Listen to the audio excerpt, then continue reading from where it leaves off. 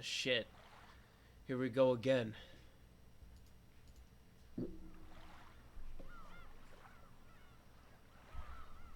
I'm just gonna have it where it doesn't do the one thing.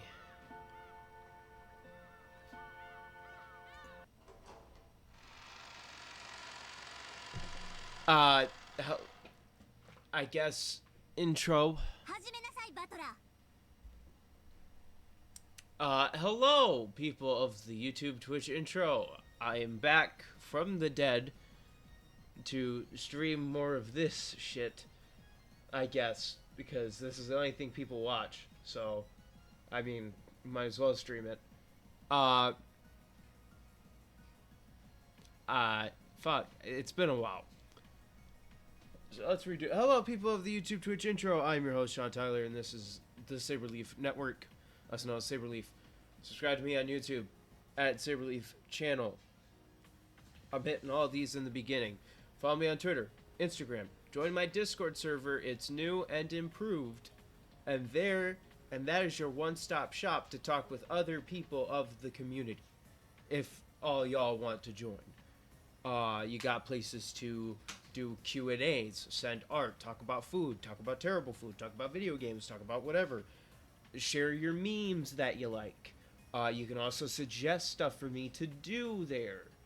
You can also look for people to make content with if you are a content creator. All around, great place. In fact, I'm going to drop this in for you.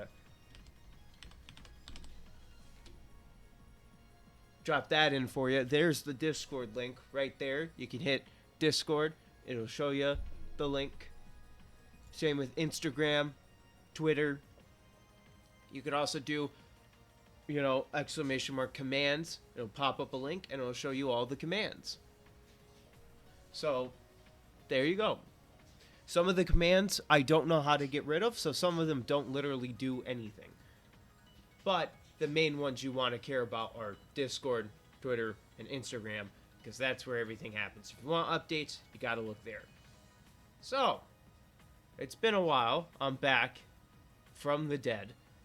The last time I streamed this was back in March of 2023. The longest break that I've taken, other than the time I took a year off of doing YouTube videos. I said I probably wasn't going to stream this in May. Turns out I was right, but in a different reason. So, sorry whoever said that at one point. But I do have like 3 new followers, apparently, which is weird to me. So I'm going to show them. What's up? I'm going to hate my existence for this one. Discord link, all that. Alright, I'm just gonna show these because apparently they followed me, so.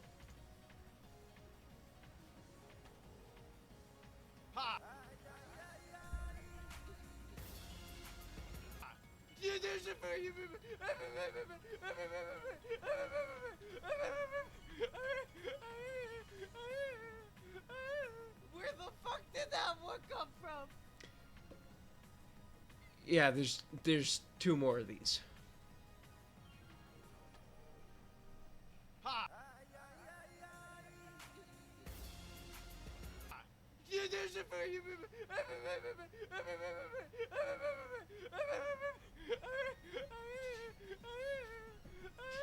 Where the fuck did that one come from? And 1 more.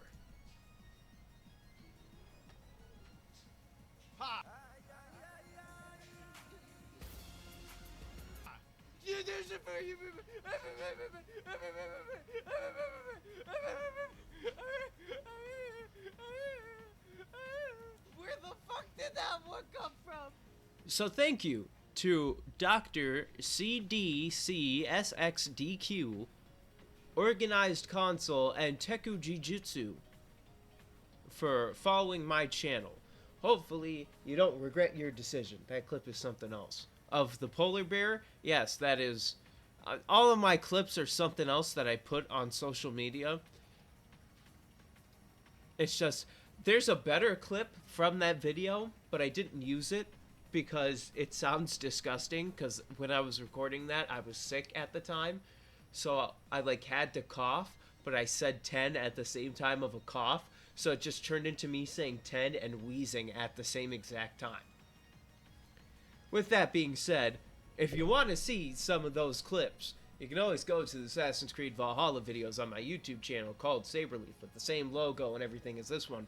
Or you can watch the best of 2022, which hopefully there will be a 2023 version at some point. I'm just going to start this now. So, surprisingly, I do remember slightly what's going on, only because I had to finish making the video of this. Natsuhi is on trial for seemingly being the killer in this scenario, and Badler's like, now wait a minute. I know we're trying to prove that a witch doesn't exist, but this don't feel right, Chief. This isn't it. This don't feel like this should be what's going down. So, that's where we're at. And then a checklist popped up, and it just struck out like a bunch of things. There's Delanor, the hierarchy of heaven. Don't get me started on that one. I've seen people in the comments talking about it, and it's like, yeah, I don't need to.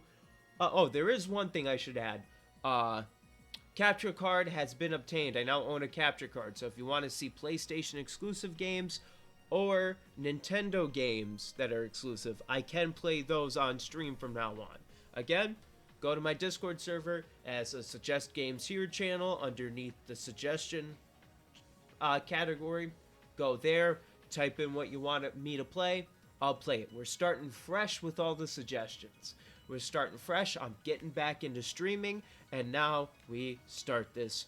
Roll the CJ clip, and we go.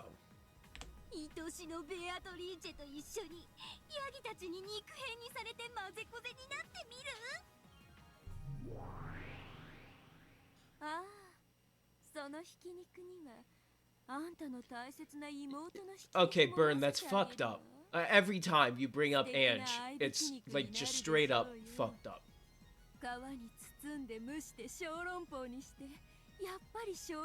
Every time.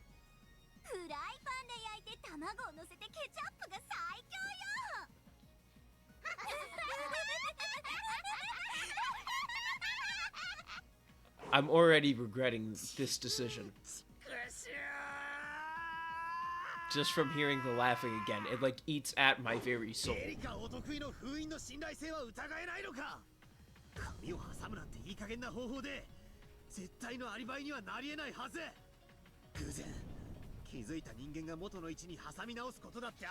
Now, if Erika can become less OP, the blade of my blue truth should have slashed diagonally through Delanor's chest. However, Delanor's expression didn't budge in the slightest, and there wasn't a single wound on her chest.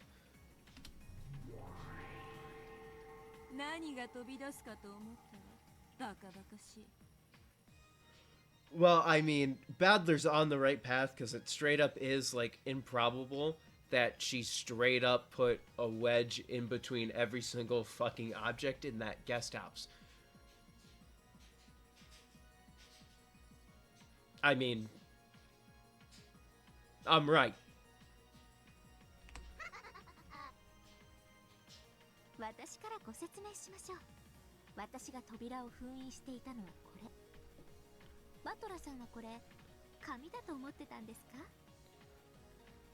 It's gonna become something immediately terrible, and I'm gonna hate Erika even more than I already do. I'm going to turn this up a little bit because it's kind of quiet for me, so if you shall excuse me, I'm gonna turn this up just a tad, at least the master volume. So you're gonna hear a little. Oh.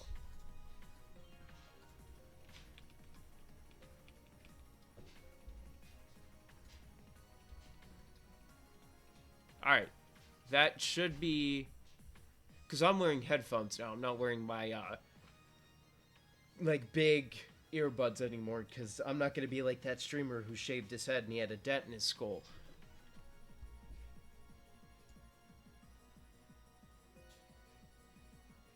I'm going to see how loud this is for me. Of course, She doesn't speak when I want her to speak. Erika once again held up the thing that looked like brown paper. Packing tape. Brilliant. Little loud now, but it's as simple as just lowering it by like 2 or 3. That should be good. You're already close to the end of episode 5, so more than likely we can progress a bit into episode 6 tonight.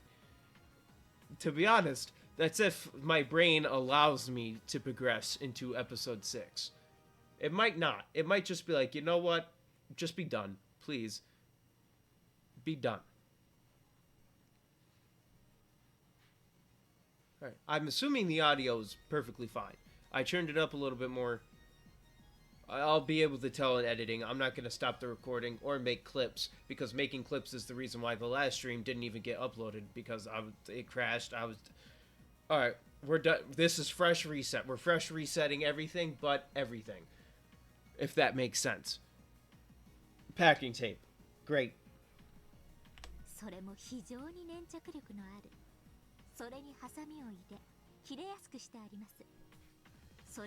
It's still a little loud, but I can deal with it.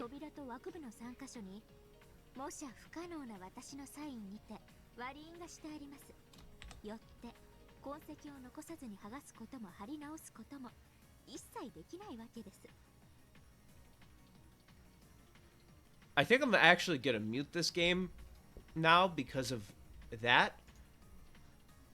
How? What, like, I'm gonna turn this down a little bit more to 30, and hopefully that's fine. But why? Why go through all of this? What the fuck is the red key?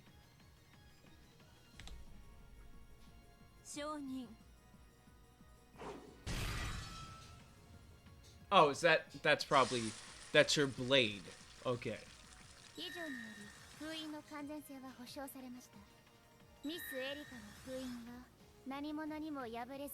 Great!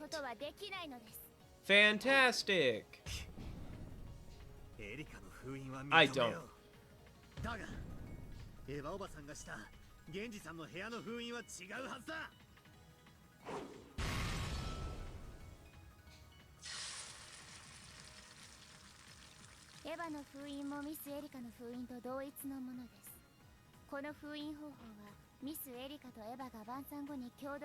Of course they did.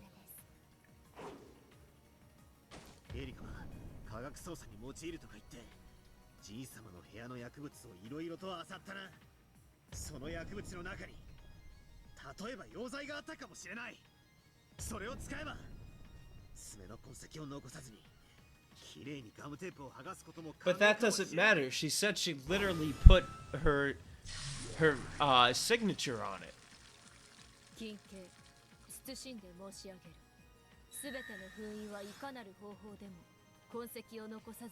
Like, I would think the solvent would get rid of the signature, right?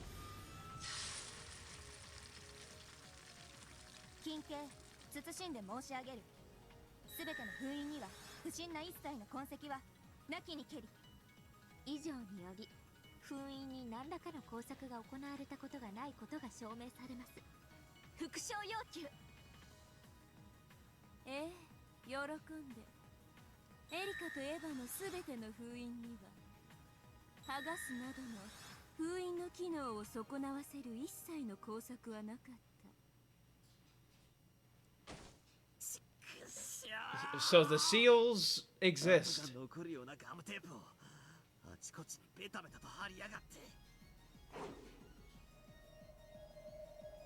Delanor isn't my only enemy. There's also her subordinates, Gertrude and Cornelia. And also Erika and her master Bernkestel. And even Lambda Delta, the one who hijacked Beto's game. Everyone in this cathedral is an enemy.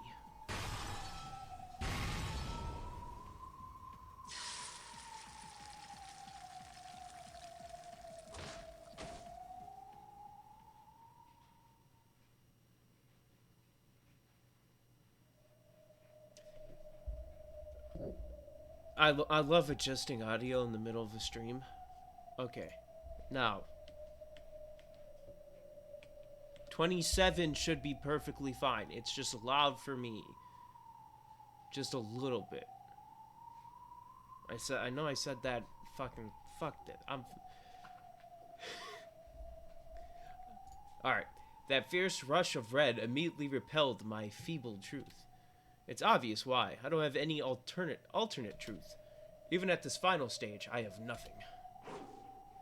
There you go, that's a good volume. I can immediately tell by the sound effects 27 is a good volume for me. No.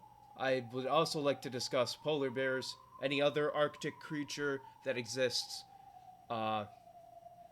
Puffins?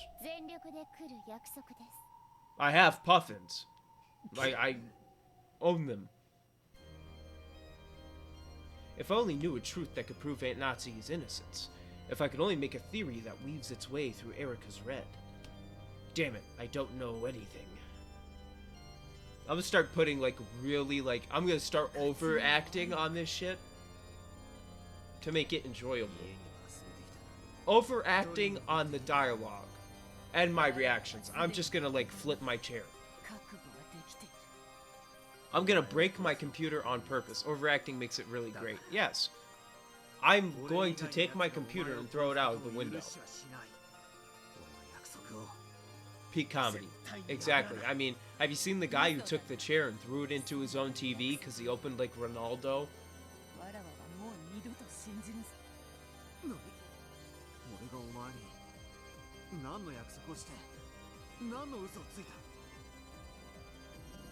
Well, that's probably your sin. But it doesn't... I'm going to hate his sin. I'm going to hate Badler's sin, and I know that for a fact. I'm gonna hate it. I'm gonna hate that reason.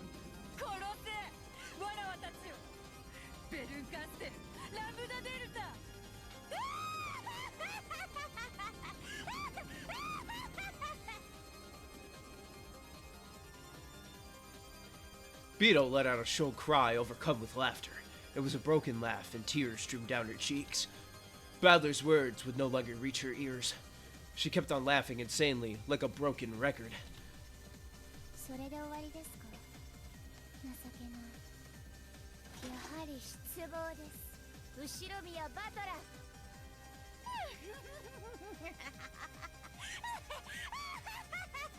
Okay, if she had any brain left after losing it the first time, she lost it this time.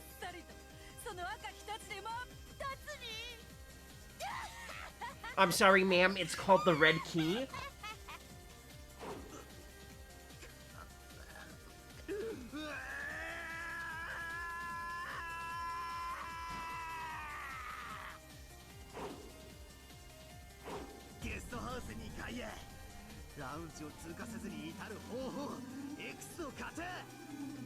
I mean, you don't have to claim what the method exactly is.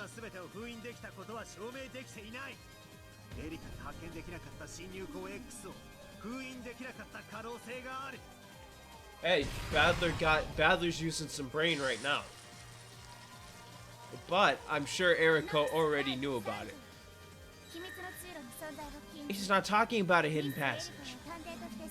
Okay, quick question. Is there a chimney here? Did she seal the chimney? No, not really. Nox, I'm telling you right now, you don't know shit about any storytelling. I'm stopping it in auto because he don't know shit about storytelling. Nox sucks. Like, really, he sucks. I'm sure that if you, like, a detective doesn't have to know about every entrance in a place. When was it established that Erika knew about every entrance? Because her not knowing about one doesn't mean that there isn't one there. Did it? I don't remember if it ever said she knew about them all. If it did, then I'm sorry. But she could not know about an entrance and it still not be hidden. Like a chimney. She could go through a chimney. Hell, I'm sure at the place I work there's a bunch of entrances I don't know about because I haven't seen yet. But they're still there. Other people have seen them. Wasn't a whole thing about the last game a well? And how they had hidden tunnels throughout the whole island? Not one of them leads up to the guest house? Probably not, and it's a different game, but still. My point stands. Nox needs to... Those rules do not need to exist. The detective's authority allows her to search the room for all possible entrances. If she couldn't find them, there would be hidden passages. True, but... I'm sorry, I'm assuming, because again, I don't remember exactly what was said. It's been so long, all I remember is the basics. That she didn't look through everything. That she just looked at the basic entrances. Granted, she could have searched the whole guest house. But they didn't specifically mention that at this moment, so... To be honest, it's Erica, she probably did. But, still, it's a possibility that she didn't. Because I'm not denying the detective authority. I'm denying Nox's third because I just think Nox sucks at writing stories because I think a hidden passage is great. I think if all of a sudden I pull a book on a bookshelf and a hidden passage opens up, I'm not going to go, oh, well, Nox's third forbids that. I'm going to go, yo, secret passage. Where's Toph when I need her? Singing secret tunnel, you know. We're just gonna continue. Like, I voiced my opinion. No, I'm pretty sure they denied that in red already. I'm pretty sure they said they couldn't get past Erica.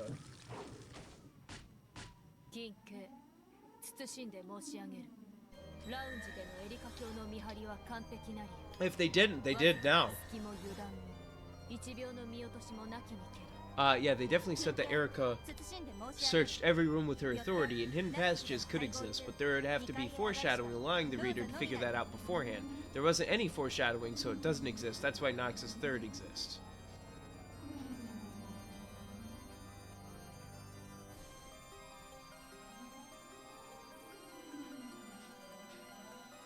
I'm sure there was foreshadowing, but it was in the opposite direction for hidden passages.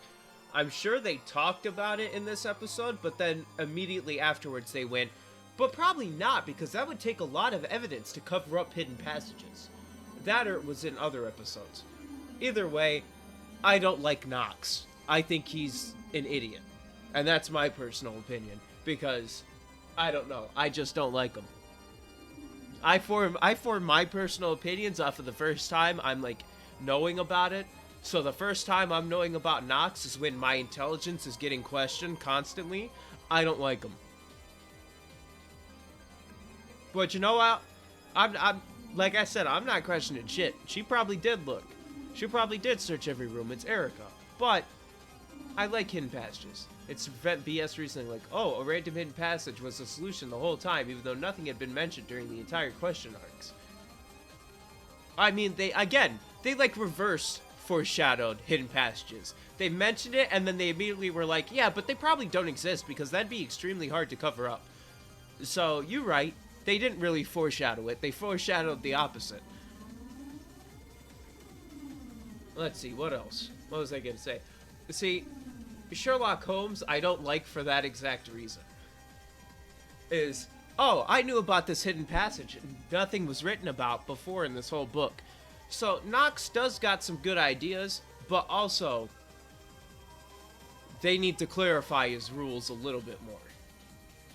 Anyway, we're done talking about this hidden passage.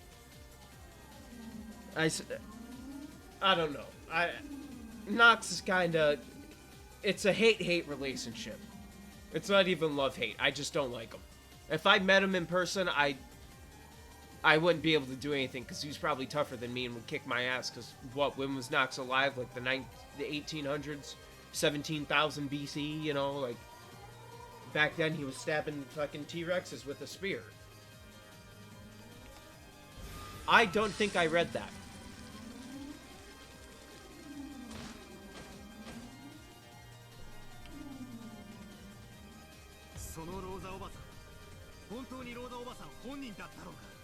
The Nox Decalogue is from 1929, and Beatrice said in episode 2 that all her games follow the Nox and the Van Dyne rules.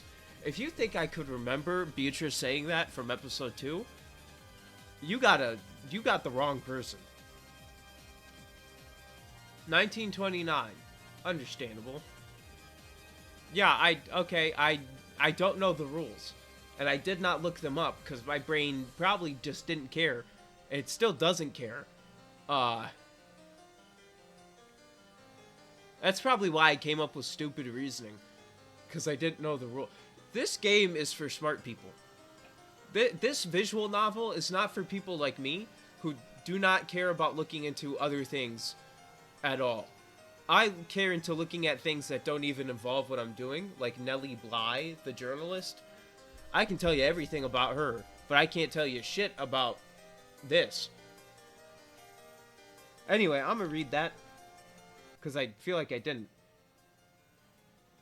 Okay, only Rosa went up to the second... Oh, yeah, of the guest house. Oh, yeah, they only did... Oh, they're just going over the first... Okay.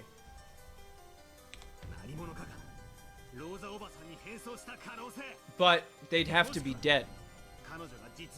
Well, that's why episode 5 is giving you all of the Nox rules in red, so that you can't ignore them anymore. It's forcing you in the correct direction, basically. Every red truth adds to your arsenal. If you think I'm paying attention anymore to the red truths and actually trying to solve this thing, you're out of your mind. I'm just here for the ride now. It's like I'm watching a show.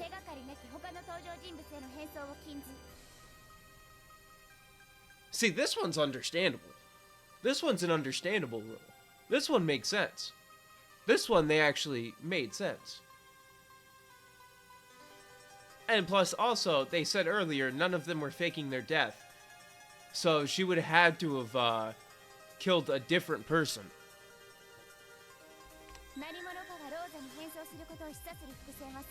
So it seems like Nox is all about foreshadowing. You have to foreshadow that something happened. So now that I know that, some of these truths are making more sense.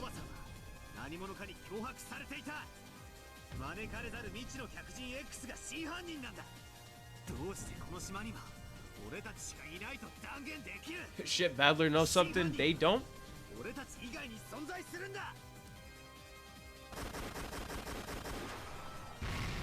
I felt like I was in Chicago there.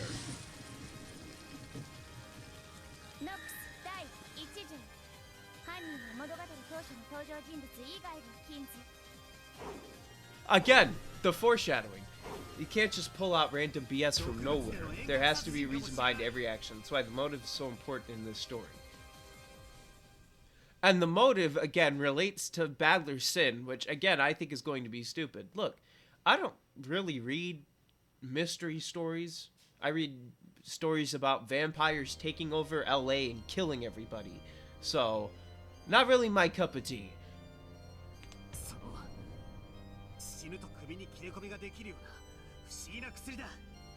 You know what, Battler? I know you don't have to come up with what that drug is, but I would actually want to know what that drug is. And here's yeah. I can't just be like, well, I'll use my teleportation device without mentioning that you're making one.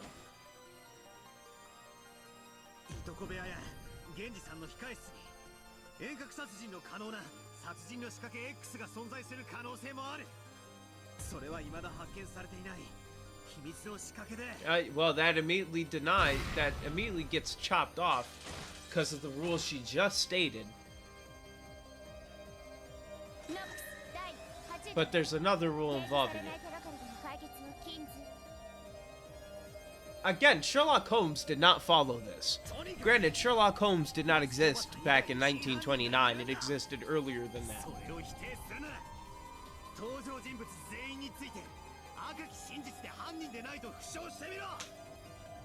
They already have multiple times throughout this game, Battler, so...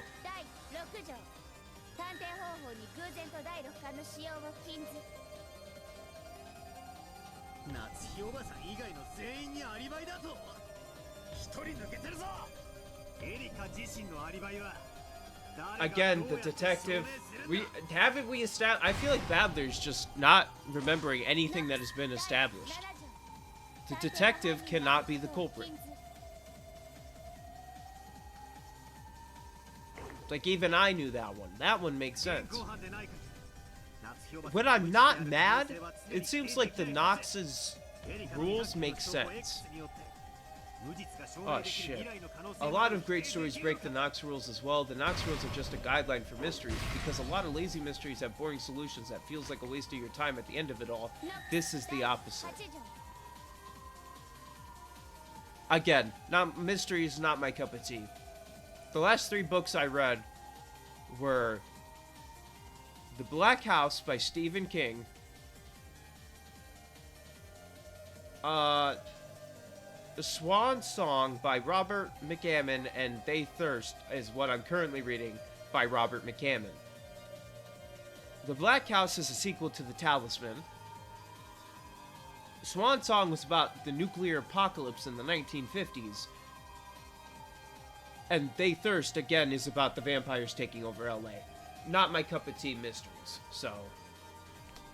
My brain is not attuned to doing this. I don't like solving things. I like sitting there and having the game do it for me, so I can go, oh, fun, let me beat up bad guy now. Let me mash one button to fight. I am Monkey.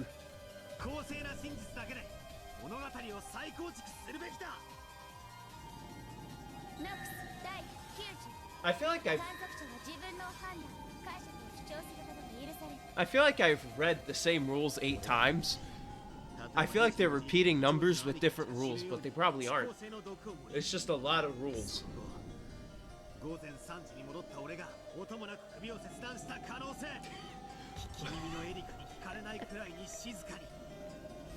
Badly trying to frame himself.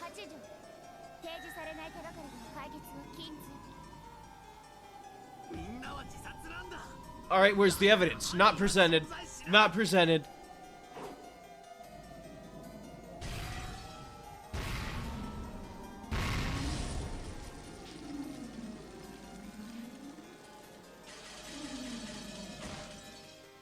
I'm watching a squash match right now.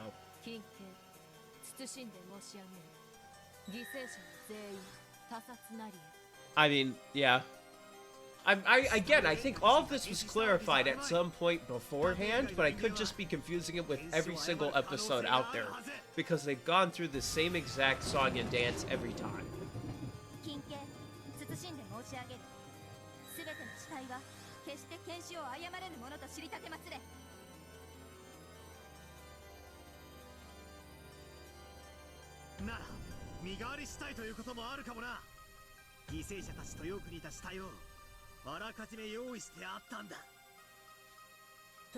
I can see the gears churning in his head.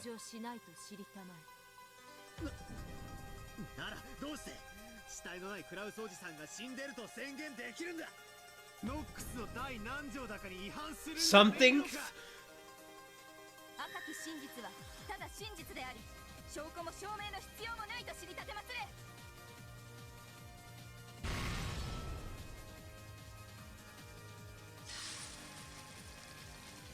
They are literally just roasting this man alive.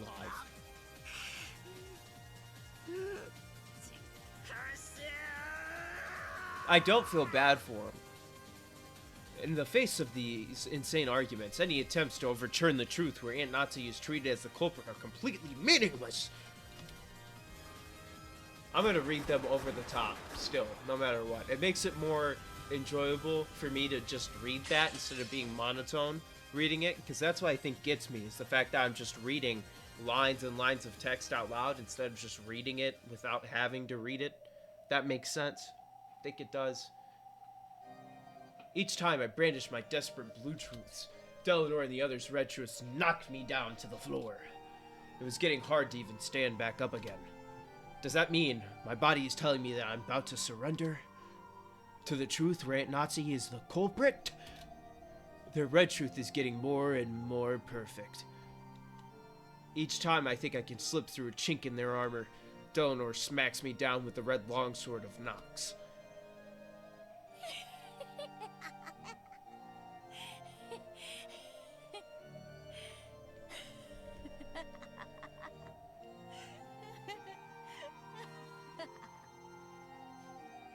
somebody has told me to inform you that I don't know what this means. I have not seen any of these movies.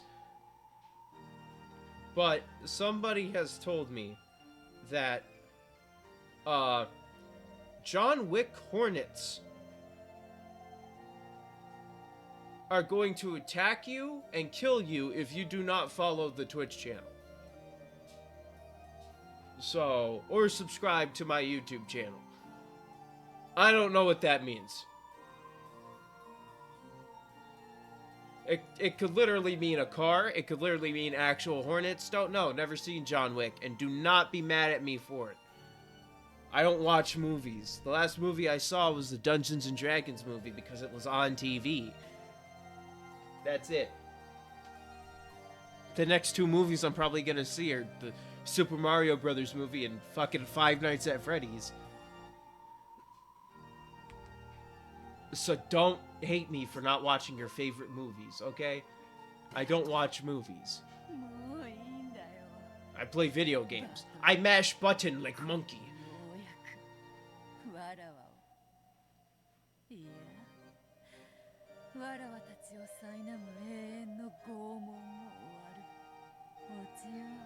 Oh, for me, this endless torture is gonna last for about 3 more episodes. Not my YouTube channel, 3 more episodes of this.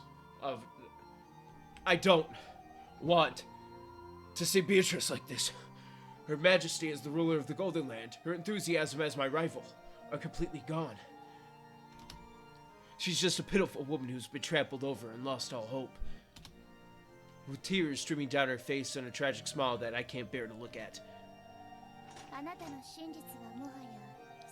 Every time I hear the cocking sound, I just imagine somebody with a shotgun, cocking it with one hand and going, "Does your truth no longer exist?" And then they just shoot. So like every time I hear it, I imagine this as a one-liner, and they never work. No, I have one last thing.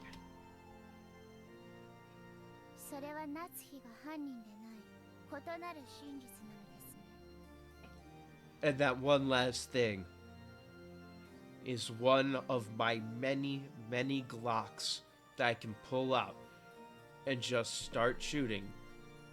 Because even if you can't die, I'm at least getting some bullets out before I die. That's not it. All I can do is prove that Aunt Nazi isn't the culprit. After that, I can't show what the real truth is at all. What do you got? What's he got? Is Badler about to pull out the biggest brain move of all time? Or the smoothest brain move of all time?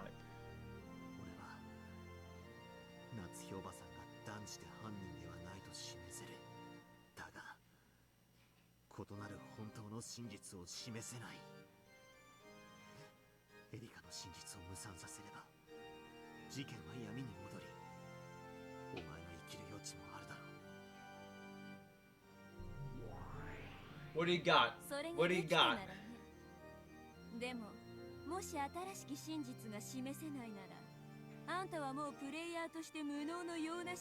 I mean, wasn't that in red incompetent that he is? I remember really reacting at that point. At this point, the Game Master is Lambda Delta, and she is there too. This probably doesn't mean losing a single game, but being banished from this game for all eternity for losing. From what the witches have said in the past, I can faintly imagine the place pieces are set when they're banished. It's known as the depths of oblivion. An eternal darkness that lies on the far side of an eternal oblivion, and where there is no concept of life or death. I'm going to disappear, aren't I? However, Beto will remain. As long as Beto remains, no matter how suspicious Aunt Nazi he is, there will always remain space for the witch to be the culprit. In other words, room for Aunt Nazi to not be the culprit. As long as that space exists, someone will eventually expose the truth. It doesn't have to be me. Anyway, eventually, someone will smash this fake truth to pieces. I understood that. The time had come to abandon myself for the sake of this other person who would eventually appear, for the sake of the real truth.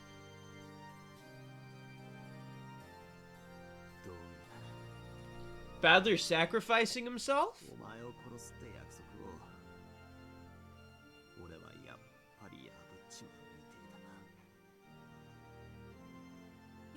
That's his sin. That's his sin, even though it doesn't involve Beatrice, it involves Beatrice.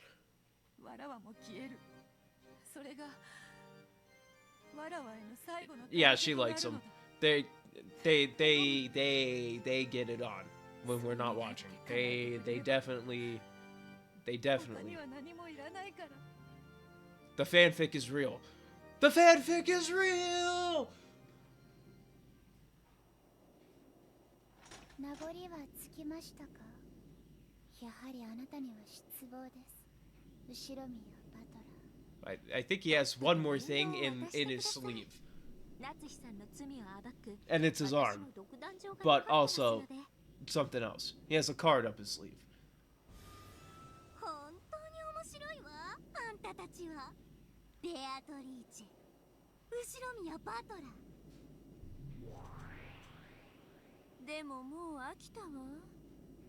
私たちのゲームにもうあんたたちは必要ないわ。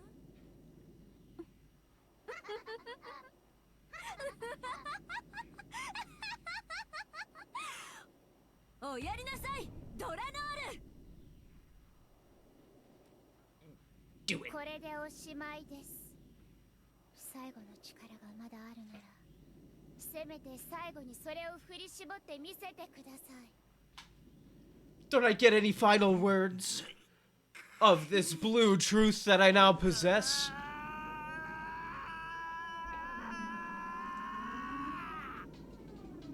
He's building up that primal power. It's small, but it's sparkling red truth.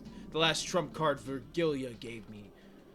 Erica, this takes your theory back to square one. Erica, you are about to be humbled. Kendrick Lamar style.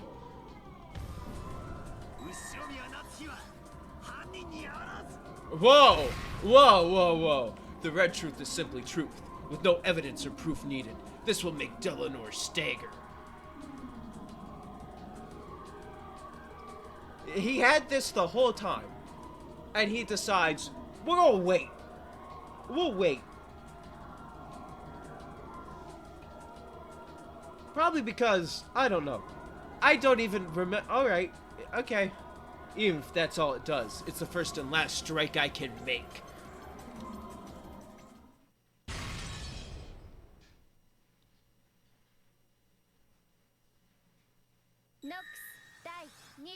But it's a red truth.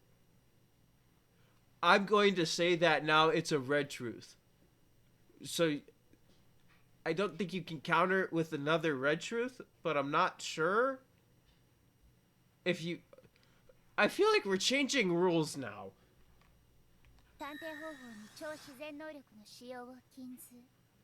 But, huh? My red truth was blown away by Delanor's red longsword. I feel like this is a fucking scam.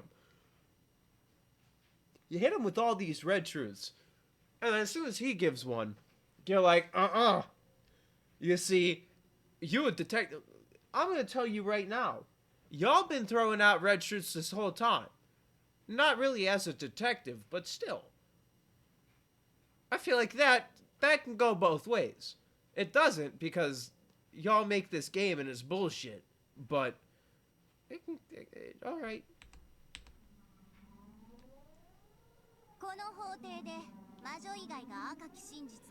Yeah, I figured that's what it was because...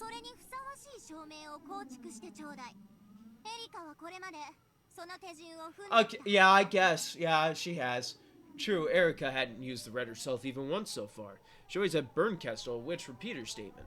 Repeater, fucking whatever that said.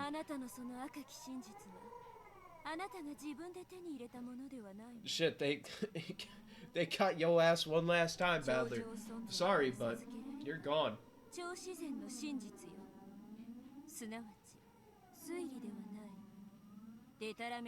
I can't say God told me to kill a person and God killed the person and it count. In that case, if I have Virgilia say the same red truth, where is Virgilia?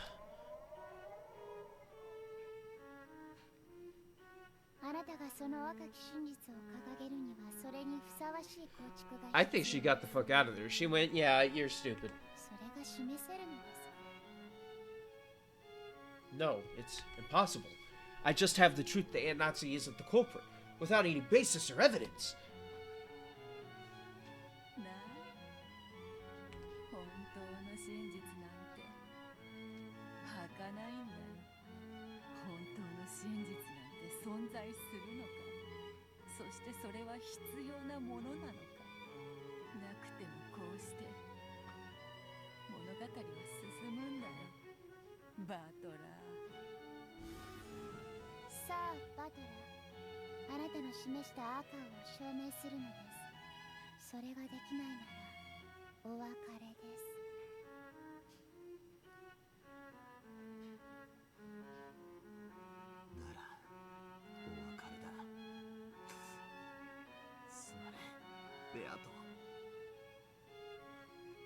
Oh, I'm crying. I'm crying.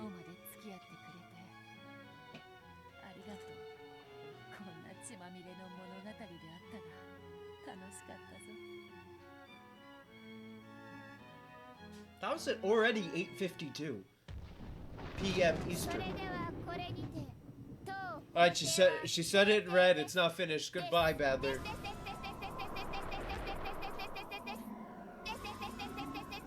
Okay, I think I broke the game. I broke it. I broke it.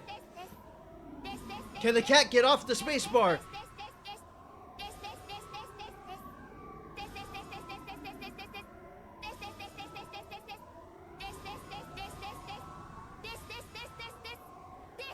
Are we good? Drop the beat.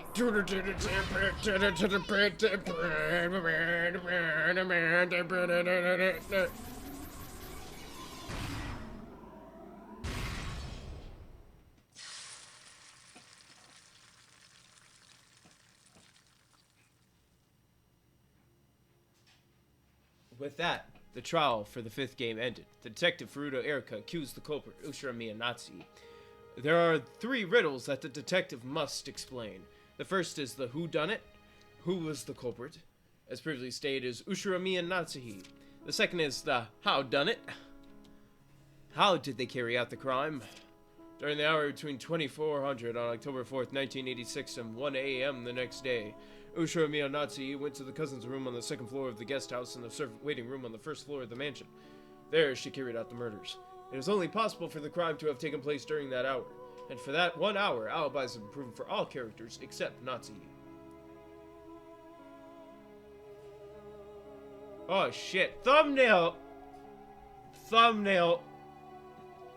Rip Badler. Yeah, I'm fucking saluting him with a middle finger. Thumbnail.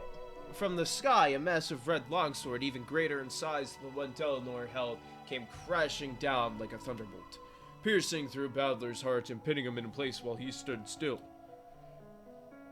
In that instant, Beatrice became a golden splash and faded away, and her former minions disappeared as well, as the heartless witches looked down at the cathedral center laughing coldly.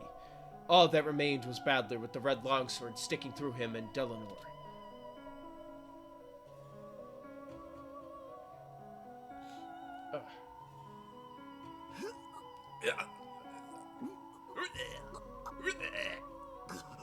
That's apparently how you do Screamo. You act like you're gonna gag, and that end with the that part, the end of the is how you scream. How you do Screamo. You just start going, you know, like that, but I can't really do it. Not that well.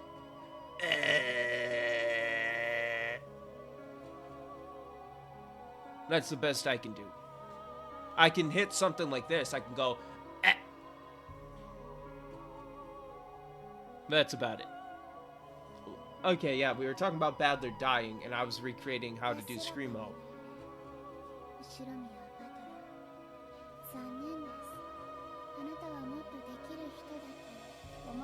Well, you thought wrong, dummy. Battler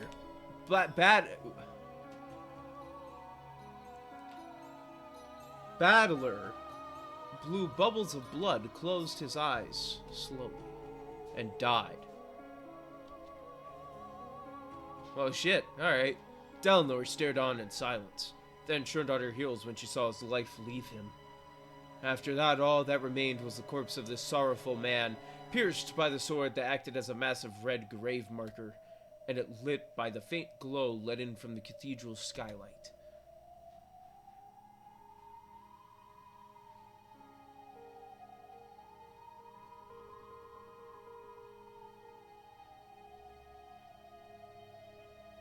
I feel like this is like a game title screen.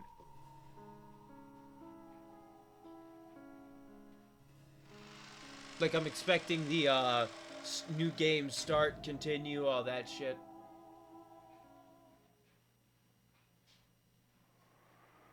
When do we clap? And then there is the third riddle the detective must uncover. The final riddle. The why done it.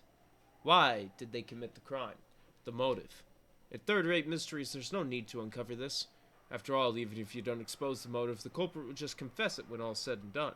However, Furuto Erika was first-rate, so she would expose even this.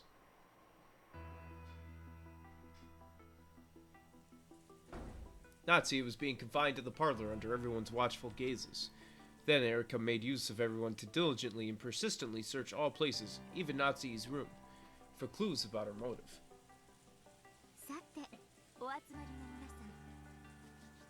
Time for motive.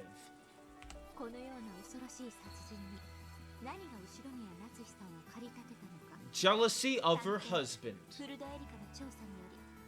Jealousy that she's not a real Ushiromiya.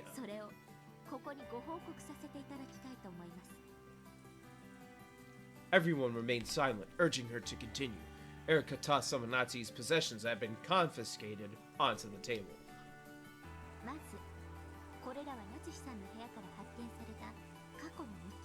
Exhibit A.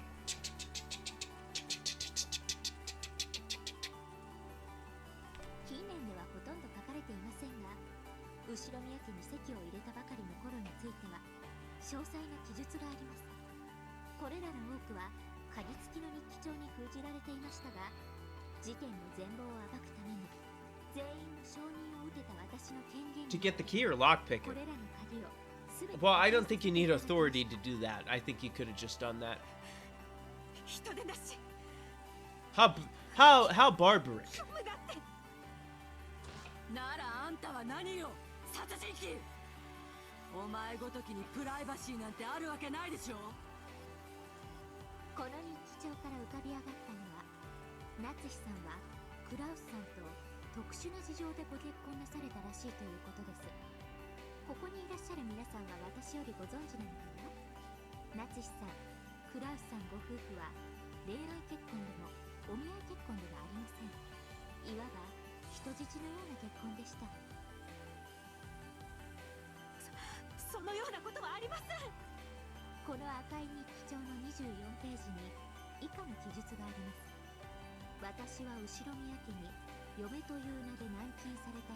Well, shit, you wrote it down. Unless this was forged.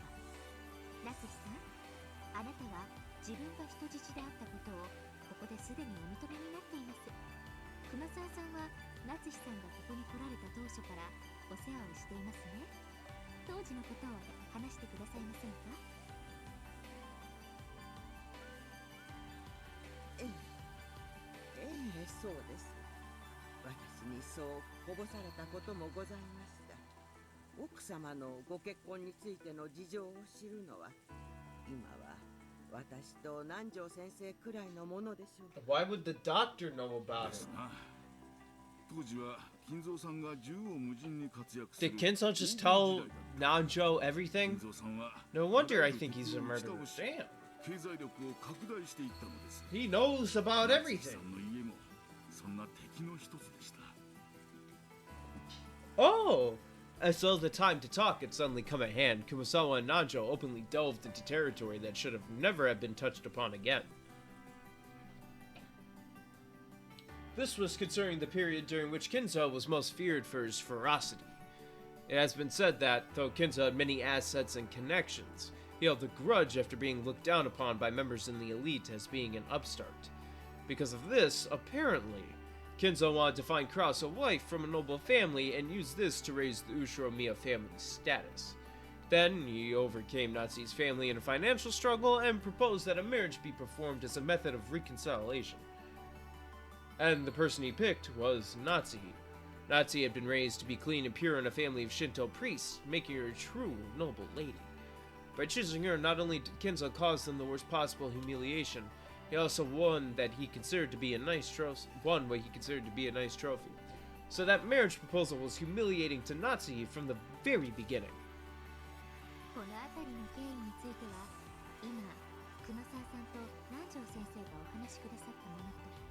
They caught her on camera 4K, brother. I don't know what to tell you.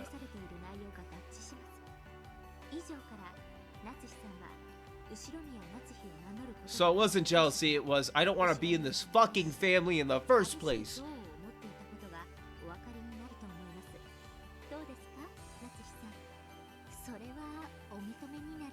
Do you acknowledge the tribal diary? All of the cold gazes turned to face Natsu. It doesn't matter, at first you still thought it. It was in the back of your mind. It was there like a spider, sending its web all around your brain, squeezing the delicious juice out.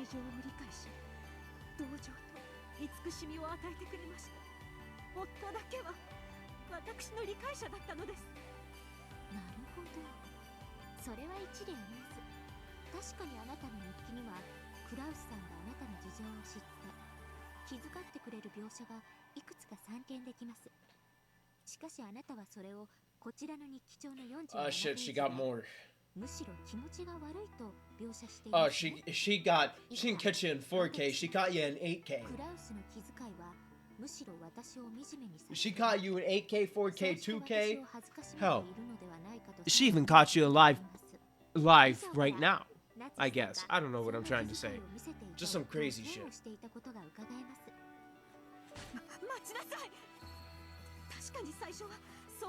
That don't matter. Then write in your diary, damn. She done gonna complain you don't have any proof that you started thinking this. You had a diary this whole time. You should have started writing in it. This is on Natsu. She screwed herself over this whole entire time. Exactly. If you thought that, bitch, put it in the diary. Then you should have wrote them. I'm sorry. Physical evidence takes precedence over the heart.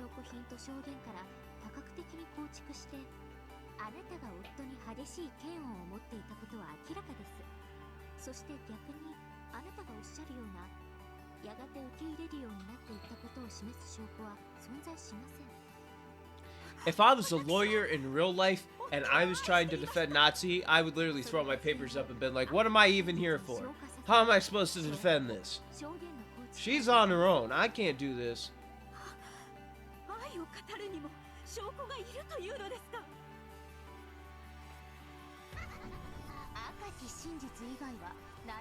Look, they don't know what the red truth is, Erica.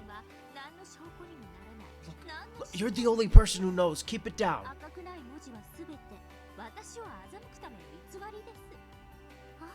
So even words that you say?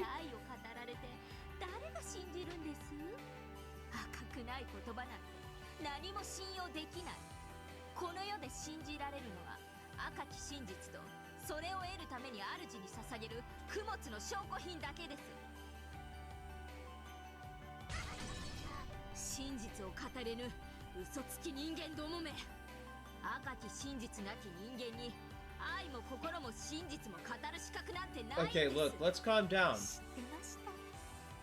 At this point,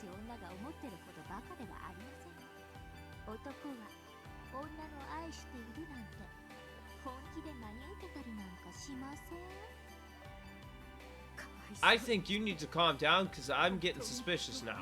If I was in this room, I'd been like, witches, what the fuck are you talking about? What the fuck are you talking about? You're human too, dumbass.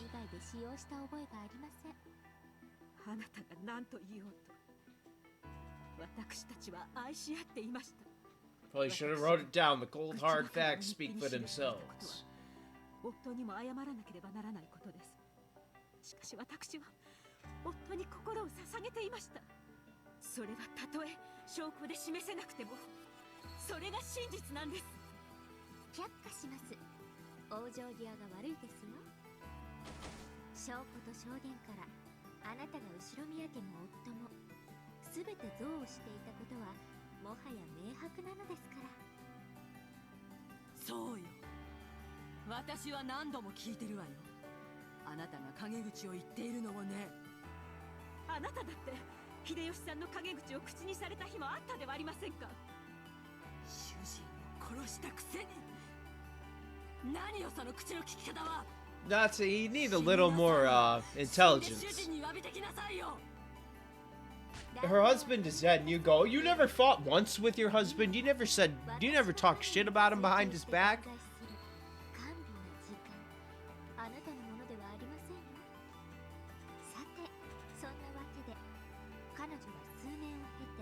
表向きは生活に馴染んだように見えましたが、実際は心の中に強い憎悪を募らせたままでした。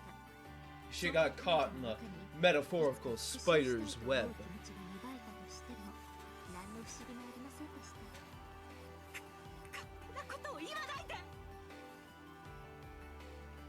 Each time Erika read Natsu's diaries one after another, she exposed more of Natsu's emotions during those painful days.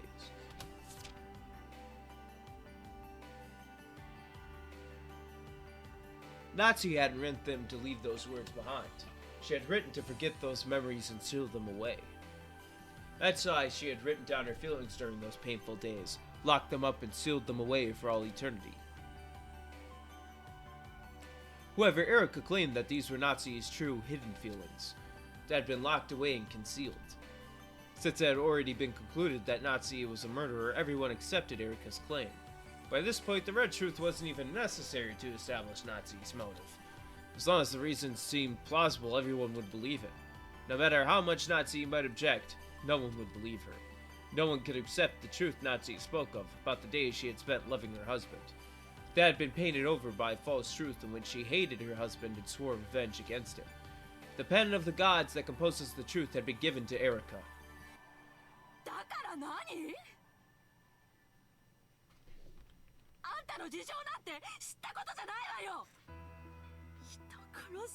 Hey, we're proving a motive, okay?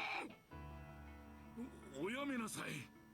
私には夏日さんの気持ちもよくわかるのです。いつかこういう日も来るのではないかと思っておりました。 Kumasawa over here going, I always knew she would kill somebody. Damn shame. Never did anything about it though. It's like somebody looking at somebody who became a school shooter and going, I always knew they would shoot a school, but I never did anything about it. そしてその支えになりたいと日々思っていたのですが、力及ばずこのようなことに。僕には愛憎の気持ちなんてわからない。あなたにもいつかわかるわ。そしてそれは生きる目的にも殺す目的にもなりうる。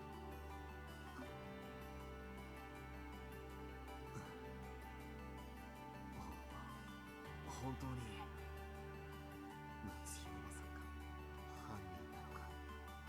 ああ、それを言われると実は最後に一つだけ夏日さん以外に犯人の可能性のある人がいらっしゃいまして。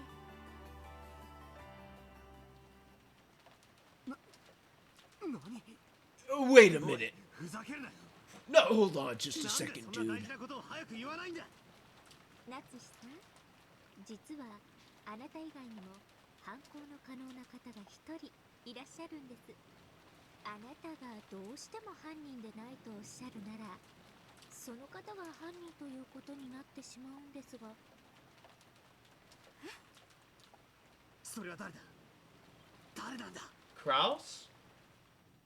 後宮金蔵さんです。 No, hold on a second, brother. 金蔵さんは今日の未明、3階書斎の窓からお出かけに That dude is dead, dude. そうでしたね、バトラさん。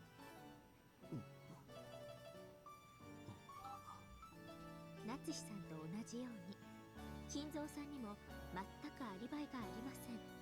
実は今回の事件、金蔵さんにも犯行は可能なんです。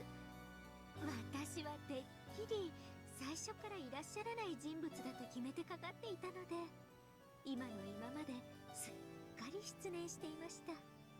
それをお詫びいたします。 She didn't look shy or apologetic in the slightest. Erica bowed in as unpleasant a manner as ever. She had held a grudge ever since her defeat in the study battle. 夏日さんは金蔵さんの信頼を受けて最もその身近でお仕えしていた方でしたよね。なら夏日さんが一番よくわかっているのではないでしょうか。この事件が実は後宮金蔵さんによる当主の犯罪であることを。お父様を犯人呼ばわりするというのですか。ご安心を。金蔵さんが犯人ということであっても、ホワイダニットを構築できるだけの証拠と証言をすでに十分に用意してあります。あなたが金蔵さんをかばうために自らを犠牲にしたという筋書きでも十分に対応可能です。近年探偵の推理さえも筋書きに組み込まれている可能性がありますから、本当に油断ならない時代になったものです。お父様を犯人呼ばわりするなど、この私が許しません。夏日さん、頭を冷静にして胸に手を当ててよく考えてください。あなたが実は金蔵さんが犯人でしたと告発してくれれば、この事件は全て解決するんです。あなたの濡れ衣は晴らされ、名誉も回復されるでしょう。 In other words, by pushing the crime onto Kenzo, Natsu would be spared. However, 私はお父様より後宮家の名誉を託されたのです。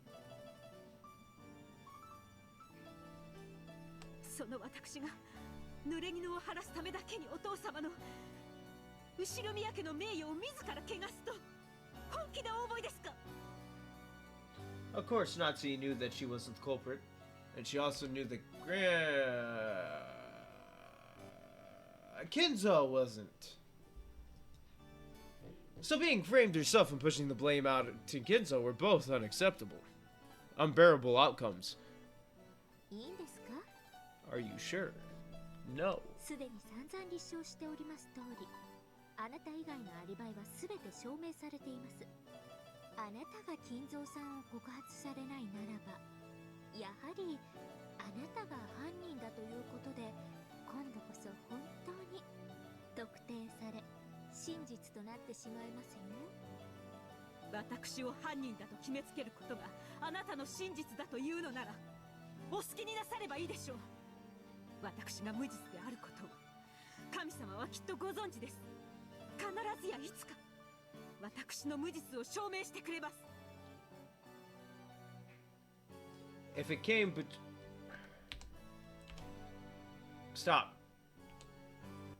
If it came to a choice between her and Kinzo being framed, Natsu would sacrifice herself. Perhaps that was her way of protecting the Ushiro-miya family's honor. 夏日おばさん。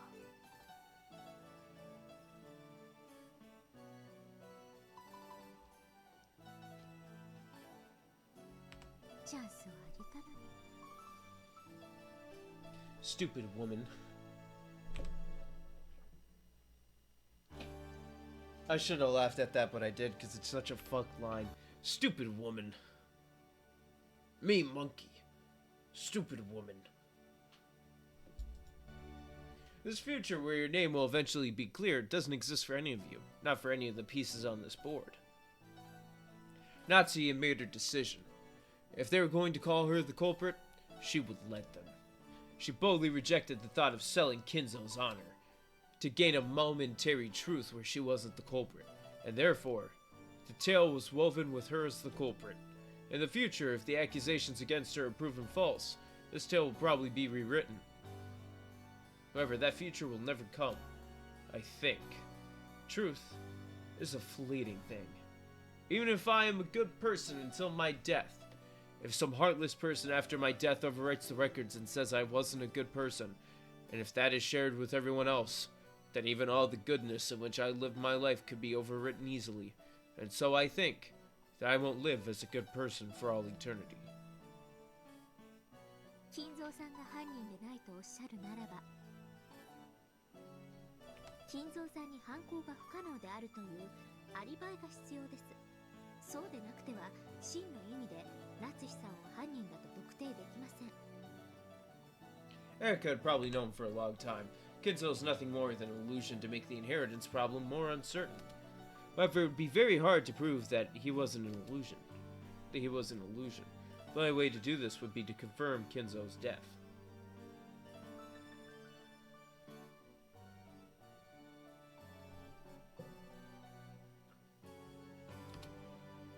But as has been made known by the Red Truth in previous games, Kinzo died a long time ago. And in this 5th game, his corpse hasn't been even appeared. In a situation like this, it wouldn't be easy to absolutely prove his death.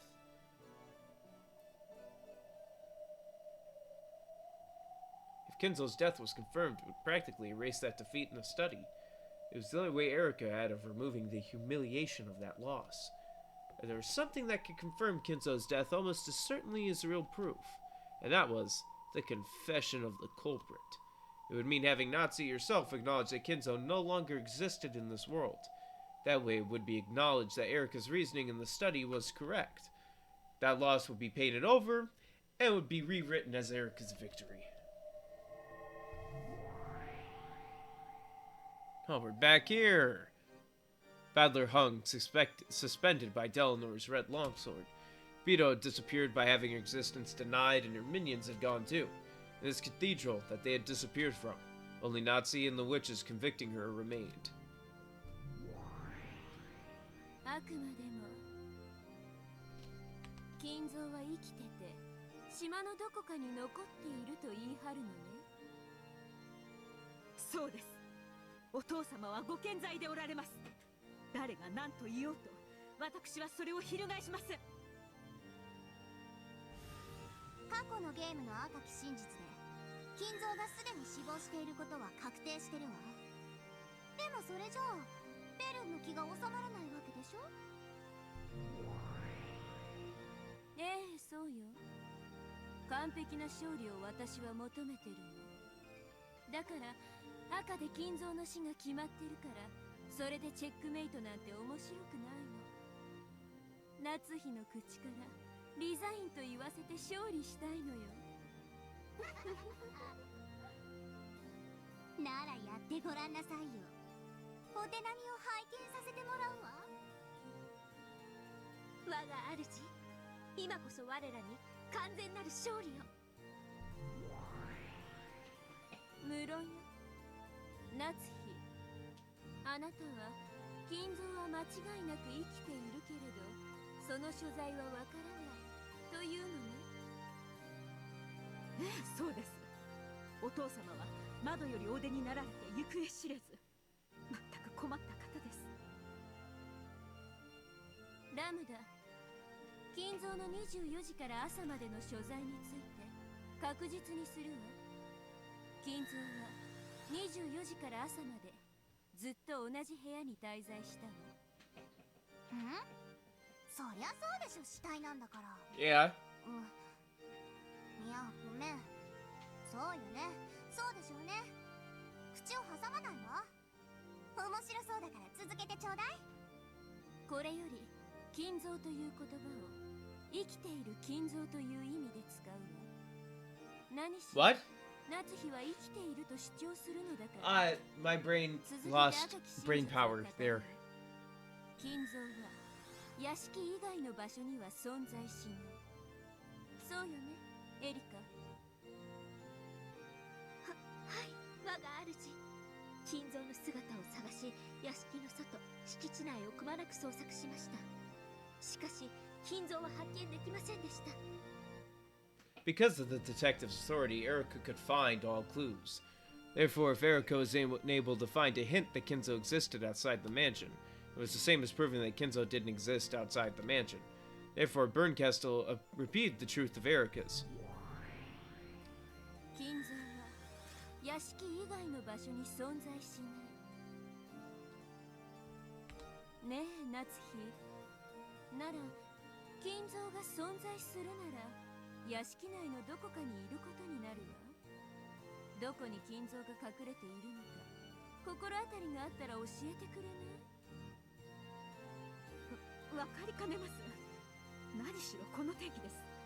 中庭へ出られた後、お屋敷のどこかへ隠れ、雨をしのがれていたとしても何も不思議はありません。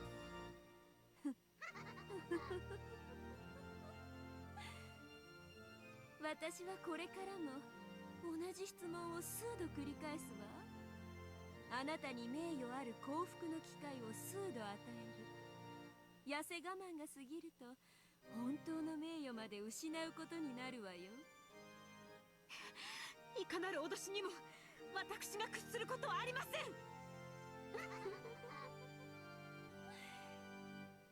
あなたは本当にいじめがいのある駒だわ。では続けるわよ。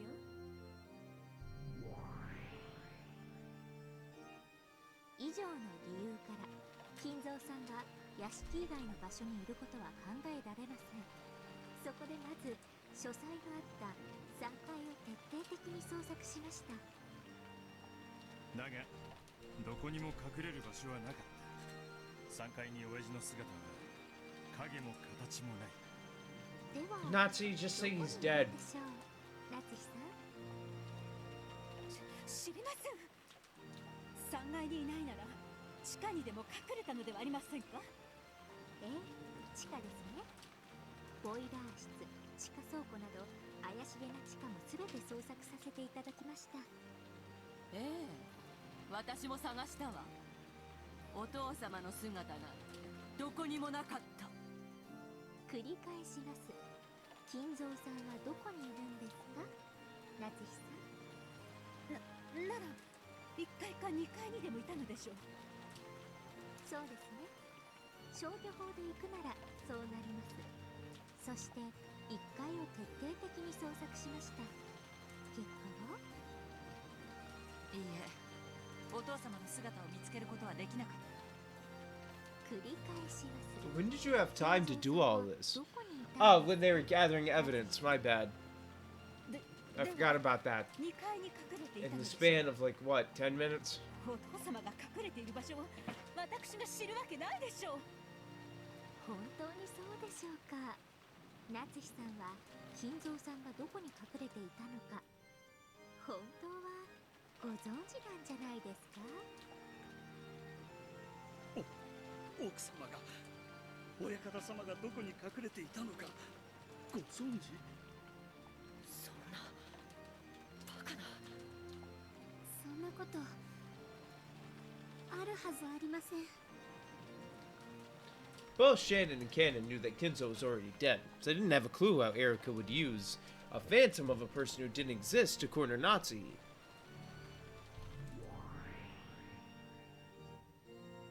屋敷以外の場所に金蔵はいない。3階に金蔵はいない。地下に金蔵はいない。1階に金蔵はいない。以上から金蔵が存在しうる余地の検討は2階だけとなるわ。赤き真実を認めるわ。夏日、金蔵は2階のどこかにいるはず。まだどこに隠れてるか教えてくれないの？何度聞かれても答えられないものは答えられません。エリカ、それでは端から順に2階のすべてを捜索していきなさい。 We don't need to. すべての手がかりを絶対に見落とさず、いかなる隠し扉も隠し部屋も Oh, so she. Okay, I thought. 探偵権限で I don't know what's happening. はい、我が主。夏日さんって結構頭悪い方ですよね。まだ話の落としどころ見えないんですか？余計なことは言わなくていいわ。さあエリカ、全員を引き連れて捜索を始めなさい。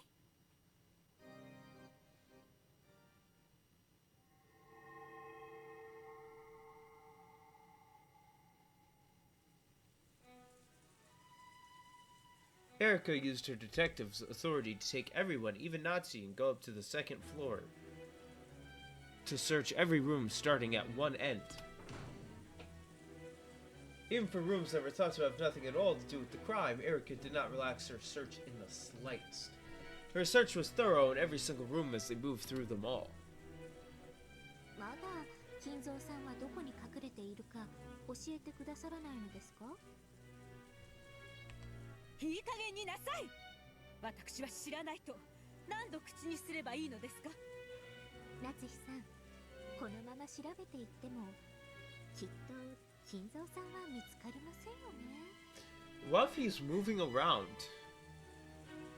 Of course, Kinzo-san doesn't exist. No matter how long the search continues, it's just a waste of time. This was known by Erika, the witch's piece, and Natsu, the one who knew the truth. となると、捜索はあの廊下の突き当たりの部屋を最後とします。 Again, he could just be moving around.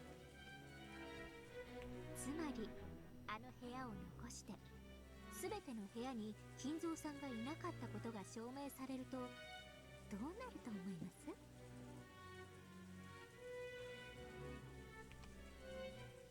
I gotta stretch.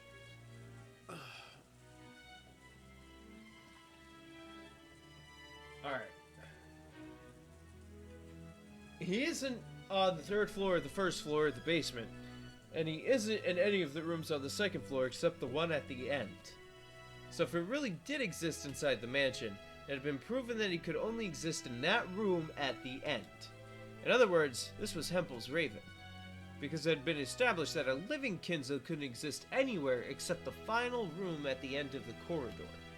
That automatically meant that a living Kinzo existed in that final room, and that room at the end of the corridor was...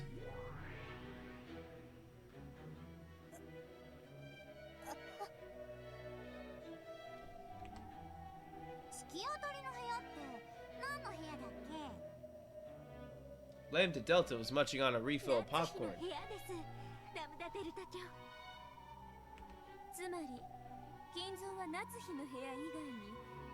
They're gonna open the door and just see his dead body sitting there. They're gonna be like, oh, well, we found him.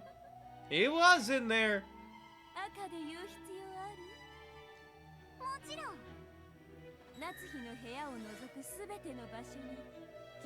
Okay, there you go. Finally got a full answer. というわけで、残すところはこの部屋だけとなりました。以上により、この部屋以外に金蔵さんはいらっしゃらないことになりました。ここは私の部屋ではありませんか。私の部屋のどこにお父様がいると。In a rage, Natsu unlocked the door to a room and pointed inside. And you're a fucking idiot. Of course, Kinzo was nowhere to be seen. And now you have just proven inadvertently that he does not exist in this timeline / ethereal plane. なるほど。いらっしゃられないようですね。私たちが来ることを察知して、また窓からお逃げにでもなったのでしょうか。 If Kinzo wasn't in this last room, it meant that he didn't exist anywhere. There was no living Kinzo outside the mansion. There was no living Kinzo inside the mansion. Therefore, no living Kinzo existed. However, Erika didn't make that argument. She had pointed that out herself without making a checkmate. It was because Bernkestel didn't want to win by cornering Natsu with the red truth. She wanted to force Natsu to accept a humiliating resignation.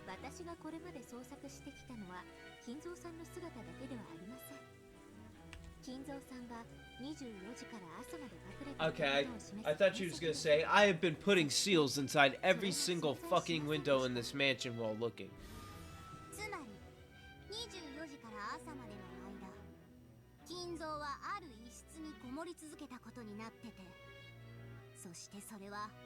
夏日の部屋ということだわ。赤き真実によるチェックメイトがとうとう金蔵の幻という駒を夏日の部屋にまで追い詰めたということよ。ねえ夏日さん、つまりあなたは朝までこのの部屋で金蔵さんとご一緒だったことになるわけです。それでもあなたは金蔵さんのことをご存じないとおっしゃられるのですか？私が赤き真実で認めるわ。24時から朝までの一晩、生きた金蔵は夏日の部屋を除く全ての場所に存在しない。その真実から夏日の部屋にしか存在しなかったと議論を進めることを許すわ。司法取引ねえ夏日、頭の悪いあなたでももうそろそろまずいと気づいてきたんじゃない？これが最後のチャンスよ。金蔵を犯人にしなさい。後宮家当主を犯罪者とし、自らの保身のために当主の栄光を自らの手で打ち壊してみせなさい。 They care about あ honor なた too が much. その勇気を見せたら、あなたも当主をかばうために濡れ衣をかぶろうとした悲劇のヒロインに筋書きを変えてあげるわ。お父様は無実です。お父様を犯罪者にすることなど私には断じてできません。取引拒否。いいわベル。 Alright, burn, kill her. Do it. 24時から朝までの一晩、生きた金蔵の存在する余地はあなたのベッドの中以外に In the 存 bed. 在しない。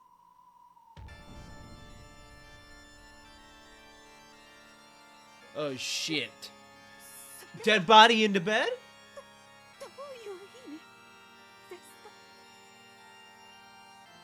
この部屋の徹底的な捜索および厳重な科学捜査の結果、この部屋の全域で24時から朝まで Okay, how, like, what?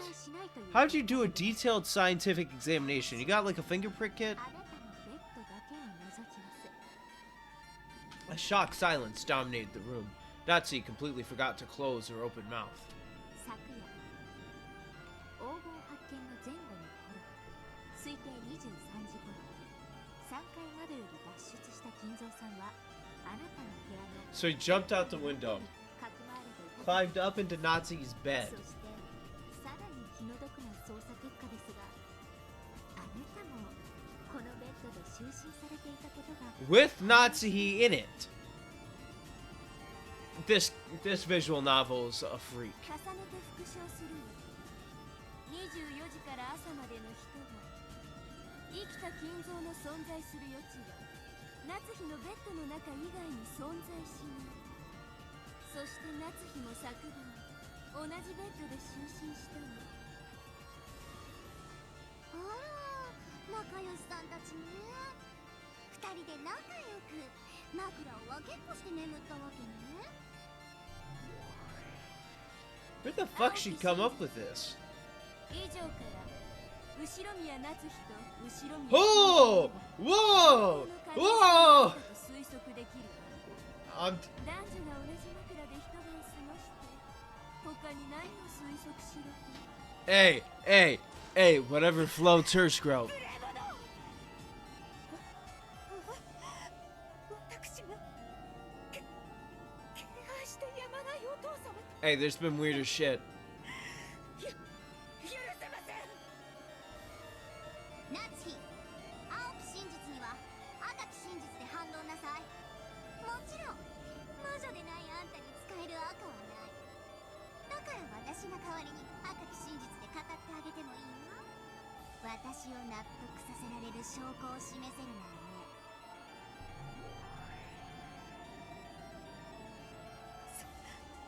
そんな証拠 あるわけがありません。私をどこまで愚弄するというのですか。 So did you kill these people? Natsu tried to attack Erika, but Ava pinned her arms behind her back so she couldn't do anything. So it now comes down to this. Did you kill these people, or are you gonna say you didn't and you fucked your old man? So, I don't know which one you want to be known as, but that's up to you. Again, whatever floats her scrote. おぞましいことでしょう。夏日さんは後宮家に復讐するためにまず後ろ宮家の全てを乗っ取ろうと企てたのです。そのため夏日さんは体を武器に金蔵さんを労働 Damn! Just calling her a whore. You ensnared him with your womanly wiles. You ensnared him with that body. 否定されたい気持ちもわかりますが、あなたが This is a fucking weird way to take this. すでに複数の関係者からの証言が明らかに No, I did ask in the last episode of this to make it crazier, and I guess it has. お休みのご挨拶をされてたんですものね。 Yeah, you went to say goodnight a little bit of that. 複数得られています。 From who? What testimony do you have? 誰がそんないい加減なことを Who the fuck? ゴーダシャノンエヴァさんでしょ Who the fuck is そんないい加減なことを言ったのはあなたでしょ What the fuck? Who knows? First of all, who knows? And also, did it actually happen for them to know? 関係者証言を受領したわ。これは致命的ね。もう疑いようがないわ。ねえ夏日もうあんたの名誉なんてこれっぽっちもないわけだけど最悪のかけらを紡がれる前に最後にもう一度だけチャンスをあげるわ。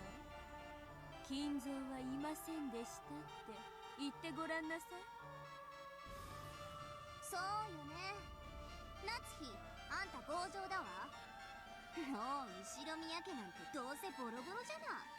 そんなにも金蔵がいることにして遺産問題をうやむやにしたいの？ Yeah, so now it becomes, do you want to be known as the person who fucked your father-in-law? Or do you want to be known as the person who killed her family? Both not good, but I know which one I would take. That's the father-in-law. 必ず結実します。それによって借金を返済するまで後ろ宮家の家督を引き渡すわけにはいかないのです。お父様の名誉、夫の名誉も私が守ります。それが私の使命なんです。死者の名誉を守ろうとは見上げた根性だわ。死者じゃないわ。夏日の頭の中の都合のいい妄想の名誉よ。 No, he is one of the dead. その名誉を守れなんて一度たりとも夏日に命じたことなんてないんだから。 The Kinzo that Nazi was talking to isn't, but Kinzo is dead, so he's one of the dead. As Nazi screamed, she fell down to her hands and knees. She no longer had any way to reject the fake truth that Bernkestel and Erica had weaved. ゲームマスター、ラムダデルタの名において本ゲームの勝利者がベルンカステル教であることを認めるわ。 Winner! 者は名乗りを上げよ。 Fucking Badler comes running in somehow. I object! Of course, there were none. All of those who might have objected had been erased. 意義あるものなし。ベルン、あんたの勝ちよ。見事な勝ちっぷりだったわ。真相のかけらをあなたが紡ぎなさい。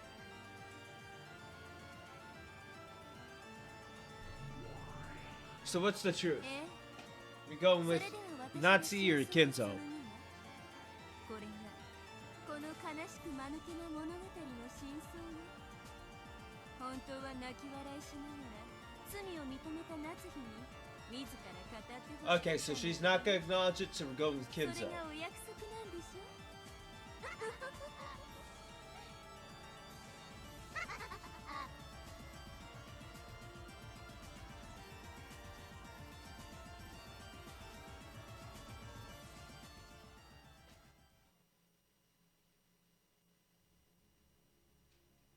Revenge after 19 years. After being forced into an unwanted marriage, Natsu developed a grudge against the Ushiromiya family and was filled with a desire for revenge. Now, let me check the characters, the tips, and the grimy dude. I don't remember shit, so I don't know if there's anything new, so I'm just gonna click on them, and I'm immediately gonna exit. And I'm gonna go to tips.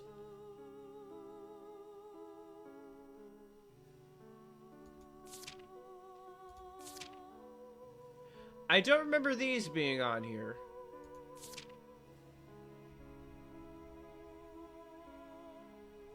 Yeah, I don't... Yeah, the grimy. Yeah, the grimy dude. I remember these, so I'm gonna read them. The Red Key. A weapon for emergencies used by official inquisitors belonging to Irsen Jongfrau. Delanor's primary weapon. Unlike a normal weapon whose purpose is to cause physical damage, this special tool is known as a conceptual weapon and is used to deny the existence of concepts.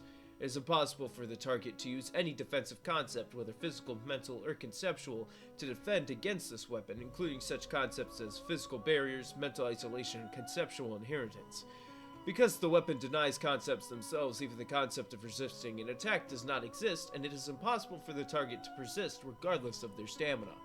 Similarly, all supernatural forms of persistence are also impossible, including transference, time reversal, recurrence, and inheritance.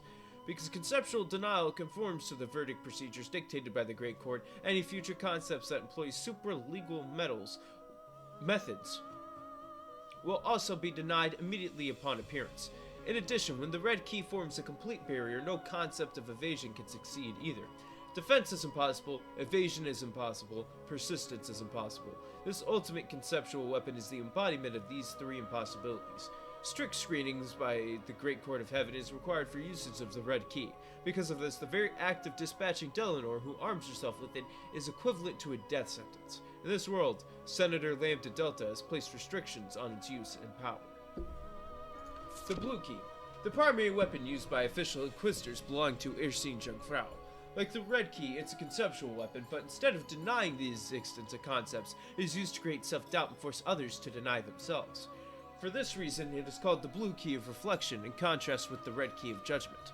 Unlike the Red Key, it is possible to evade and defend against it. However, while the Red Key has severe restrictions regarding how it can be used, the Blue Key can be wielded with great ease and used at will in all situations. Furthermore, because the shape of conceptual weapons is also purely conceptual, their outward appearance differs depending on the individual inquisitor. In Delanor's case, they appear as a long sword and a short sword, but some use them in the form of spears or guns, while others make them take shape as phenomena, such as magic or miracles. The red and blue charms used by Gertrude and Cordelia are yet another shape taken by these keys. Check the grimy dude. There's nothing in the grimy, brother, so we're gonna be done with that bit, dude. Trial summary, page 3. As revenge for financially ruining her birth family, Natsu also plotted to take over the Ushiromiya's family fortune. Trial summary, page 4. When Natsu learned that the wealth of the Ushiromiya family was for all intents and purposes controlled by Kinzo himself, she initiated sexual relations to curry favor with him and managed to ensnare him. Trial summary, page 7. Bernkestel documents, page 682. To curry favor with Kinzo, Natsu repeatedly disguised herself as Beatrice, a witch and figment of Kinzo's imagination, and engaged in sexual acts. Kinzo saw Natsu dressed as the mistress from his past and was easily ensnared. Additionally, a servant happened to witness her in this outfit, forming part of the basis for the legend of the witch. Trial summary, page 8. Submitted evidence number 17. Bernkestel documents, page 802. However, late at night on 1986-10-4, Ushiromiya Badler discovered the hidden gold.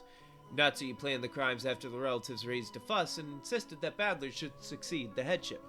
She murdered the children in the cousin's room and tried to frame Badler for the crime. Furthermore, Genji was murdered because he was opposed to this scheme. Later on, Hideyoshi was also murdered. After this point, Natsu displayed a strong intent to murder all those involved without discrimination. Trial summary, page 27. Supplemented materials B, page 61. Bernkestel documents, page 1103. The concrete details of the crimes are as follows. 1986, 10-4, 2400. Natsu decided to commit the crimes. Because Genji refused to assist her when she asked, she murdered him. She then murdered her husband Kraus in his own room. Trial summary, page 40. Supplemental materials S, page 8. Brinkestel documents, page 1105. Great Court Internal Documents, Library of Law, A09, number 9974. That's a lot of fucking, documentation. Afterwards, she went to the cousin's room on the upper floor of the guest house, waited for Rosa to join the rest, and killed George, Jessica, Maria, and Rosa. She mutilated the necks of the bodies. Afterwards, because there were people in the downstairs lounge, she waited in an empty room upstairs. She hid in this empty room until the people in the lounge dispersed and went to bed. Trial summary, page 41. Supplemental materials S, page 10. Brinkestel documents, page 1131.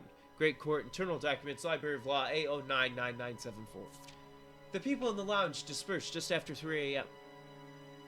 Natsuki left the empty room and escaped from the guest house. She returned to her room where she met up with Kinzo, who had been hiding there. They spent the rest of the night there together. Kinzo left the room early next morning and concealed himself somewhere near the guest house. Trial summary, page 41. Supplemental materials S, page 29. Brinkestel documents, page 1200. Great Court Internal Documents, Library of Law, A09, number 9974. Afterwards, Kinzo saw his chance and carried off the bodies of the 6 victims one by one, hiding them. Unfortunately, these hidden bodies have not been found. Trial summary, page 42. Supplemental materials S, page 37. Great Court Internal Documents, Library of Law, A09, number 9974. Natsuki, who had failed in her scheme to cast suspicion on Badler, changed her plan to include the murder of all present. Trial summary, page 58. Supplemental materials T, page 19. Brinkestel documents, page 1348. Great Court Internal Documents, Library of Law, A099974. Predicting that one of those present would eventually want to take a rest in a private room, Natsuki concealed herself inside a closet in one of the guest rooms. When Hideyoshi visited that room at approximately 1300, she murdered him. Trial summary, page 61. Supplemental materials T, page 26. Great Court Internal Documents, Library of Law, A09, number 9974. Natsuki once again concealed herself in the closet from the time the others became aware of the incident to the time that they carried out Hideyoshi's body. Furthermore, as proof of this, a button from Natsuki's clothes was found in the closet. Afterwards, she exited the closet and tried to return to her own room. However, Furuto Erika discovered her on the way, and Natsuki confessed to her crimes after questioning. Trial summary, page 63. Supplemental materials T, page 32. Submitted evidence number 26. Brinkestel documents, page 1348. Lambda Delta documents, line 7. Great Court Internal Documents, Library of Law, A09, number, say it with me, 9974. Great Court Internal Documents, Legal Management, U99, number 0107. Great Court Official Notice, number 01724434.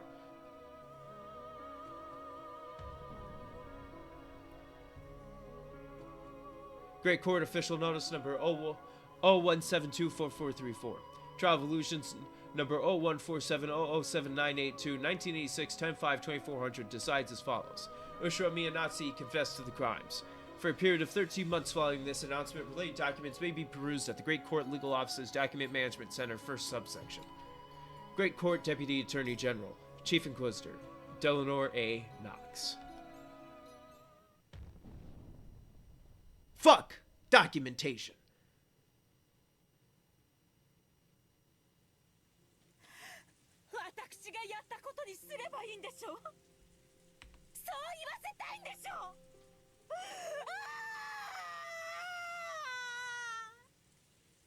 As though she'd given up and decided that'd be useless to try and talk her way out of this any longer, and Natsuki screamed that out.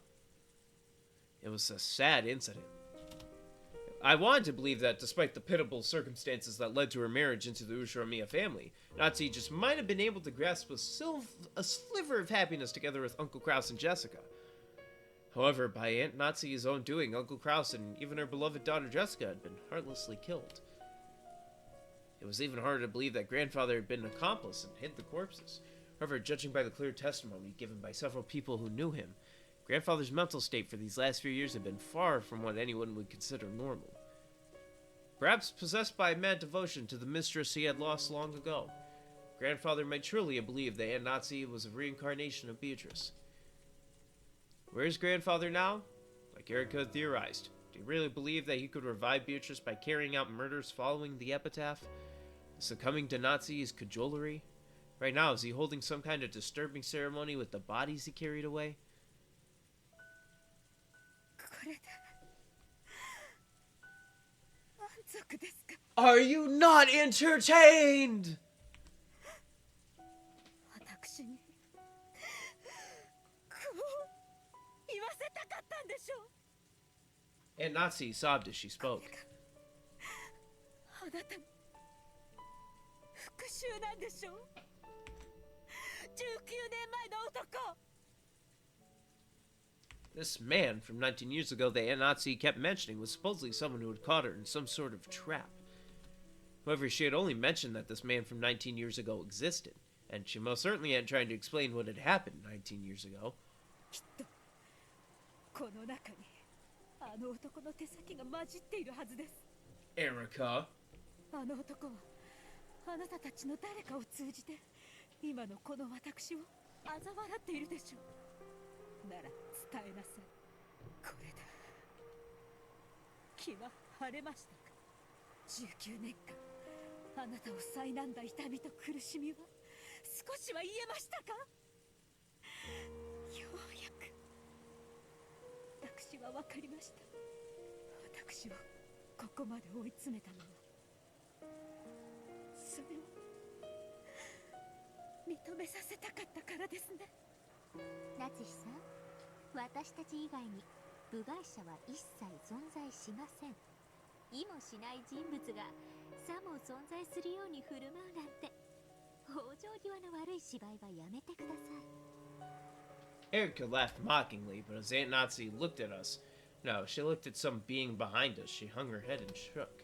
Then, she confessed to her sin. 私は殺人を犯しました。やっと直接的な言葉で罪を認めましたね。いいえ、昨日今日の事件のことではありません。19年前の殺人について告白します。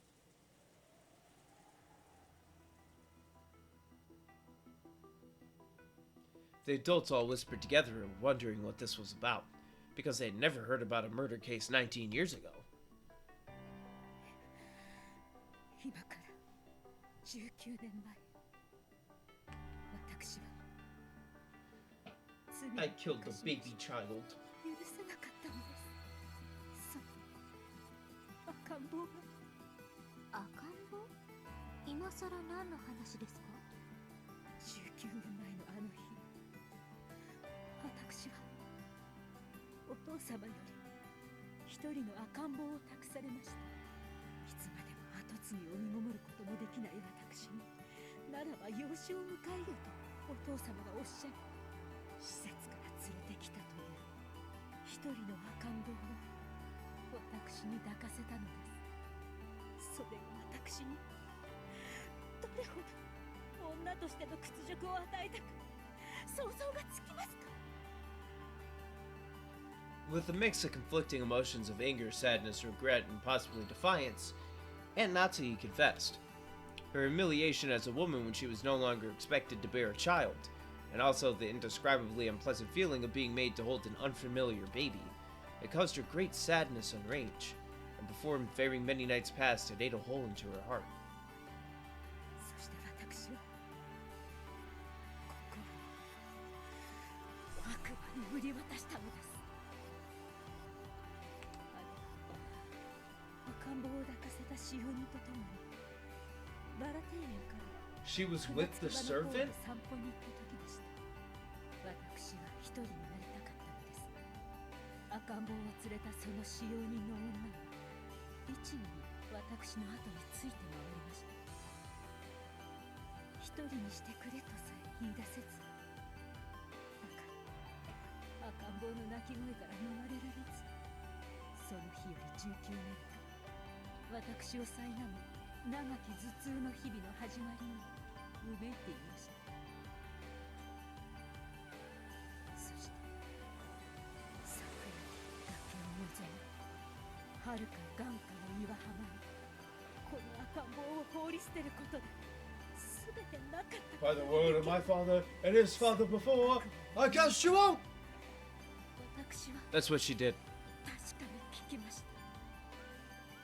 そしてそれが本当にできたらどれほど素晴らしいかと、その誘惑にほんの一瞬耳を傾けてしまったのです。その時赤ん坊を抱いた使用人が大きな石を踏んで足をくじよろめいた。そして粗末な柵に寄りかかり、その時柵が大きくきしんだきました。私は危ないと言いながら肩をつかもうとしました。いえ、そんな曖昧な言い方はしません。懺悔します。告白します。私はあの時確かに危ないと言いながらその使用人の肩両手でどんと強く押し飛ばしたの Yeah, です。 she straight up went, 粗末な策は根元か with ら the name of my father and his father before, I cast you out! 手に抱かれた赤ん坊と一緒に I made the same joke twice, yes. 転落していきま That's how you know I'm not funny. す。瞬間のこと鮮明に覚えているのに、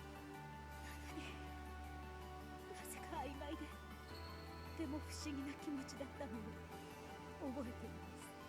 転落したというより、まるで何もない宙に二人が音もなく飲み込まれて消えたようにさえ感じたのです。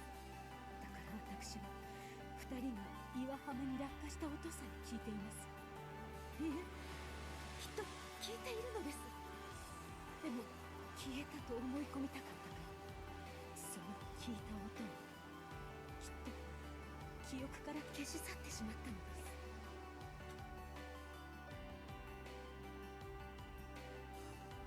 す。それから 私は This drum has the same beat as We Will Rock You. 信じました。あの高さですから、ちょっと身を乗り出したくらいでは眼下の二人は見え I'm gonna start singing it like 5 seconds. 二人が落ちたことさえ、ほんの数秒前のことさえ現実のことなのかわからなくて、きっと私はここから赤ん坊が落ちればいいのにと願いすぎて白昼夢を見てしまったに違いない。そう自らに思い込ませ、足早にバラテールに戻り、赤ん坊は使用人に任せ、私は一人ここで休んでいたことにしました。そしてお父様に赤ん坊はどうしたのかと問われ、任せた使用人の姿が見えないと騒ぎになって。 Eventually, the broken fence was discovered, and 2 corpses were found at the bottom of the cliff. Hold on just a second, gotta take care of this nail sticking off my finger. It's annoying me. There you go. Alright. The child had apparently been here for reasons that couldn't become known, so its existence was hushed up. And the official story was that the servant had had an accident on her own and died.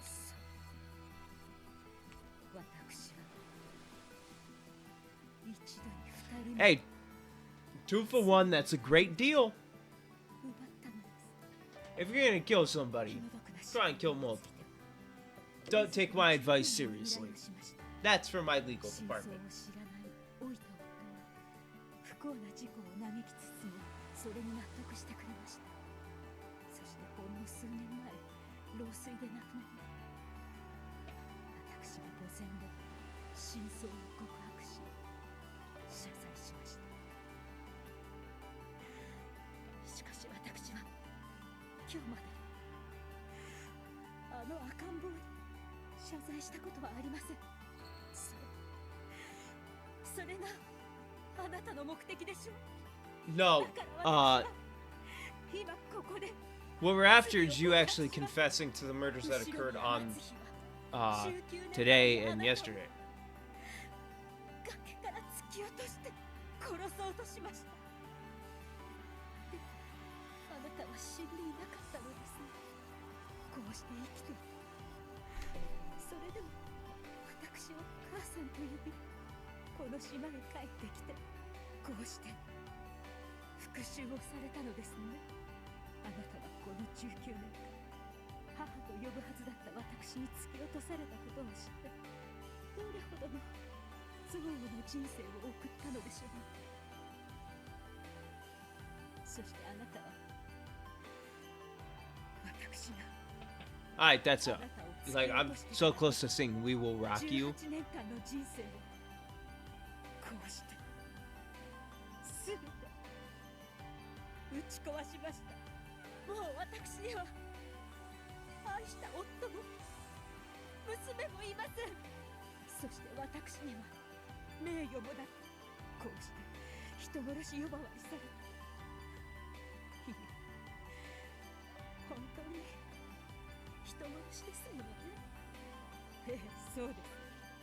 あなたの目論見通り私は今や人殺しとみなされています。どうですか？復讐にはこれで十分ですか？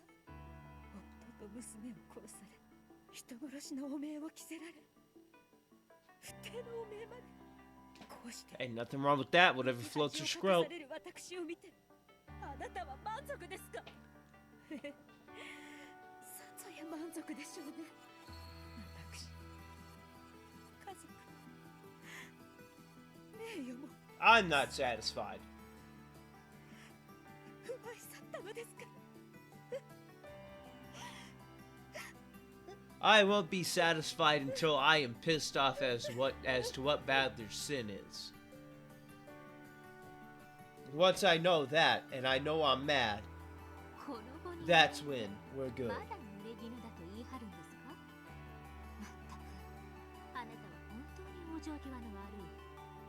聞こえていますか？19年前の呪われた赤ん坊。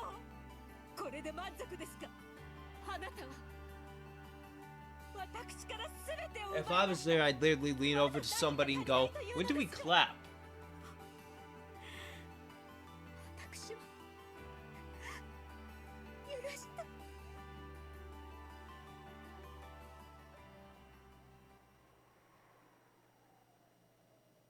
ダメだな。 Oh my god.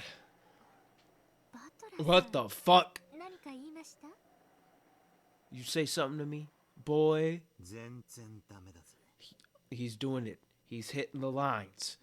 When he hits the lines, some shit about to happen. ああ、ダメだな。全然ダメだぜ。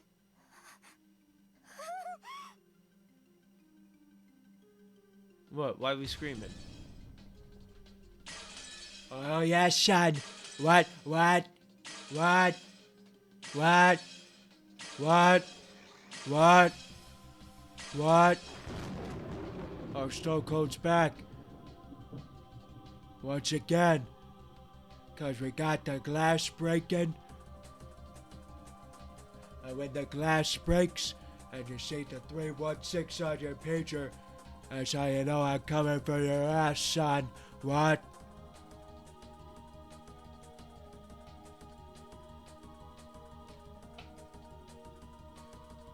Here's the cast. Satan. Satan.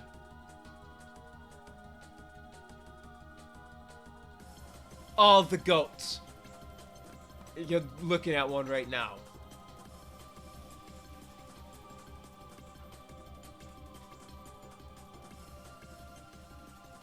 Okay, I think we clap now.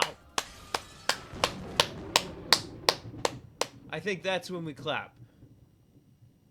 All the goats, especially me.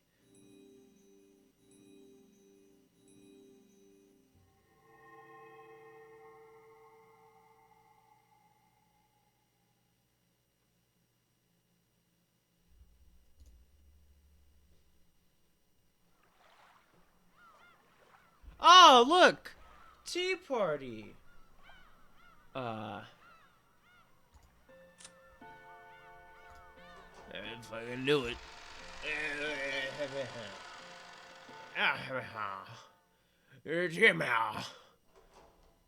I mean, come on. the bread of life. エリカ、ドラノール。 And that is just a bread of life. Yeah. Alright, well, that's the wrong thing, dude. Let me check something, brother. Let me make sure that there's nothing fucking crazy going on, dude.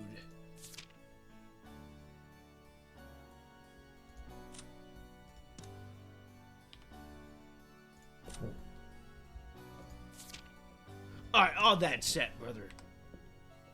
はい、我が主。お呼びですか？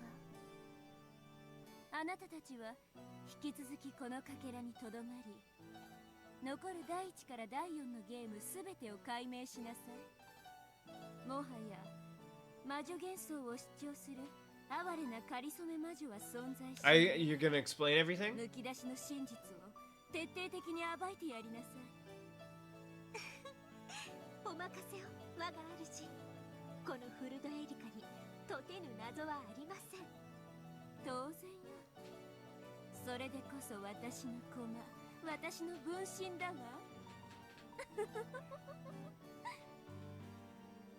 Burnkester wore a massive and horrible smile when which Erica shared. Beatrice's illusion of the witch would disappear, and the results in all the previous games would be painted over. Oh, fuck this. I'm not gonna enjoy this, am I? It had been crushed in every way possible, and only the naked truth remained. Such a weak truth was no better than fish on the chopping board for Erica. 過去の4つのゲームはすべて I'm gonna hate ナ this. チヒの犯行とそのイレギュラーで説明可能です。 I'm gonna hate this, aren't も I? はやベアトリーチェなる魔女の犯行とは二度と語り Don't, せません。 please. 直ちに編纂に入り、極上の物語を献上してごらん。 Or is this just telling me that's gonna happen? ベアとの魔女伝説はひとかけらも残してはダメよ。使用人たちの間 Is Beatrice just gone 不 now? 可解な出来事をそう Thank であ fuck. るかのように語 I る finally got rid of her ass. 金像の幻想と連動した魔女幻想すべて完全に処分しなさい。無論です。直ちに着手。 Literally explain everything. 現在、家具たちの身柄を拘束。よりしろの特定を急いでいます。 The seven sisters of Purgatory had already been taken into custody. Those noisy sisters who had served Beto now faced nothing but denial. What sort of illusion were they based upon that allowed them to manifest? Everything would be exposed and denied. アイゼルネ・ヨングフラワー、すでに調査を開始しております。 Maybe if Erica doesn't fuck me up too much with this, I might enjoy her. 最新の調査 I 結果 might. では、1960年代にニューヨーク近隣で製造された可能性が濃厚です。すでに補佐官が現地入りしております。 Shit, that was made in America? 1960年代煉獄の七 America, fuck yeah, I'm going damn America, そ fuck の yeah. 門に連ねる千年の魔女に仕える家具とか威張っておきながらとんだまがいものじゃない。何者なの？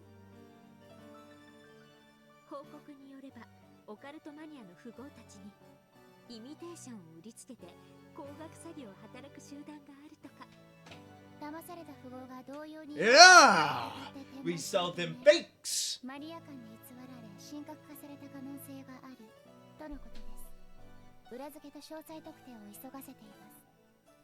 That's how we do it. 後ろ宮金蔵はどんなパチモノにも大金を払う乗客だった。 That's how we do it, baby. Fake occult items. それが煉獄の七姉妹 Because if you buy a Ouija board from a grocery store and it's by Hasbro, it's not a real Ouija board.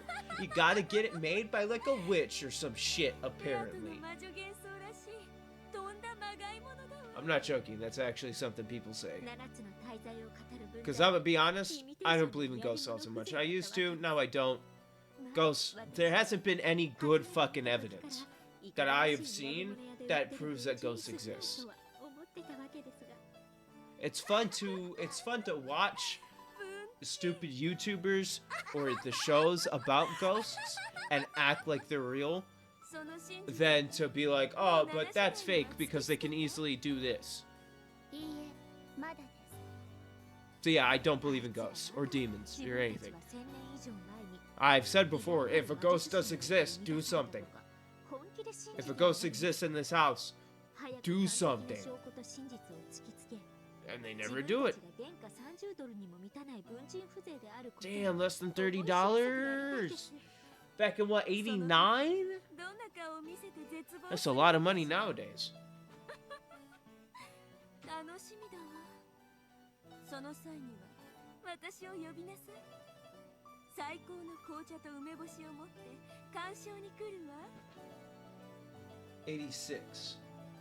Beto's delusion of the witch had already been penetrated, and it's been proven that everything was simply the result of human delusions.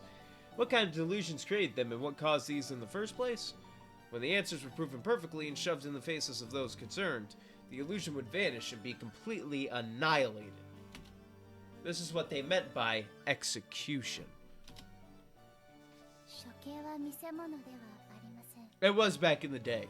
They hung people for fun. 原則非行 Especially people who were not white. 元老院議員であらせられる大 That was, yeah, lynching. 大法院が職務を適 I gave a thumbs up when I said lynching, but I don't support that. Unless, and that's where I'm leaving that. I need to shut up. ええ、そうよ。ドラノールたちが職務を正規の手順で遂行するかどうか、私は元老院を代表して視察するだけよ。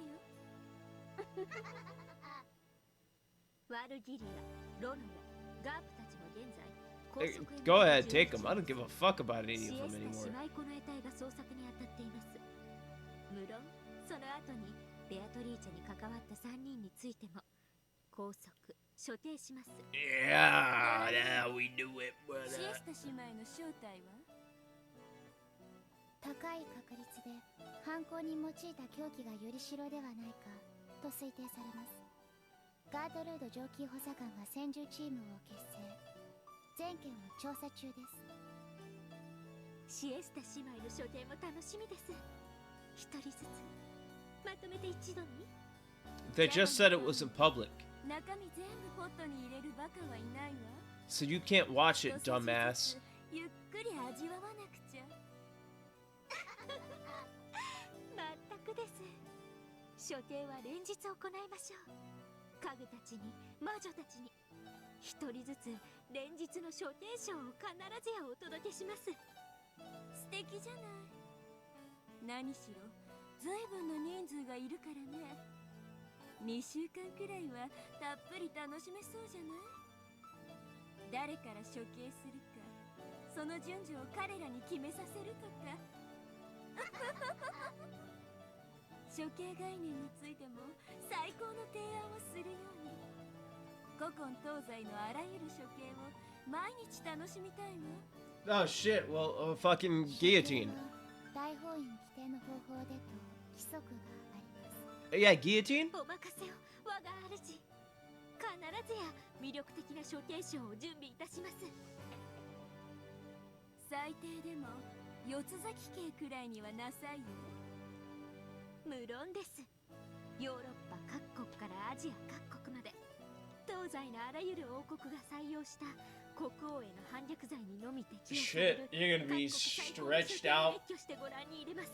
drawn and quartered, tarred and feathered, just plain lynched, guillotine, seppuku, which isn't true because that was suicide.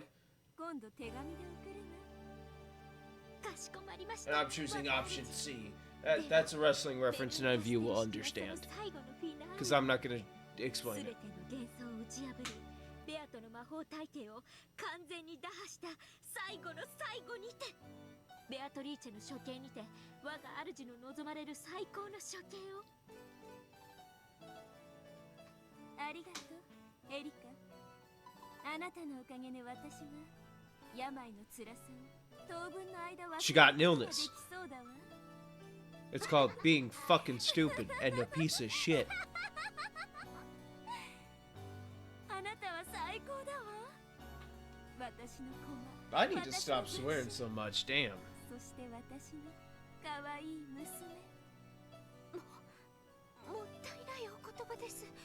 I say as I say, I swear.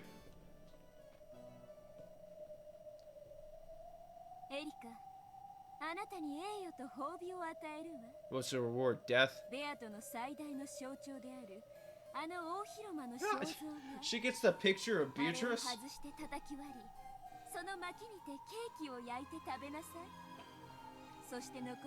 Can I bake anything else?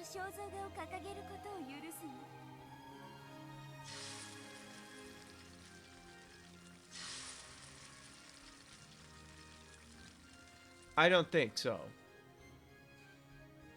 Oh god. Honestly, I bet you have this framed in your fucking house.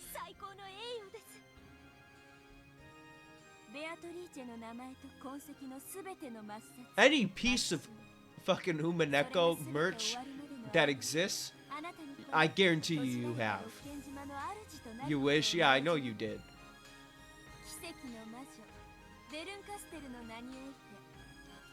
I will gladly say I will not buy anything Umineko related ever in my life. I do not. The only way I want this to be reminded to me is through Twitch chat. I did just spend $8 ordering Higurashi Collector's Edition for the Switch. Of course you did. Of course. It's pretty much some buy. Alright, yeah, sure. See, I would never do that. I would never do that. Again, I'm never going... The only time I want to get reminded by Umineko is I look at my old videos, or it's through fucking comments or chat. I'm never gonna fucking touch this thing again afterwards.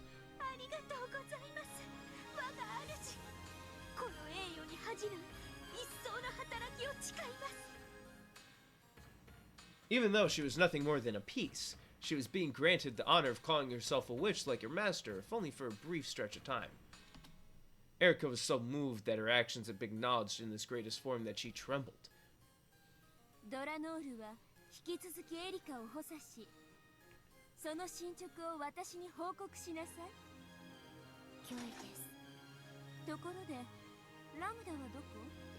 Sleeping. From the guests seating on the second floor, she pointed downwards. Lambda Delta could be seen beneath Badler, who hung there, dead and pierced by the red longsword.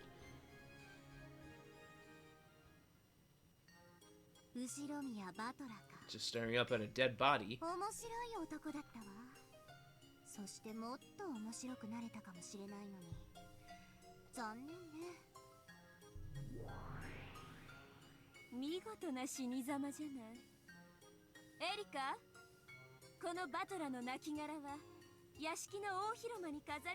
That is weird to do, but alright.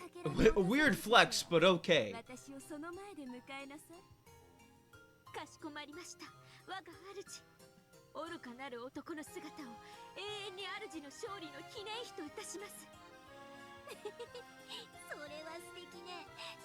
She's just about to move him, and he grabs the sword and starts pulling it out, going, "I'm not dead yet, damn you."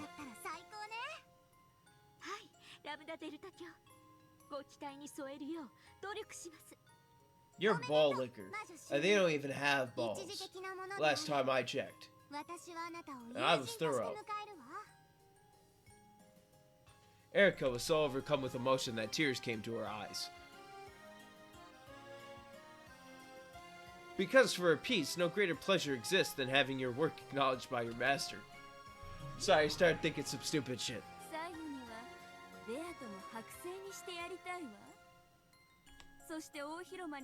Oh, I'll stuff her, alright. Yeah! Yeah!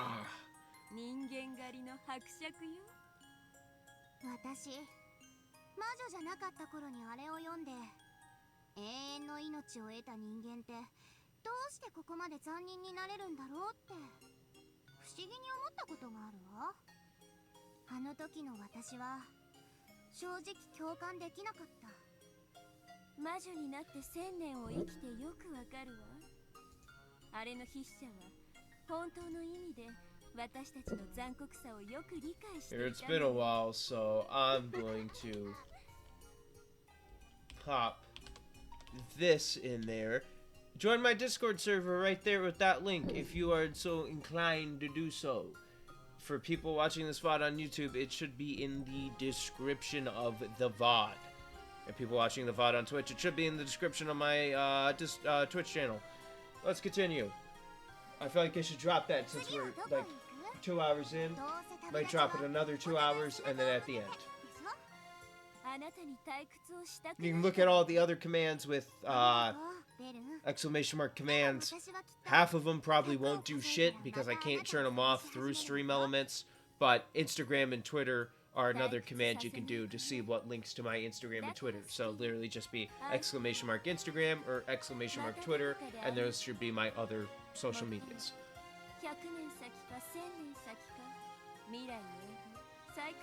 Feel like I should, you know, bring that up every so often. You can also donate. Everything's down below that you can do. Schedule, that doesn't exist anymore because I'm just going to stream when I want to. Support me. So you can donate if you want. You don't have to. Don't really care. I'm just here making content. I'm going to bring that up like in another 2 hours.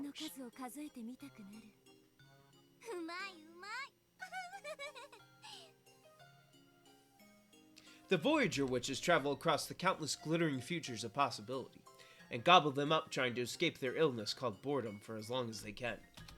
The tiny fragment created by the human known as Beatrice had now been gobbled up by the two witches, and had lost its glitter.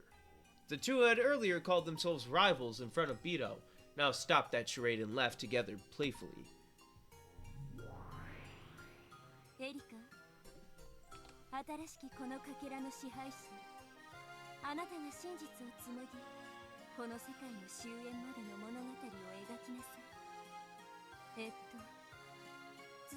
Yes, the sixth. The sixth.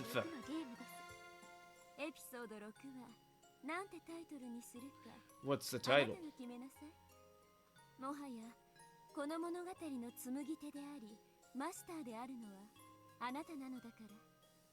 It better be a good title. You've read like 75 mystery novels. Yeah, what's the title?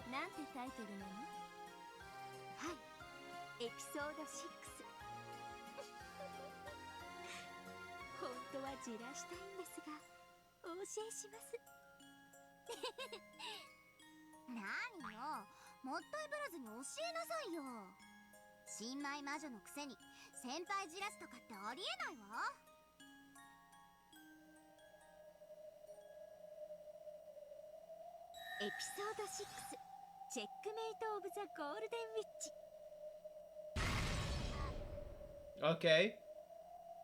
I guess decent. How insane would it have been if it was episode 6? The death of the two others. And she just looks at fucking Burn and Lamb, Delt, as I've been so inclined to call her. And they're just concerned and scared. Hey, question mark. Tea Party of the Unhuman. Get this out the fucking way.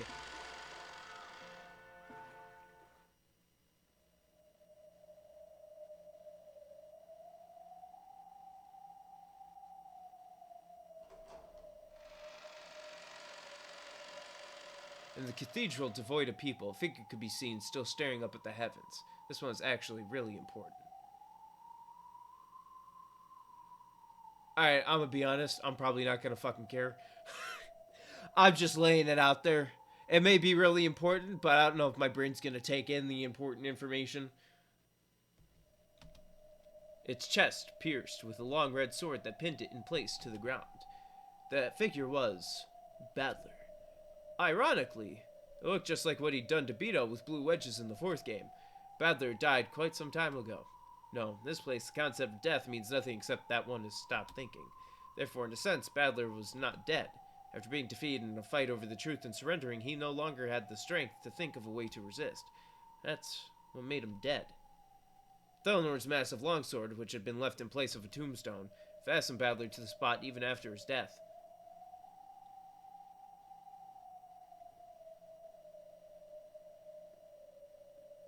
This was all being lit by a faint light seeping out of an incredibly high skylight. Quiet footsteps rang out across the still cathedral. Yo! From the darkness behind a pillar, a woman slowly stepped forward. It was Beatrice. Just like they'd been the whole time in the Golden Land, her eyes had no light in them, and were still muddied over with gray. This person was once unable to even drink black tea to her satisfaction by her own will. But though it was slow, and though there was no life in her eyes, she was surprisingly walking. Then, with slow, deliberate steps, she reached Badler, who was still dead, pierced through. Then, she slowly touched Badler, after removing his pants. And she was fondling his balls. She tugged on his sleeve, if you know what I mean. 'Cause sometimes they got sleeves too. However, Badler showed no reaction. When she realized that it wasn't sleep, but death, the witch with the hopeless gaze let her head hang low. Then she quietly whispered, "Oh shit, she speaks? She speaks! She speaks!" Beto softly touched Badler. Then she pressed her forehead against Badler's chest. There was no longer any heartbeat. It wasn't just because he had surrendered. It was because the witches had chased him from the game board. So from now on, Badler would never return. So from now on, the Golden Witch Beatrice would have no reason to exist.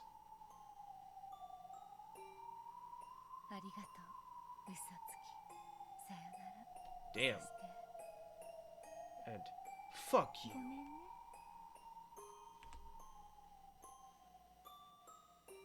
Goodbye. See you next time. Alright, hit him with the goodbye. Have a wonderful time.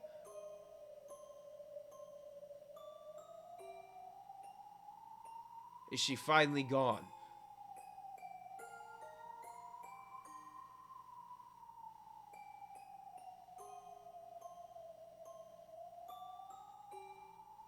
Then, the Golden Witch completed her task and scattered as a spray of gold.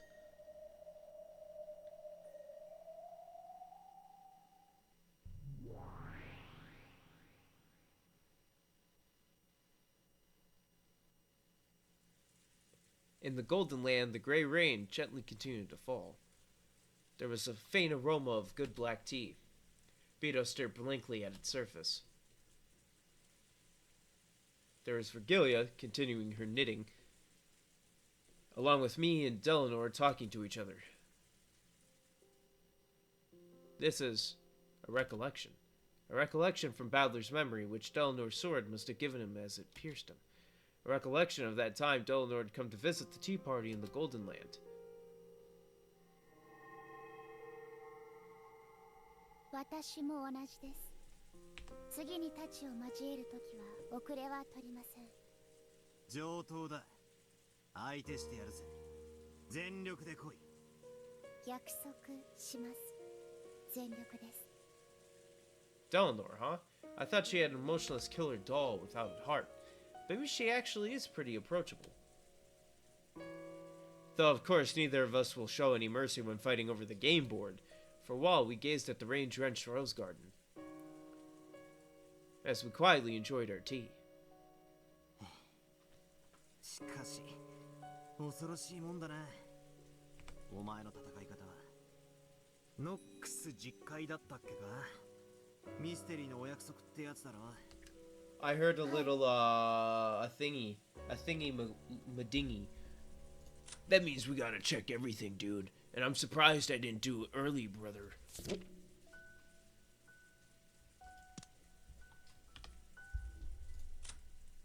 Oh, there it is, dude.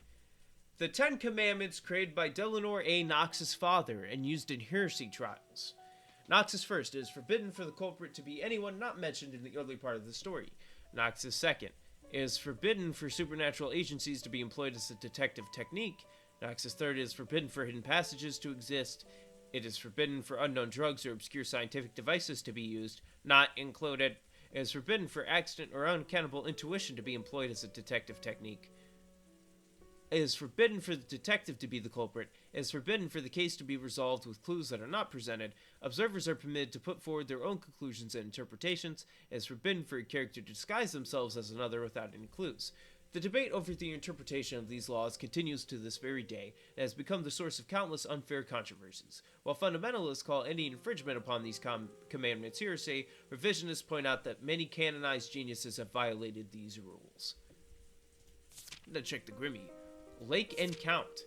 Lake Shirakaba is a reference to Omuraki no Kizu, an award-winning 2003 novel by Kyogoku Natsuhiko. The Human Hunting Count is a reference to Galaxy Express 999.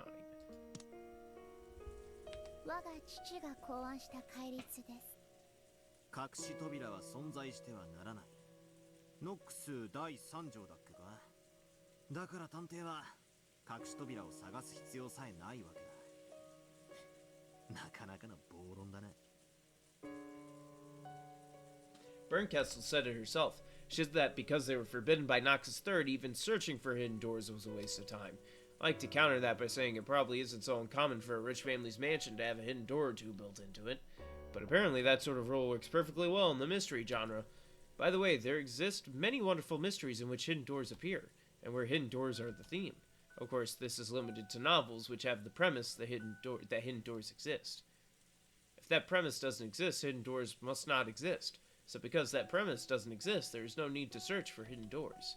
I think that's probably the essence of her ridiculous argument. It's like the detective trying to expose the truth and the illusion trying to confuse it with a mixture of truth and lies, are getting blended together, leading to a bizarre form of argument similar to a devil's proof. Making a closed room murder seem to be accomplished by a witch with magic as fantasy. Exposing that it was a human's crime done with tricks is anti-fantasy. Examining all possibilities to expose the nature of those tricks is mystery. But it is also mystery to claim that possibilities with no hint supporting them are worthy of investigation. Let's say a hidden door is hidden in a way that there would be no clues. Would claiming that a hidden door therefore exists even though a detective couldn't find it be anti-mystery? That's enough of that. This argument is too far of a digression from the riddles I'm actually supposed to be solving. My fight is very simple. I'm only fighting to explain how it was possible for a human to carry out these crimes that were supposedly carried out by a witch. This whole discussion about mystery and anti doesn't serve any purpose. That's why I didn't have any particular interest regarding these rules known as the Nox Decalogue. Yes, very much so. It doesn't work for me, dude. You're not gonna go over tonight, brother. The house is down, dude, so they need to put the Hulkster up on top. Brother. 同じ論法になっちまってる気がするぜ。うん。言い過ぎたか。お前の親父が作ったんだもんな。お気になさらずに、戯れに過ぎないとおっしゃる方もいらっしゃいますので。バトラ君には実会はかなり傲慢なものに感じられるのでしょう。正直なところを言えば、な。隠し扉は存在してはいけないから調べる必要さえないなんて。そんな探偵がいたら頭のネジが落ちてないかどうか一緒に床を探してやるところだぜ。ではバトラー、その第3条をなかったことにしましょう。そうなったら密室ミステリーはどうなるでしょうか。 What if Noxus III hidden doors are forbidden didn't exist? つまり密室トリックのオチに隠し扉が多く。 Wait a second. Hold on a minute. Why the fuck is the 5th not included? That's it. I'm looking at it. I'm looking at Nox's 5th.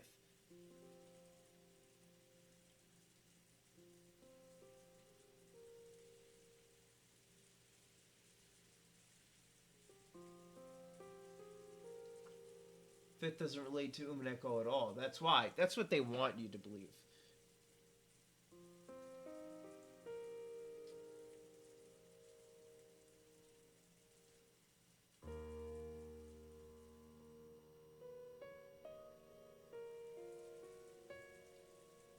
That's what they want you to believe.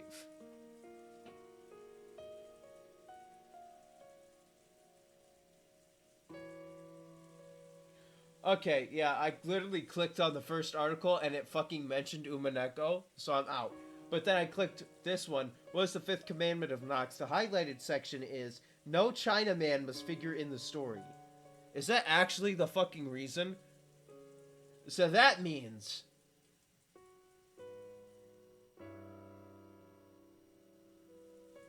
it's because a common trope in mysteries back in the post was to have the culprit be a Chinese man just because they're racist. Well, that just means there's a Chinese man running around committing the crime. Solved. That's why it's not included. That's what they want you to believe. So Nox's rules forbade the racist culprit reason. Well, I'm going to tell you right now, just because it says not included, I'm not going to believe it was a Chinese man. Chinese man did it. That's how that works. That's my theory. Chinese man.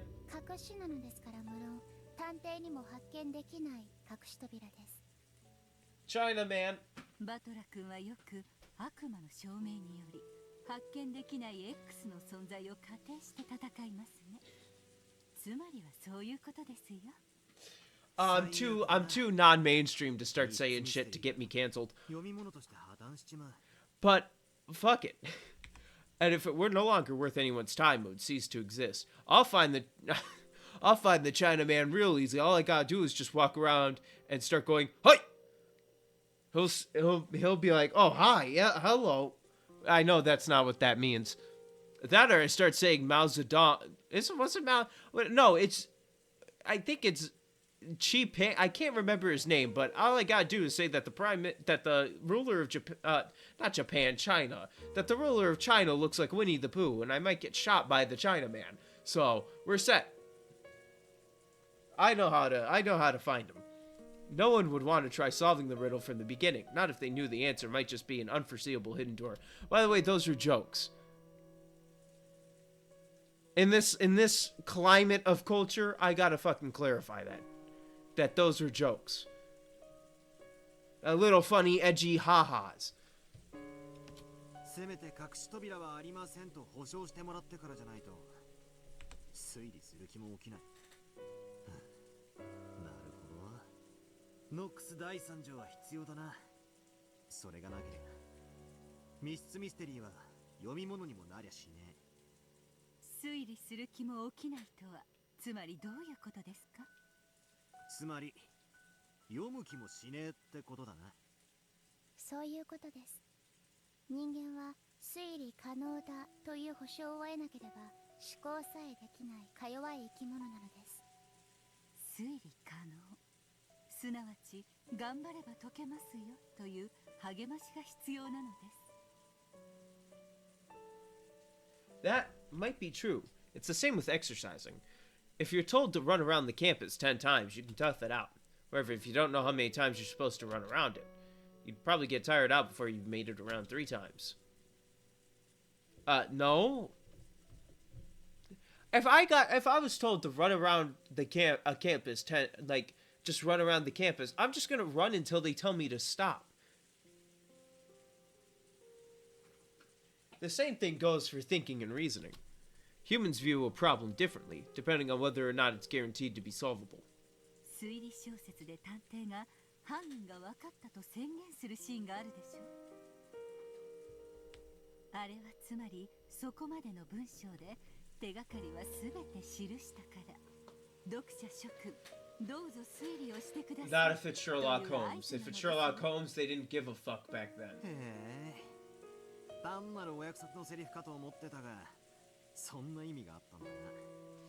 意地悪に言うと、探偵がそう宣言しない限り、どんなにミステリーを愛する推理自慢の読者であっても、推理をする気力は生じないということ。I wouldn't try and solve it no matter what. 過去のゲームにおけるあなたもそうではありませんでしたか？ Now that I hear it, maybe that really was the case. Maybe my fight against Beto really began in the second game. At first, I didn't seriously try to tackle the closed room riddles Beto threw at me. After all, I knew nothing except that people died in a closed room and the windows and doors were all locked from the inside. I mean, seriously, talk about having no hints to go on. So I refused to argue on the ground that I couldn't fight, because lack of clues made reasoning impossible. After that, didn't Beto sneer at me, asking whether I'd repeat that over and over forever in an endless repetition of moves? At that time, Beto said this. 貴様ら無能どもがいつも嘆いてみせる思考停止の理由、情報不足。そして、それに対し情報を与えると、今度はその情報の真偽を疑う根拠否定。便利よの。無能を棚上げする、実に小気味よい言葉よ。Then she said she'd give me a certain information that couldn't be denied, and create the rule called the Red Truth. Once we reached that point, the curtain finally rose on my battle with Beto. 俺はベアトにこの物語は挑めば解けるという保証をもらって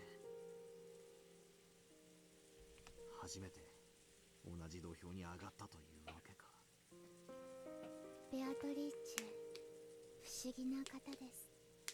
謎こそが魔女の住まう狭間なのに、自らその謎を暴くことのできる赤き真実をあなたに与え始めたのですね。You could say the red truth is a hint Beto gives me so that I can compete in this war of reasoning. Like candy. Because I've been given hints. It's like she's saying, try and solve it, for it can be solved. An enigma that's guaranteed to be solvable can't be called a true enigma. Unless you're Jeff Hart. Creatures! Another wrestling reference y'all probably don't understand. 自分で認めてるようなものじゃないか。おやおや、確かにそうなりますね。本当におかしな子です。Beto gave no answer. With gray eyes, she did nothing but blankly gaze at the steam rising from her black tea. 我が父は思考する力に杖を与えるために実界を生み出したのです。決して物事を傲慢に決めつけるためではありません。思考する力に杖。そうです。ノックス第8条、提示されない手がかりでの解決を禁ず。これは手がかりなしに当て推理で推理をしてはいけないという意味だけではありません。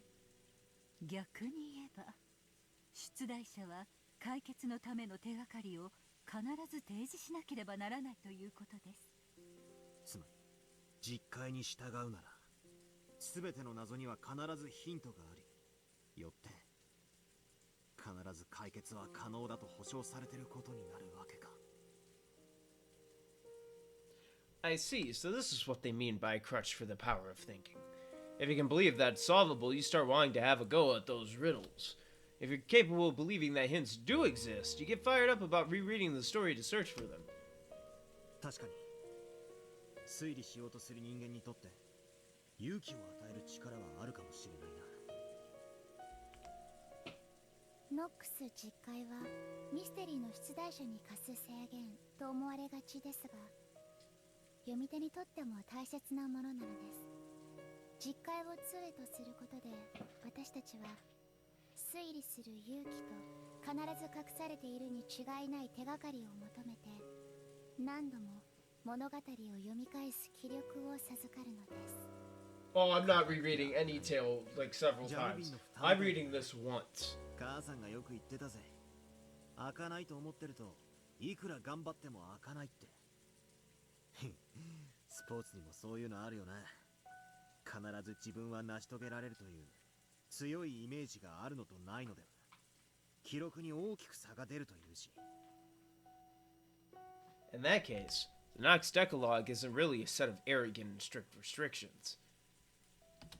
You can also see it as a way to encourage readers who are trying to solve the mystery by telling them to give it their all since it's definitely solvable. 面白い解釈だ。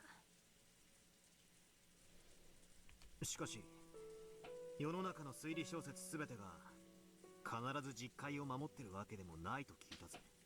そういう作品にぶち当たった時、騙されたってことにはならないのかよ。実戒もまた解釈の一つに過ぎず、すべてのミステリーに適用できるものではありません。父の原理主義者の方々は実戒を破った作品を異端と呼んで激しく糾弾される方もいらっしゃるようですが。There's no end of arguments like this in the mystery world. Was this or that famous detective novel really a fair mystery? In other words, one that followed Knox's Decalogue? That sort of argument is already an internal theme of the mystery world. In fact, in mystery discussions, arguments like these sometimes become even more heated than discussions of the actual tricks. そりゃ糾弾したくもなるだろうな。実戒に従い、解けると信じて挑んで、実は解けるようにできてませんでしたってオチだったら、さぞや悔しくて仕方ないだろうぜ。That's right. When fighting with the Decalogue, there's just one thing you want guaranteed from the beginning. In other words, you want to guarantee that this detective novel will adhere to the Decalogue. If a work labels itself as an orthodox mystery, then you have nothing to worry about. However, the mystery genre contains many unorthodox subgenres within it.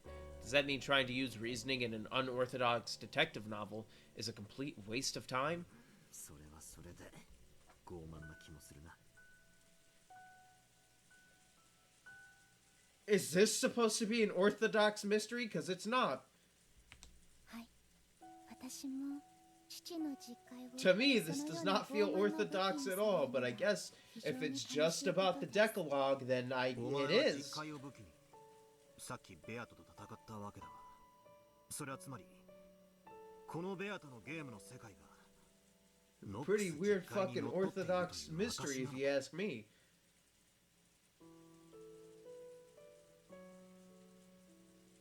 When I asked that, there was a strange silence.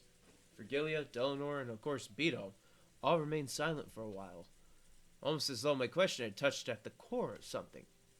それは私の口からは言えません。 Maybe it doesn't. どうして？これはこの子の作ったゲームです。あなたと勝敗を決めるためのゲーム。この子はそれをミステリーとファンタジーの対決のように呼んでいました。しかし残念ながら本格推理とは一言も言っていません。すなわち実戒にのっとっているという保証はないということです。 Exactly. しかし同時にミス・ベアトリーチェはあなたとの勝負のゲームだともおっしゃっています。それはすなわちあなたにも But that doesn't mean it's orthodox. You could still win in unorthodox methods. すなわち推理は可能だってそう言いたいのは。この子に言わせればおそらく推理は可能となるのでしょう。しかしこの子とバトラ君が送り手と受け手の関係であるように2人は異なる存在です。ベアトにとって推理可能なつもりで出題したものがあなたにとっても推理可能なものなのかは別の問題です。 For example, let's say we propose a simple riddle that any Japanese person would know. However, if the person we're telling this riddle to is a foreigner with a Japanese-English dictionary in their hand, it might be almost impossible to solve. In other words, it's possible to have a one-sided solvable problem, which might be easy for the questioner, but extremely difficult for the person trying to solve it. By the way, do you know of the foreign riddle? Why do dragons sleep all day? Fuck no, I don't. How am I supposed to figure that one out? The answer is to battle the night. It's a riddle from the English realm, so it might be a little tough for a Japanese person. That's fucking... What the fuck kind of shit? That's not a riddle. That's a stupid joke, if anything. I fucking hate this. English realm. Okay, I'm about to go off in 5 minutes. And I don't mean off stream. I mean fucking roast this game. Roast this visual novel.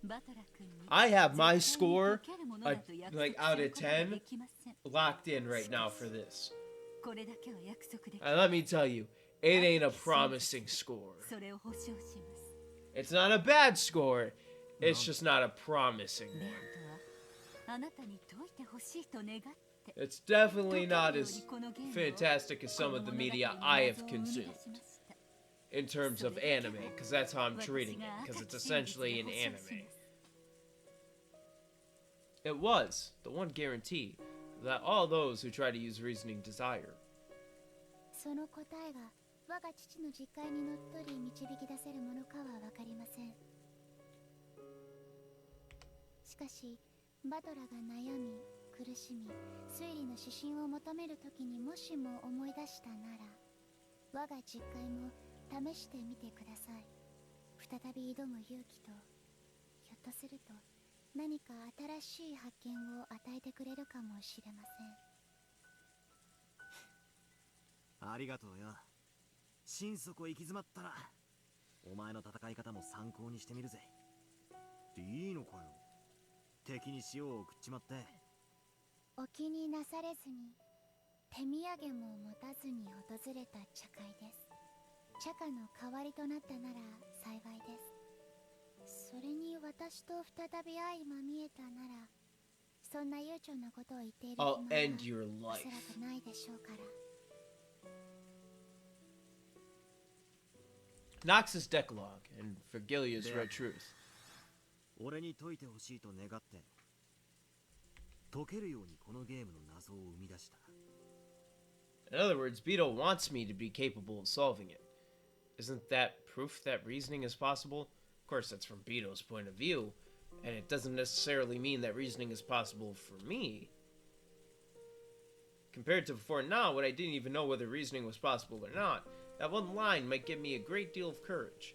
At least it has the power to silence any negative thoughts about this all being useless. It's useless for me, damn. I ain't smart enough for this. I have one collective brain cell working at the same time. All my brain cells only focus on one thing. まるで奥手な若者の恋愛のようですね。恋愛？ええ、自分のことを愛してくれると相手が先に証明しない限り、自分も相手を愛したくないでしょ。 Both boys and girls want to hear someone else say they love them first. That's their dream. If they're in love, they don't want to love the other person until they're sure this person loves them back. After all, there's nothing as painful as a one-sided love, and the scars that the heart left behind last a long time. Because they are afraid of that pain, they want proof that the other person loves them first more than anything else.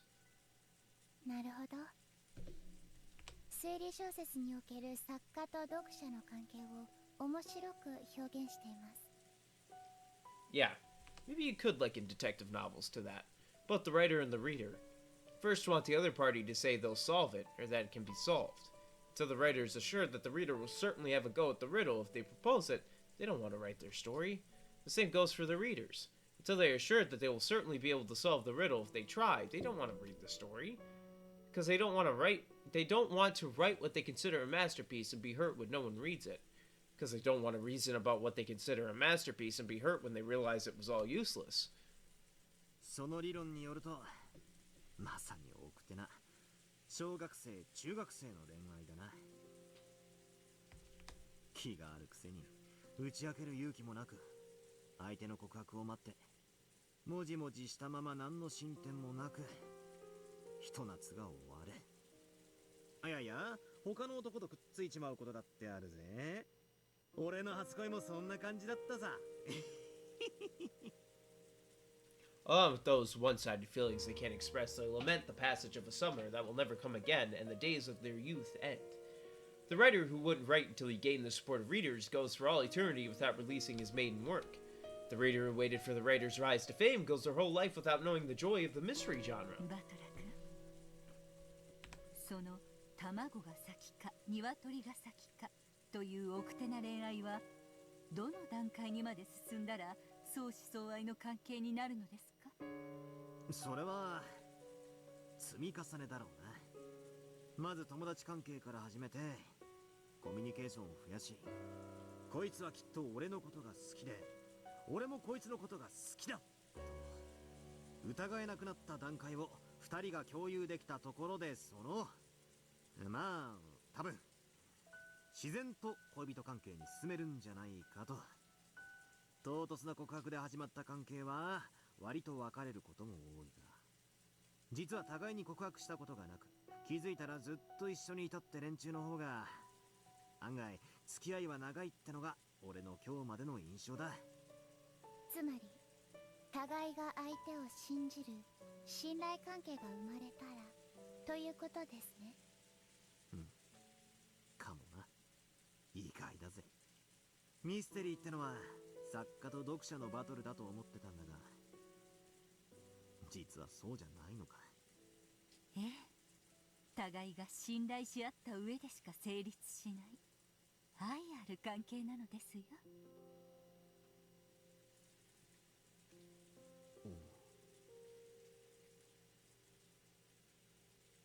じゃあこいつと俺の関係も殺し合いじゃなくて愛ある関係だっていうのかよ。意地悪をし合う小学生同士の関係程度にしか見えませんがね。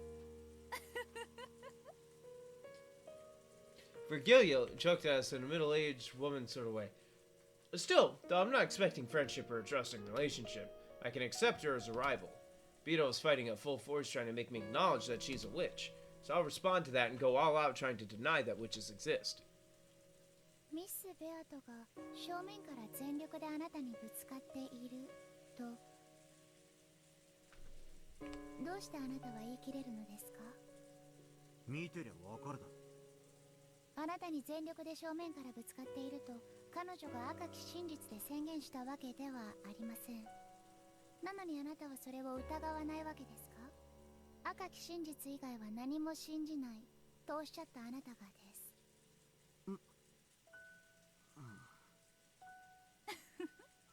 バトラ君の言うところのコミュニケーションが増え、互いの関係が疑えなくなった段階というものに違いないですね。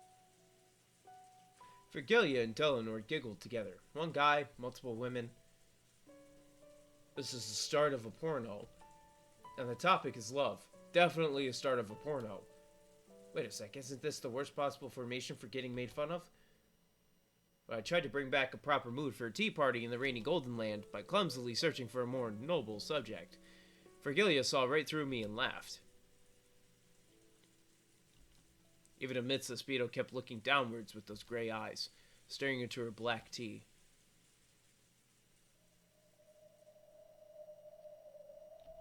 Yeah, that's right. Virgilia and Delanor have given me so many hints, yet I barely thought about it at all. Apparently, I can't read.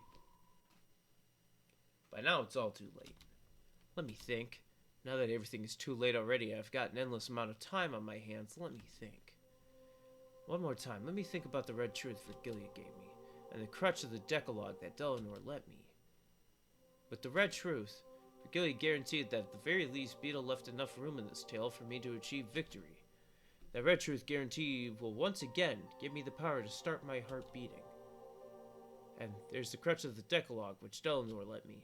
Delanor herself warned me in the beginning that the Decalogue isn't so almighty that it can solve all riddles. However, she said something about how it can be used as a method to solve. No, to take on riddles. Let me try it. Though there's no guarantee that this tale is mystery or fantasy, let me believe that I'll definitely be able to solve it. That it is a solvable tale, a mystery. Let me take it on one last time. Oh shit. We back. When I came to, I was suddenly in that strange tea room where I'd often argued furiously with Beto from across that table. Of course, Beto was nowhere to be found. It was just me, isolated and alone. That's okay. Even so, I won't stop thinking. Okay then. What were Nox's commandments again? I'm sure Delanor explained most of them when slamming me with them. Of course, even I recalled them vaguely. What was the first one again? 謹んで申し上げる。ノックス第一条。犯人は物語当初の登場人物以外の禁ず。When I muttered about what the first one was, as if answering my question, Delanor's subordinate appeared. Without bothering with an unnecessary hello, she told me nothing more or less than what I wanted to know. そうだったな。第一条。犯人は物物語の最初から登場している人物でなければならない。 In other words, the culprit must have already appeared. As early as the first game? True, that's the most basic of basics in the mystery genre. Classic assumption. A classic assumption? Have I really been keeping to that assumption? With each new game, the number of people in this tale keeps increasing. That violates the closed circle rule. By that point, everything gets screwed up. Did I give up on the inside, thinking that the true culprit or mastermind must not have shown up yet and that reasoning was therefore useless? If I read this tale as a fantasy, new characters keep showing up, to the point where even having demon kings or gods or creators appear wouldn't be strange at all. Even if the true mastermind first appears in one of the last episodes, I'd have to accept it. However, if I read it as a mystery and stick with that conviction, then there's no need to worry at all about anyone who shows up later, because Nox's verse clearly states that it's impossible for the culprit to be anyone who appears later on in the story. Of course, there's also what both Eleanor and Virgilia said. There's no guarantee that this tale follows the rules of the Decalogue. So of course I can't deny the possibility that the culprit first appeared in the second game or later. However, this is one way of thinking. This time, I'll forget about the Devil's Proof completely and try to borrow the power of the Decalogue in my thinking. After all, I've already said myself that I won't be able to reach the truth without a multi-angled outlook. 何度も繰り返されたこのゲームの犯人は全て18人の中の誰かだってことになる。19人目の幻想なんて初めから必要ない。 Even the first of Nox's commandments denies the existence of an unknown person known as the Witch from the very start. If I had followed that in the truest sense, I might not have suffered so miserably in the second game. ノックスの第2条は謹んで申し上げたてまつる。ノックス第2条。探偵方法に超自然能力の使用を禁ず。 Delanor's other subordinate appeared without a sound and gave me an answer to my question. That's right. A detective can't go around using magic. そしてこれがフェアな戦いであるならば、探偵と同様に犯人もまた魔法を使ってはならないということだよな。謹んで申し上げる。解釈は自由と知りたまえ。だよな。ああ、俺の自由に解釈させてもらうぜ。 If this game is a battle between me and Vito, then because this tale is solvable, no elements will appear that make it impossible to solve. For Vito, that's what we established, remember? In other words, things like magic mustn't appear. When they do appear, I shouldn't suspect that the mystery element is breaking down, but I should instead question why it was shown and suspect the witnesses and observers. That's right, that was Vito's greatest weapon in the second game. Depictions of magic which couldn't exist in a mystery. By showing me that, she forced me to think that this tale wasn't a mystery, and therefore that reasoning was impossible, so I surrendered. However, if I had believed unshakably that it was a mystery, it would have been completely obvious to doubt the witnesses who claimed to have seen magic. Also, at the end of the first game, it was revealed that this tale was passed on to people in the future by that message bottle. Someone had written about this crime, this tale. In other words, this entire tale is a world that includes the personal opinions of an observer. Namely, the person who wrote that message in a bottle. In other words, the observer isn't God. It's a human. Therefore, there's no guarantee that this description is truly impartial. By the end of the first game, it was already clear that we'd broken the constant premise of the mystery genre, that the story itself must be seen through the eyes of God. For that reason, it's possible to doubt even the observer as well as the witnesses. If I could have doubted this much, then no matter how many seemingly unsolvable displays of magic appeared, I wouldn't have had to blindly accept them and give up. However, that begs the question. Is it even possible to solve a tale written by an observer who isn't impartial? If I get obsessed with this, all my reasoning will end here. However, I had to believe that Vito was trying to fight me through this tale. Because it's a fight, that means I've been given a chance to win. By giving me that, doesn't that mean that reasoning is possible? This part is tough. Unless I believe that the cruel witch took on the risk of losing to try and have a fair fight with me, I can't get past this part. Just like Virgilia said, it's just like love. If I can't believe that Beto was fighting me head on with everything she's got, I won't be able to reason any further than this. Sure, I'll acknowledge it. Unless we acknowledge that we love each other, we won't be able to get any further. But Virgilia ran out of patience with the two of us, shy and incapable as we were of acknowledging that out loud. She gave me that red truth instead. That was the red truth saying Beto wanted me to solve the riddles of this game, so she created them to be solvable. What the hell? It's like Sato-san in Class A says he likes you. Like hearing a love confession via a friend. I really am pitiful. Reasoning is love. If we don't love each other, the reasoning won't start. In that case, how can we say that we love each other? If you think you could solve it, just you try. You're incompetent, like hell you could solve it. Yeah, according to George Aniki, people like that are called Sundora. Fuck off! That brutal witch is finally starting to look a bit cute. Fuck off! If I meet her again, I want to try saying, "You're such a Sundora." I'm fucking tired of reading this shit right fucking now. If I meet her again, somewhere. Here, if I can have her show up right now. 他の実会も教えてくれ。純不動でいいぜ。使えそうなやつを頼む。謹んで申し上げる。ノックス第8条。 Why are we skipping to 8? 謹んで申し上げる。ノックス第6条。探偵方法に偶然と第6巻の使用を禁ず。 It must not be solved with clues that aren't presented, and it must not be solved by relying on accident or coincidence. If this tale is made to be solvable, we can read this the opposite way. In other words, clues must be prepared so that the case can be solved, and it has to be made in a way that it can be solved without relying on coincidence. If I can believe that Beto is challenging me to a fair game where reasoning is possible, then I can be sure of that. In other words, Beto has already left me clues, hints, and messages in this tale. It isn't from the Decalogue, but Erica or someone said this. There are 3 riddles to be exposed in a mystery. One is the whodunit. Who is the culprit? One is the howdunit. How did they commit the crime? One is the whydunit. Why did they commit the crime? All of this means that clues related to these 3 are already present inside this tale. No, strictly speaking, it's like this.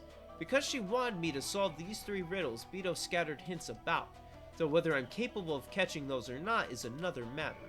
Even if you think a riddle you propose is easy, it might be difficult for the person trying to solve it. In that case, it's only natural that there will be a difference in how difficult each person finds it.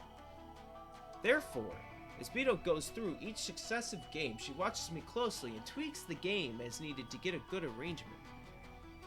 When Beto realized I had completely surrendered in the second game because it was too hard, she secretly worried.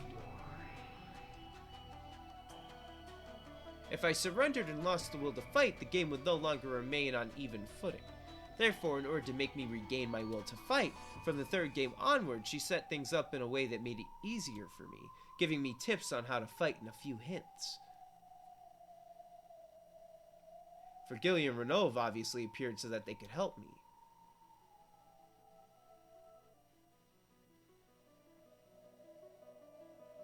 There is never an explosion of a tower. Also, though, we still had the usual crazy magic shows. She gave me the metaphor of the Braun tube trial as well as tips on how to fight back. I finally understood how to fight, most likely at the end of the 4th game. Beto managed to have the all-out showdown with me that she had probably wanted. Then Beto acknowledged that my abilities had become full-fledged, and trusted me with her heart, and trusted me with explaining this tale, didn't she? In that case, it was really dumb of me to boycott most of the 5th game, just because I was so disgusted with those 2 witches. It doesn't matter who the game master is. All I need is to search for the truth in Beto's game. On the contrary, I should probably thank those 2 witches just a little for continuing the game in Beto's place. Now that she's gone, I left everything to me. Of course, I doubt those evil witches were trying to do anything of the sort. Culprit, crime, motive. The answers to those 3 ultimate riddles, the hints, must be scattered throughout the previously shown tales. It's probably a very faint light, like trying to find beads that have fallen onto a sandy beach. They're definitely there. However, they're so faint that unless I believe strongly, there's no way I'll be able to find them. 金家慎んで申し上げる。なんだ。物語を遡りたまえ。今の汝には真実のか弱き光を見逃さぬ目が与えられていると知れ。今こそ物語。推理可能とは信頼関係の先にあるものと知りたてまつれ。ああ、知ってるぜ。いや、今ようやく気づいたかもしれない。It's something that's been repeated over and over again throughout the tale, persistently so. 愛がなければ真実は見えない。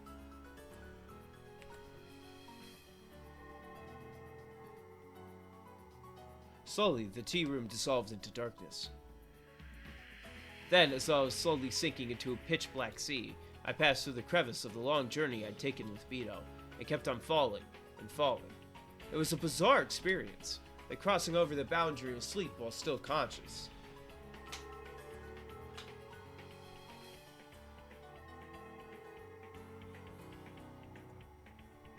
The several tales before became faint bubbles, no. Were they small, shining fragments? It was scattered like stars amidst a pitch-black sky. I kept sinking on and on into that sea. I'm gonna change my voice now for that.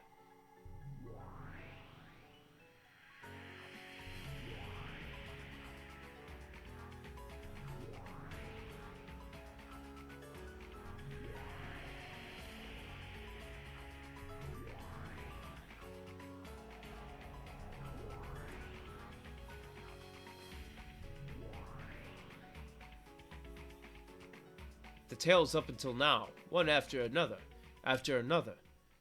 Virgilius guided Dante to Mount Purgatory, and brought him to the feet of the eternal lady who waited at the top, Beatrice. Therefore, the innermost depths lay not at the bottom, but at the peak of Mount Purgatory. The eternal lady had been waiting there for Dante the whole time. And then I knew.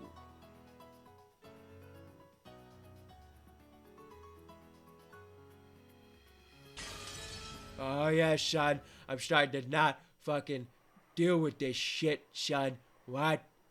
I finally reached the truth. To the depths, no. To the peak of Mount Purgatory. Idiot. You really are an idiot. He's alive!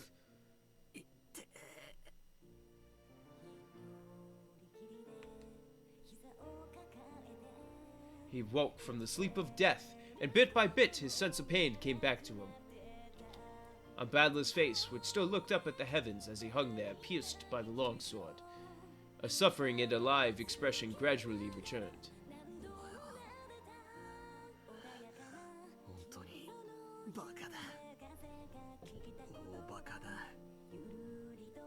Badler noticed.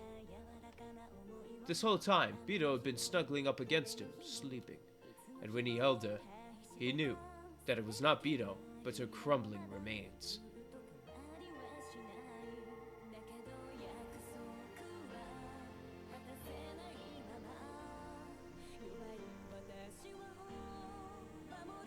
So when Badler just tried to hold that foam, as fragile as ash, then, just like a sandcastle made on a beach, washed away by a small wave, it fell apart and lost its form. At Badler's feet lay nothing but the ragged remnants of Beto's dress and a pile of ash. No, on top of that pile of ash, he could see something sparkling gold. It was the husk of a single gold butterfly, which had been torn to bits, and so Badler knew. I've definitely reached the truth. However, I wasn't able to do it, while Beto still remains in this world. Beto.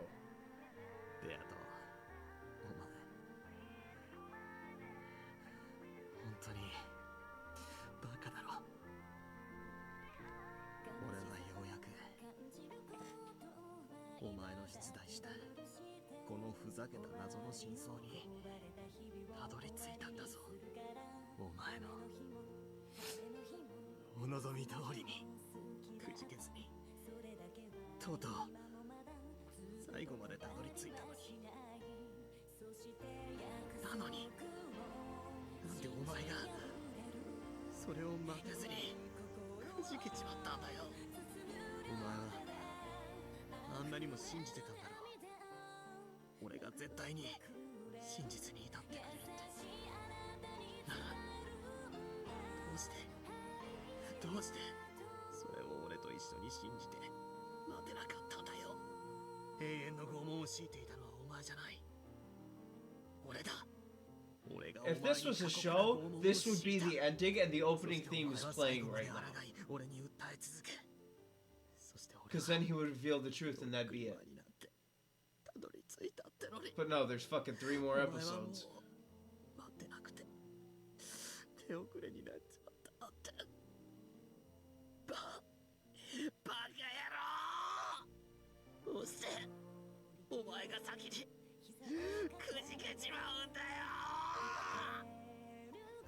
It's my fault. I forced her to endure this torture. In fact, she's been doing a wonderful job sticking through it for so long. Over and over and over again, you kept on protesting to me. Because I was so incompetent, it was as though I couldn't understand the truth.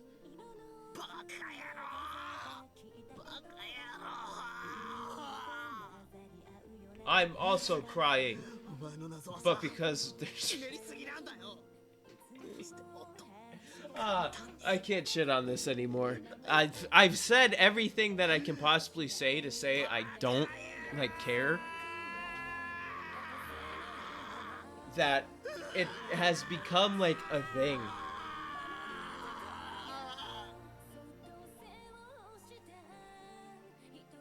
His scream of pain filled the sad cathedral. The sad witch who wasn't able to communicate the truth to Badler. The sad man who wasn't able to understand the witch's truth. Badler's howl of anger and sadness ran out for that pair. The clock hung in the cathedral showed that it was 2400 on October 5th, 1986. Time was up for everything. You're kidding me. Don't set something like a time limit on this difficult riddle you're so proud of.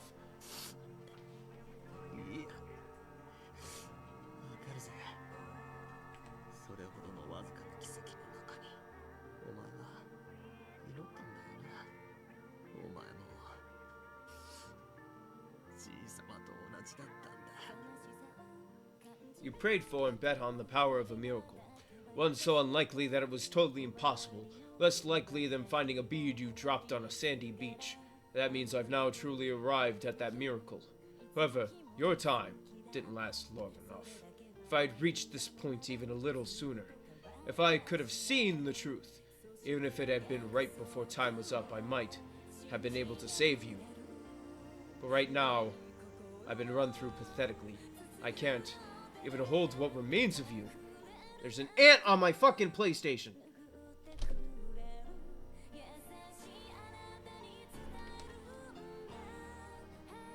Now I gotta deal with that, so I'll be back.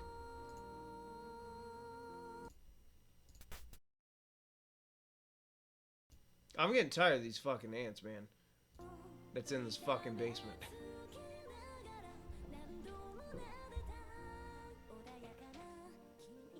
I don't even know where I was at.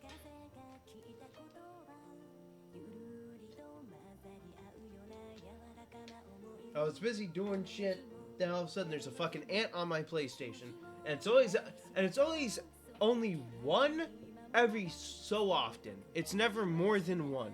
I've never seen more than one recently. There's only ever been one. And it's always near me, and I'm starting to think it's coming from somewhere involving my clothes, but I don't know fucking how.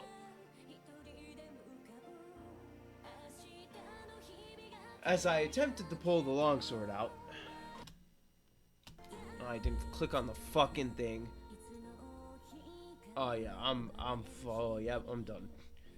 I'm tired.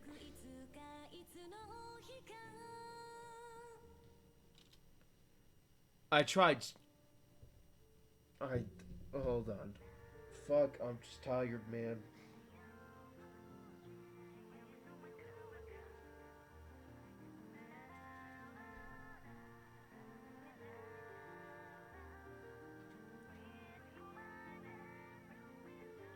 Oh my god, why is there shit in my eye now?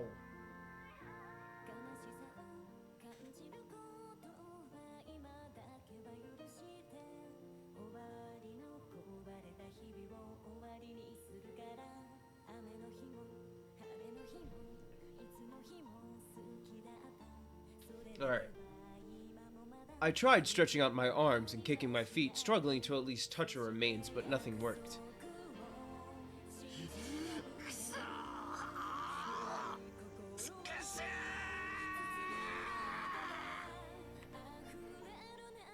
At that time, I noticed a golden glint on the palm of my hand. It was a single wing from a gold butterfly. That small fragment of gold was the only piece of beetle that I was permitted to touch.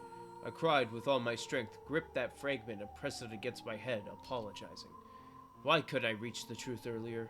Then I pressed it to my chest, promising that even now I would never again lose the truth. When I pressed my hand against my chest, the sword piercing my chest cut my wrist and blood dribbled out. That blood spread through my fist, and it must have soaked that gold fragment with my red blood. It must have been the only way of telling her that I'd found the truth she wanted to know about. I clutched the wings of the gold butterfly with my freshly bleeding hand and pressed it against the red sword that pierced me. At this point, Ushiromiya Badler knows, and he understands. He's found this tale's everything.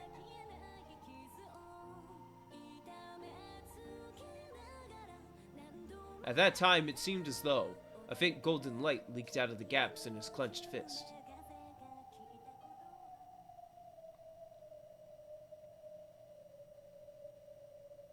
The two witches had their backs turned, and Erika was laughing at Badler's corpse. 本当に無様ですね、バトラさん。あなたの愚かさを石像にして永遠に。I told you it'd happen. At that time, Badler's chest, no, the red longsword that pierced Badler, began to sparkle gold from deep within his chest.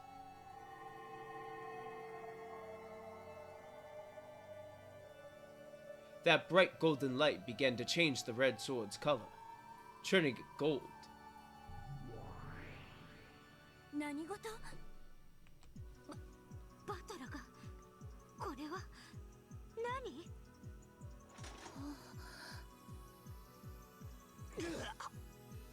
Badler coughed up blood and groaned.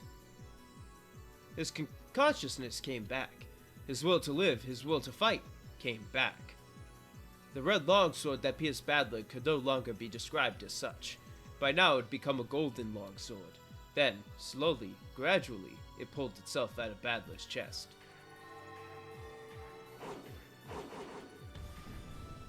It finally pulled itself free and started dancing through the air, then stood up in front of Badler's eyes as though it knew who its master was. Badler, crawling on the floor and moaning, grabbed the golden longsword, and though it looked painful, he slowly rose to his feet once again.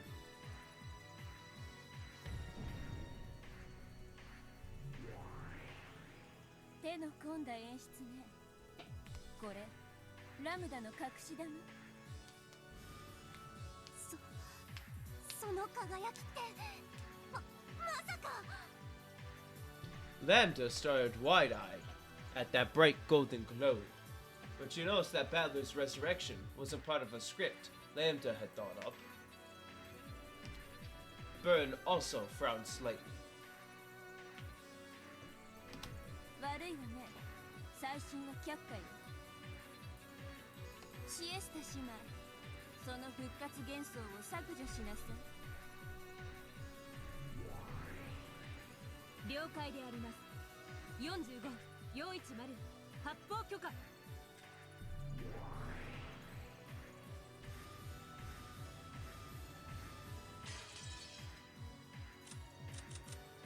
それが照準不能 IFF エラーコード999ヒュー39だ。バカな。 The Chester sisters hesitated, unable to carry out Bernkestel's orders. ラムダ、これはどういう茶番よ。完全に魔女幻想は打ち破られて、法廷は私の勝利に終わったはずよ。悪いわねベル。もう少し付き合ってもらうわ。そうでしょ後ろ宮バトラ。ああ、待たせたな、エリカ。 He sounds disinterested, just as much as I am. 俺の真実の番だぜ。最新請求を受理するわ。魔女集会の幻想法廷の閉廷は撤回される。異議提出。すでに裁判は決審し、判決は公示されている。異議却下。いかなる判決も新たな真実の前にはかすむ。異議提出。バトラはプレイヤーを追放されただけでなく、魔女の地位を持たない。上告する資格を持たない。異議却下。もうね、あるのよ彼には。絶対の魔女ラムダデルタの名において認めるわ。後ろ宮バトラ、あなたを新たな黄金の魔女。 Ah, what the fuck? 無限の魔術師。 Oh, endless sorcerer. Very different. なんですって。バトラが魔女の位を。 The rank of a witch, which she had desired for so long, had been granted to Badler so quickly. And on top of that, this wasn't anything temporary. This was an official, proper authorization by Lambda Delta. Erica couldn't accept it, and her face turned bright red.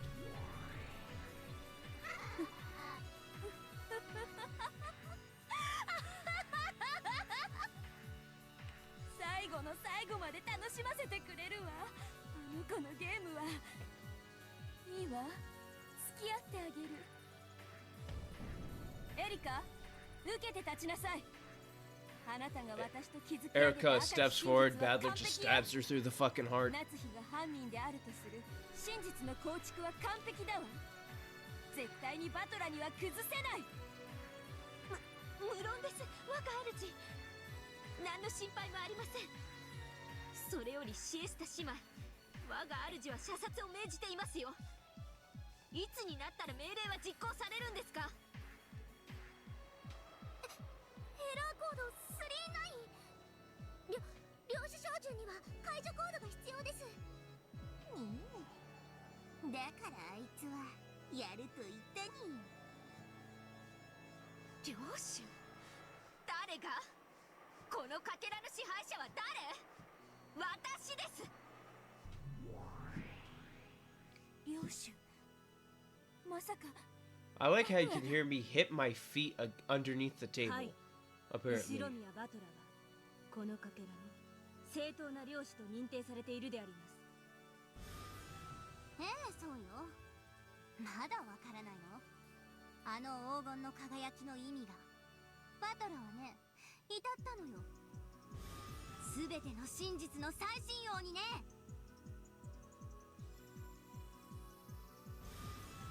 だからバトラは今やこの世界の物語のゲームのすべてを理解している。それはつまりゲームの支配者の地位を得たということよ。それを信じたくないでしょ。 So he's the new game master.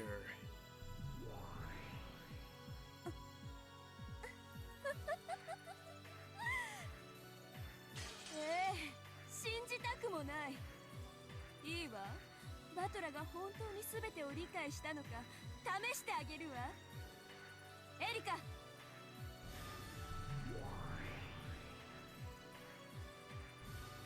残念ねエリカ。せっかくこのかけらの領主に任命されたところだけれど、それを剥奪するわ。このかけらの新しい領主は後ろに Get バトラよ。 fucking pranked, lady. 悔しい。ねえねえ悔しい。せっかく領主になれたのにいきなり剥奪ってどんな気持ち？どんな気持ち？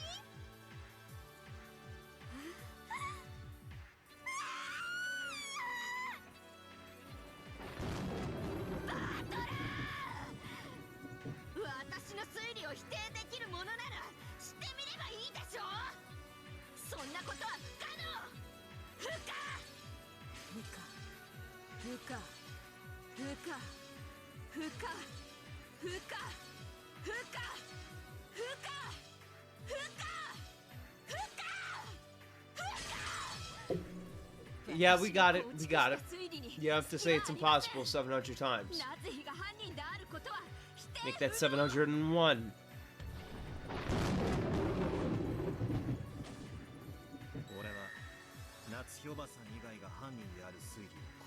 Gosh, well, he's a witch now, so it doesn't fucking matter. He can just say whatever fucking red truth he wants.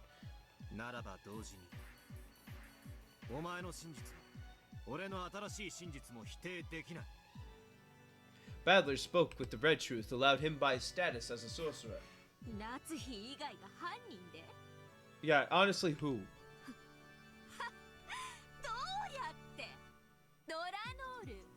I swear to God, these next 3 episodes are gonna piss me off. In more ways than one, I fucking calling it. Slowly, Delano stepped forwards. In her hand was the red longsword of the Decalogue. She also had a blue short sword. In Badler's hand was a golden longsword. The two rivals once again, no, for the first time, they truly confronted each other. バトラー、待っていました。待たせたな。いいえ、あなたの帰りは私の予想より早かったです。殺しなさい。トラノール A ノックス。 Delano's form disappeared in an instant, as though his slow, dignified movements from before were only a lie. They're doing the fucking... The curve drawn by the long sword of red truth burned itself into the retinas of those who saw it. They're flashing around like it's fucking Dragon Ball Z. Before anyone had enough time to follow that curve, it was already approaching Badler's chest. エリカ教の推理により第5のゲームは解決しました。この推理による真実を覆す新事実は存在しません。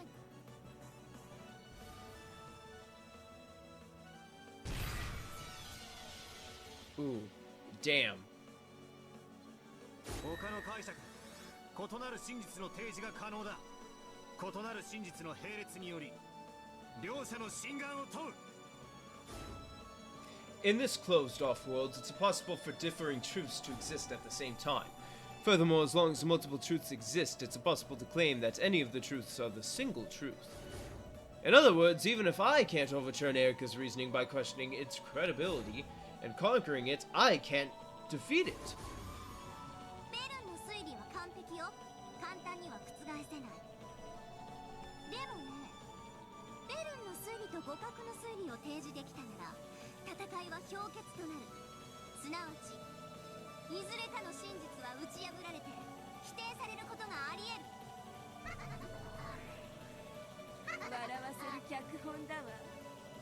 悪魔の脚本はやはりこうでなくっちゃ。では問いましょう。夏日以外の誰が犯人という仮説ですか？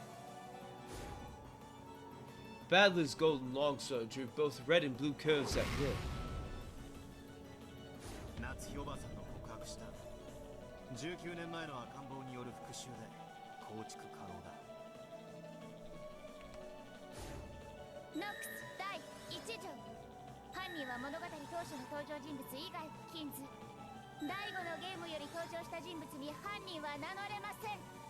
その19年前の赤ん坊は最初から俺たちの中にいるとしたら、例えばそれが俺だとしたら、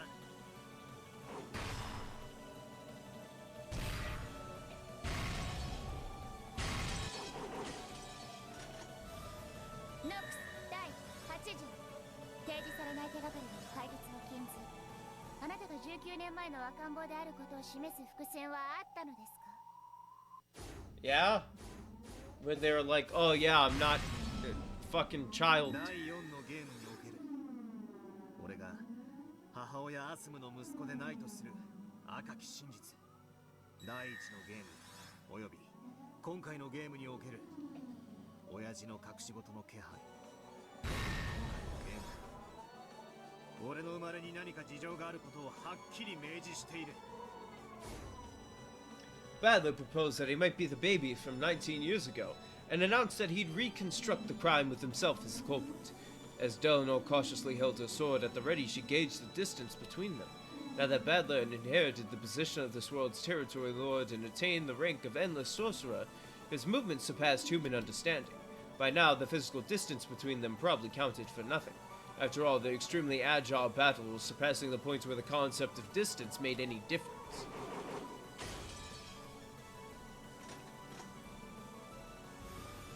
まずは見事です。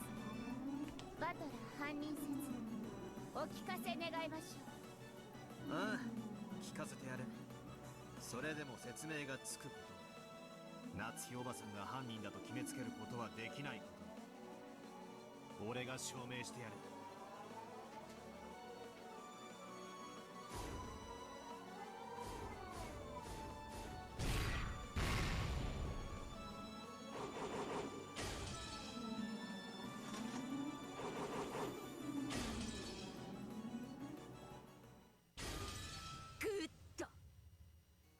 犯人というならいくつもの矛盾が生じます。その矛盾があなたのか弱い真実を刈り取る。この私、探偵にして真実の魔女フルドエリカが。 This time, Erica stepped forward.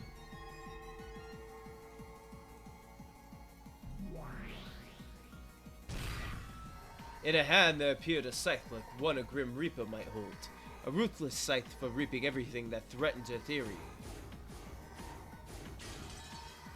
犯行時刻は24時からの1時間しかありえない。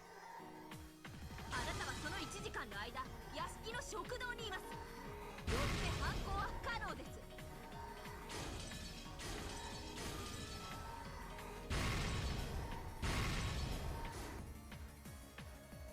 Oh shit.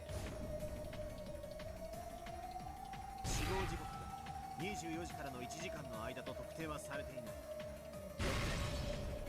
犯行は24時から午前1時までの間でなくとも可能だ。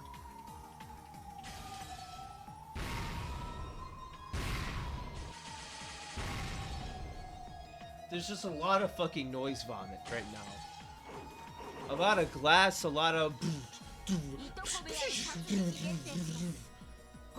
1時から事件発覚までいとこ部屋での犯行は不可能です。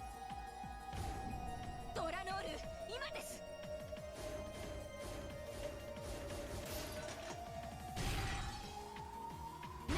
第8条、提示されない手がかりでの解決を禁ず。いとこ部屋で実際に犯行が行われたなら手がかりが提示されなくてはなりません。それが朝まで室内の異常を監視していた探偵であるエリカ卿に与えられなかった以上、犯行は不可能です。事件発覚とは俺が悲鳴を上げて全員が集まった段階のことだ。そこまでに殺すことが不可能であって、それ以降に殺すことが可能だ。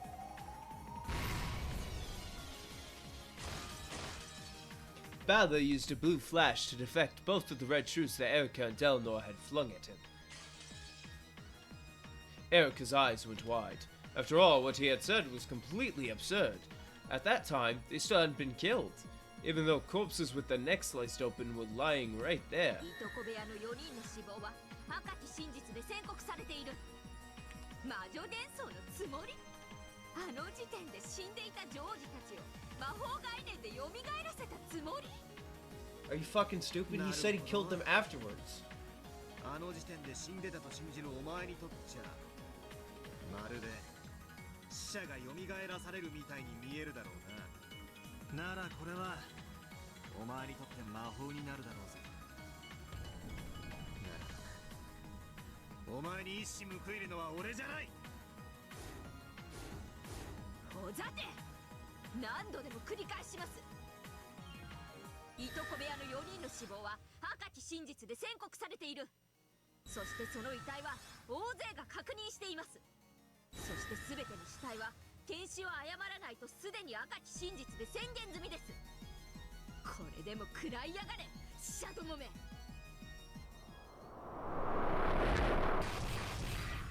Oh shit. Renov! その赤き真実が何時の時点でのものかお忘れですか、お嬢さん。 The fierce shower of red was blocked by a magical barrier set up by Renov, who suddenly appeared right in front of Badna. Now that Bito was gone, the demons shouldn't have been able to manifest themselves in the real world. However, he existed here, and calmly dealt with Erika's attack.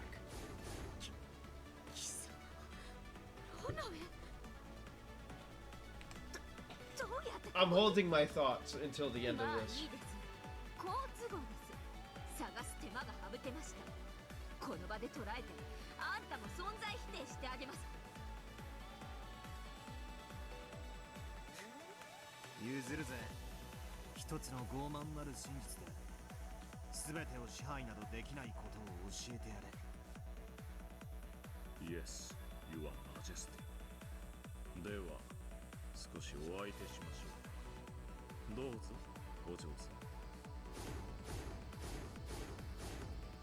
ならあの赤き真実の死亡宣告は何時の時点でのものだというのですか。それがあんたには特定できるって言うんですか。特定できない以上事件発覚の時点での死亡宣告であることを否定はできません。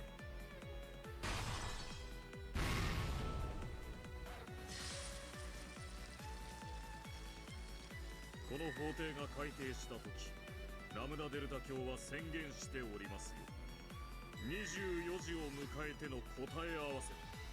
死亡宣告は2日目24時、すなわちゲーム終了時点のものです。そしてそれは事件発覚後と呼ばれる2日目朝以降の殺人を否定するものではありません。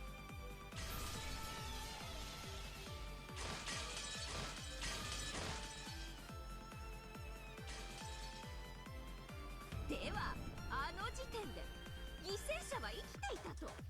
首がばっくりと裂かれているのに。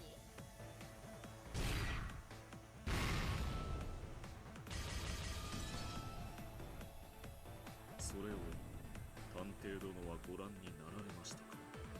確かに全ての死体は誰であっても検視を誤ることはないとなっておりますが、死体でない死体と言っていけないとは言われておりません。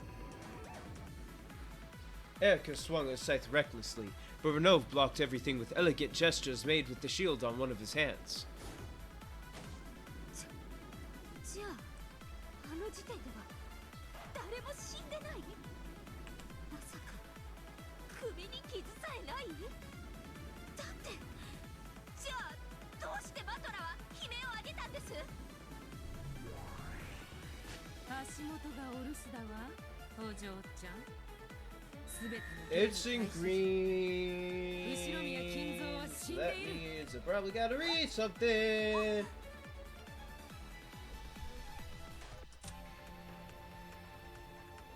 Oh wait, I went to the wrong fucking menu. Oh, let's just look at characters. Oh wow, nothing probably.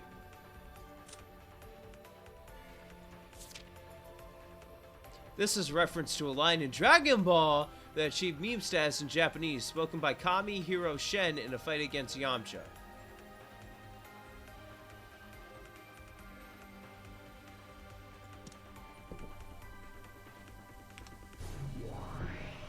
A pitch black hole opened beneath Erika's feet and swallowed her up. She could probably see through to the other side of the hole. God, I'm like real fucking itchy all of a sudden. It was the same thing you'd see if you looked down out of the skylight on the ceiling of this cathedral.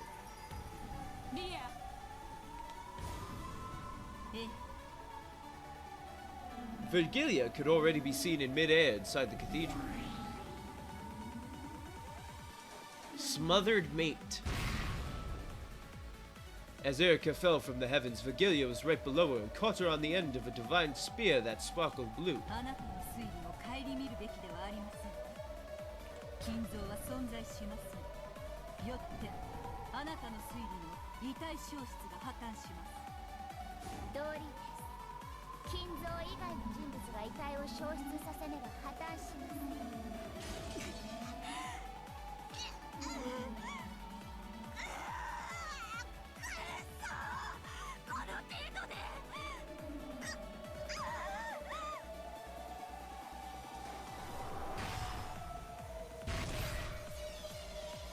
Vigilia's blue divine spear skewered and pinned Erica in the middle.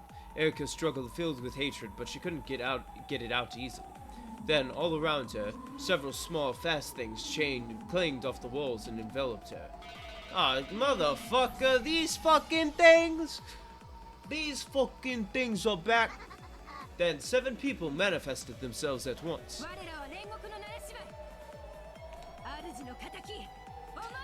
This is exactly like in anime. All the allies team up to fight the piece of shit.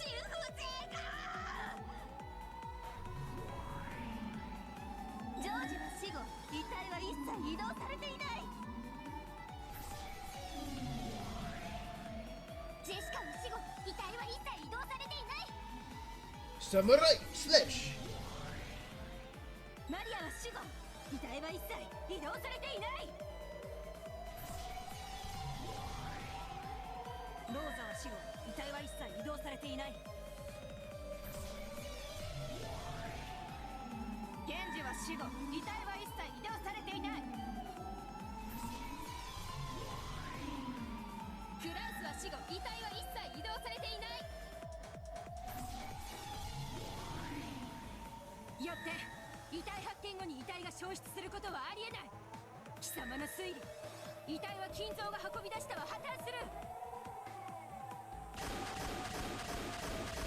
They lit her ass up with my Glocks, because I handed them all to them.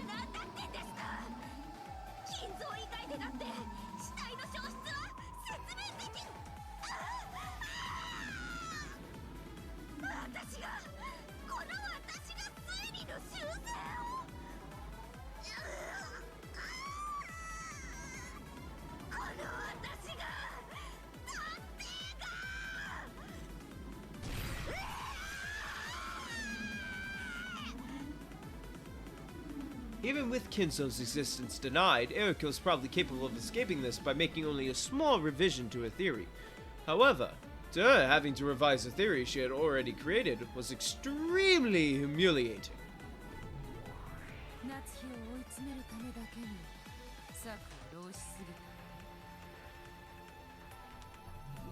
I got a lot of things to say, but I'ma wait. Nothing bad. Just something I gotta bring up.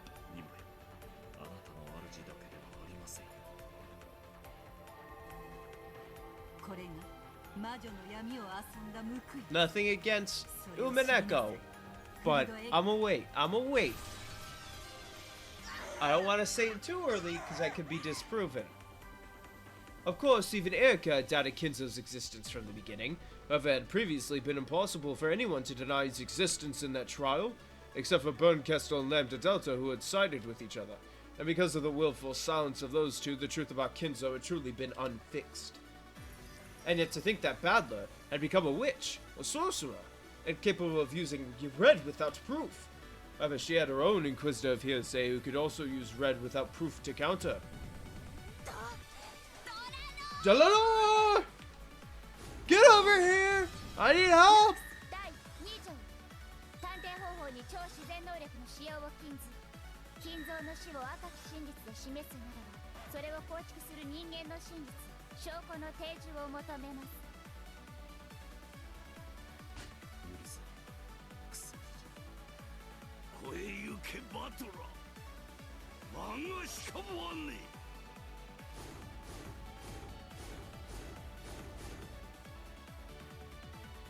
There's your proof right there, bitch.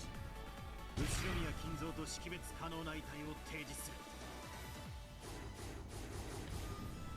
の遺体が後宮金蔵であると証明することができますか？どれほど金蔵に酷似した遺体であろうとも当人であることを証明できない限り、第三者の身代わり死体であるとの主張が可能です。それが金蔵の遺体であることを人間の真実で示せますか？本件のみ、赤き真実のみでの反論を無効とします。Holy fuck. I don't even know what happened, but you just got blocked the fuck out. 赤き真実での反論を無効？そんな思考もあるのね。確かに第三者の死体が存在しないことはすでに赤で語られてる。しかしそれを赤で語ることを禁じられたらバトラのやつお手上げじゃない。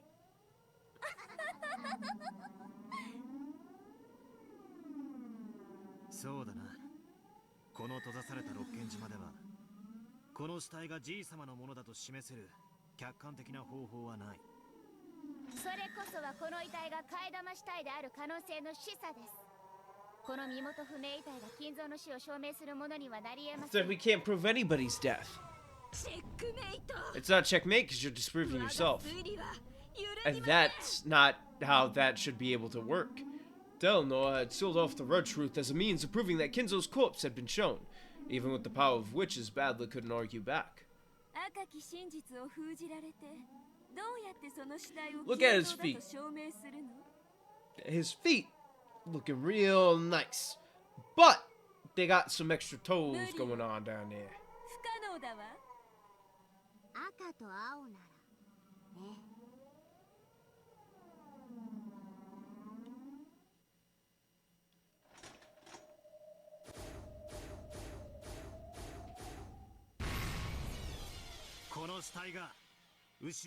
Oh shit, he's got a new fucking thing.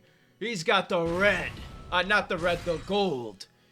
Then, when Delnor met with Badler's golden flash, she was unable to fully block it with either her red long sword or a blue short sword, and she was blown backwards into empty space. He's got the gold guarantee.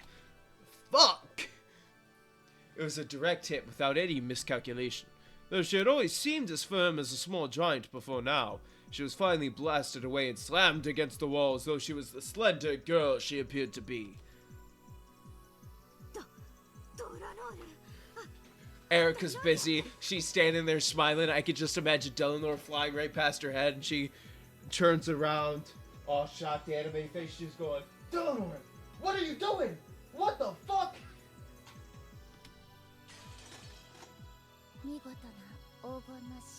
Gold truth? No, that was a gold guarantee.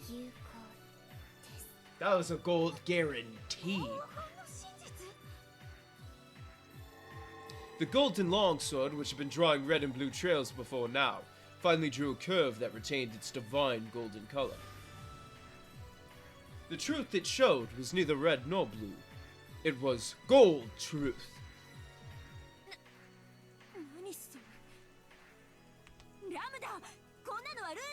Even Lambda don't know what the fuck going on.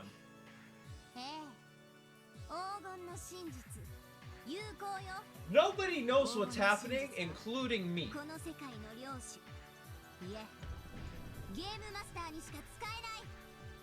Fucking gold guarantee, brother. That's exactly what I wanted to happen since the last episode. Some crazy shit. And the gold guarantee is some crazy shit. I don't like calling it gold truth. I like gold guarantee. It's got that alliteration.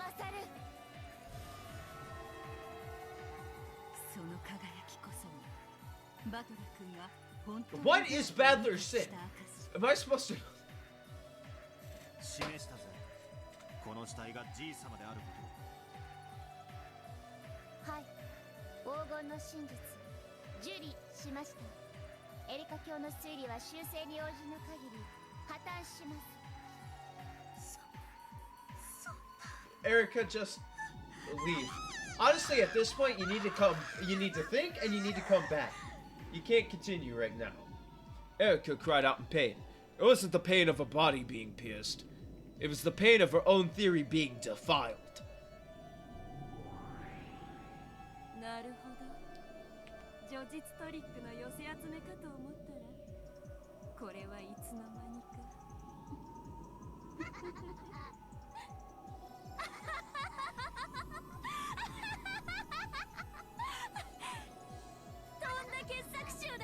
I'm gonna have to look up what that is. Please. Don't assume that I know what that is, game. And then there are more Acroids. And no more Acroids. What the fuck? It's not gonna be in here, is it? Nah. Alright. Time to look it up.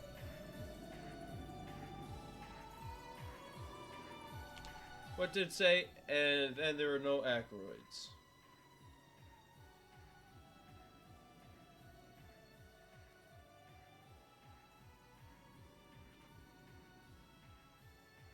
Oh, it's a murder.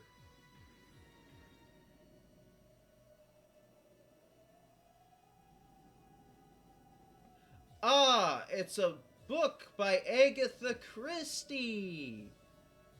Okay. Doesn't explain shit, but I know it's a Agatha Christie book now, which at least I've heard of that author. あんたの遺体消失の真実、もはやこれ以上語らずとも完全に理解させてもらったわ。なるほどね。I felt like I heard that before too, so it's definitely something to know. But that don't matter to me anymore. 19年前の男の復讐を軸にしたあんたの真実、その全て理解し受理したわ。 Hold on. It is now 4 hours in. So I need to hit you guys with another one of these. Go to my Discord server. In fact, I'll hit you with all of them. There's my Instagram. And even better, there's my Twitter. For anybody watching this VOD with the chat open, go to my Discord. Link is there. Go to my Instagram. Follow me on there. Go to Twitter. Follow me on there. Discord is where you can suggest me games and shit and all that crazy fucking wild stuff. Suggest me games. Deal with other stuff. Talk with everybody else. Or if you're watching this on YouTube, it's on the description below. Sorry, have to. I feel like it's important for me to do that every once in a while, so I'm gonna do it every once in a while. Next time it'll happen, I'm just gonna mention it. It'll be in the outro. So we're done mentioning it during the stream, essentially. 秀吉の密室や夏日の自室の封印やクローゼットのボタンやまだまだ他にも反論の手段が用意してあります。あんたまだバトラに反応できる気でいるの？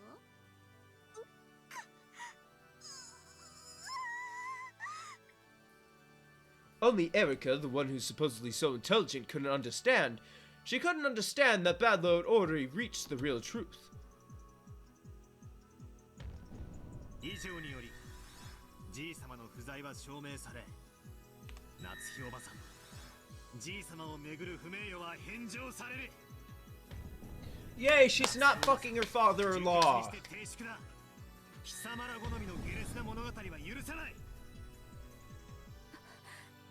Yay, she respects her husband.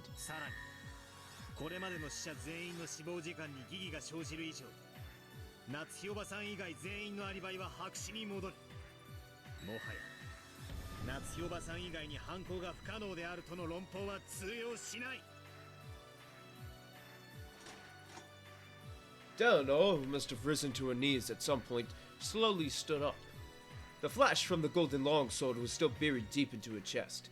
The pain didn't show in her expression. Her awkward movements clearly showed how serious the damage she had taken was. Even though she herself knew that the match was long over by now, Delano didn't abandon her duty. されどあなたはいとこ部屋にて5人不可能な遺体を確認されております。それが虚偽であったとおっしゃるのですか？ノックス第7条、探偵が犯人であることを禁ず。探偵は客観的視点も義務付けられています。 But Badler wasn't the detective anymore. It was Erica. 探偵はフルドエリカだぜ。今回の俺は探偵じゃない。 Yeah, I got problems. ノックス第9条。観測者は自分の well, it's not problems. It's more of something I said way like a while ago. ノックス第8条、提示されない手がかりでの解決を禁ず。これまでのあなたは探偵でした。そのあなたが今回は探偵でなく試験を交える観測者であったことは示されていたのです。 Yes. それがない限り、あなたには主観を偽る。 Wasn't it? It was shown to us. I don't know if it was shown to anybody else. It was shown to us. 気分の謎の仕掛けを解いたとき、じい様を目撃している。すでに赤で示されている通り、じい様は存在しない。その目撃は不可能だ。よって俺の視点に客観性がないことはすでに示されている。それは風雨になびくことか何かをあなたが誤認しただけの可能性があります。ノックス第9条を示す伏線とはなり得ません。誤認は全ての観測者に許された権利です。第4のゲームにてデアトが示した赤き真実。全ての人物は後ろ宮金蔵を見間違わない。Oh! It's the red truth Beto used to counter my blue truth claim that someone disguised themselves as Kinzo, to make it seem as though Grandfather had appeared. In other words, on this island, anything which might lead someone to visually mistake something for Grandfather, including someone else pretending to be Grandfather, cannot ever work. All of Nazi's schemes to make it seem Grandfather existed were hidden in the relatives' blind spots. All of them clever tricks like he was here just a second ago, or he's in his study alone now. They never tried to make anyone mistake something they saw for Grandfather himself, so there are no contradictions. If they had tried to dress one of the servants in Grandfather's robe, it probably would have been seen through in an instant. It has been guaranteed that none of the characters in this tale would mistake something for Grandfather by sight. If someone claims to have seen Grandfather despite that, it becomes a lie.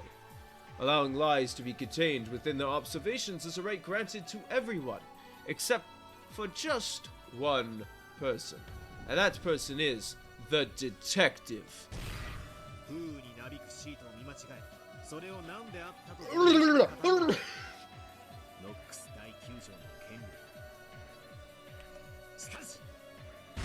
See, now this is where it's getting good.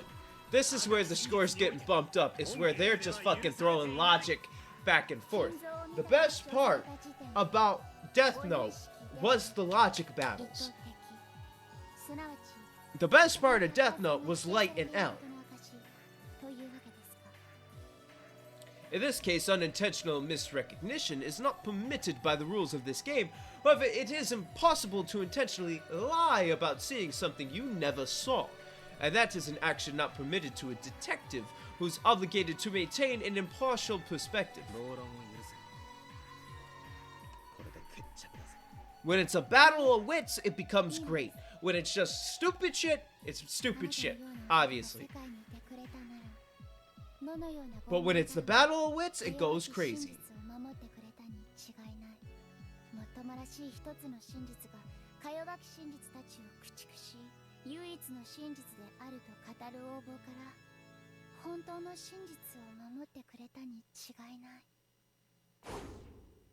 Badler's golden longsword drew a massive blue arc as though splitting the heavens. よって今回のゲームにおける俺の観測は第7条でなく第9条に基づく The ninth commandment from God. Bless. Oh, testify! That's another wrestling reference most of you probably won't even fucking get. And if you do get these wrestling references, I'm gonna put them all in the video. You can comment or some shit on the VOD or whatever. I don't care. The noise that rang out across the cathedral was the sound of Delano's longsword clattering to the floor. Simply letting go of that was the same as resigning to the proud Delano. Though the blue trail Badler had drawn was aiming right for the top of Delano's head, it stopped a hair's breadth away. If it hadn't, Delano would probably have been annihilated, without leaving a single scrap of flesh behind. Resign です。あなたの真実の否定を断念します。借りは返した。お前の親父に敬意を。実戒は傲慢でも批判でもなかった。父に敬意を。Delano sat down on the floor and completely abandoned her will to fight. Hold on. Didn't Delano kill her father? Isn't that something that's said in there?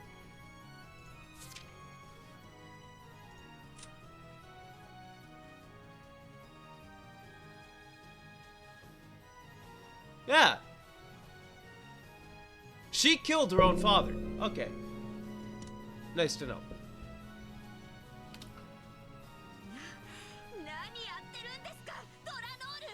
I had to confirm. I remembered that in the back of my mind. my mind went, she killed that guy. I was like, really? Let me pull that to the front and then push it right back later. それでもミステリーの鎖魔法に屈するの？そんなのミステリーの歴史が許さない。お前こそ何もミステリーを分かってないな。ミステリーが相手を知的に見下すための狂気にしか見えてないなら、お前に俺は二度とそれを語らせない。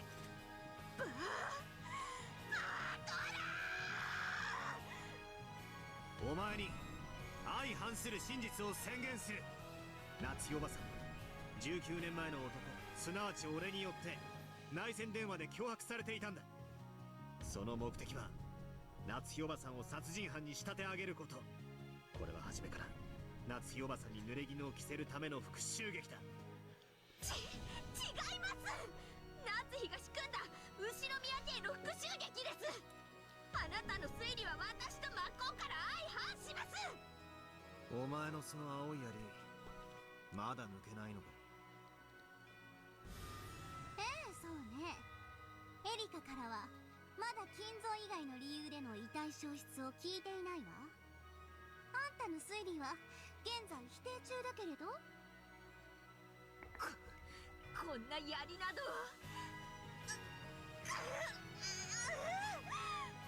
文人どもめ、邪魔だ。The deeply piercing blue spear and the 7 red stakes tormented her theory. They won't come out. They won't come out. 修正とエリカの推理の誤りを認めるわ。そんな我が主。Watching Erica's face contort with pain as she struggled to escape from the spear, Bernkastel spoke this with a disgusted expression. Faced with the facts, Bernkastel acknowledged Erica's loss herself. Erica gazed at a master who was no longer confident in Erica's own victory, with a mixture of shock and despair. あんたのプライドなんて知ったことじゃないわ。 Oh! Wait, I'll do it for the bit. That wasn't a good one, hold on. There you go, that one was better. 私自らがやはり降臨しなきゃダメなのかしら。やはり駒なんていらないわ。ああ、めんどくさい、めんどくさい、七めんどくさい。駒なんていらないわ。捨ててしまう。ああ、残念、無念、失望、絶望、期待外れの的外れ。 Erica, you're gonna get fucking thrown in the trash like you're a rat. Oh, she gonna put you in a fucking mousetrap. Bitch. Go find your fucking cheese, bitch. Go find some fucking New York street pizza, you street rat, bitch.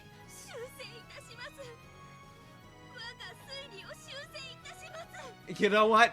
At some point, I need somebody to go through every single fucking video of me playing this. And how many times I've said the word bitch. I've said it so many times playing this game. As Erica's face twisted in humiliation and tears streamed from her eyes, she withdrew and revised her own theory in accordance with the master's order. It's gotta be up there. It's gotta be at least like fucking 50. Mumbling quietly, she made various revisions with the blue truth, had them acknowledged by Lambda Delta, and finally had the blue spear smashed and was freed. Though that blue truth did indeed explain how the corpses had disappeared, it couldn't conceal its desperation and was a bit of truly shabby reasoning. My master. 受けました。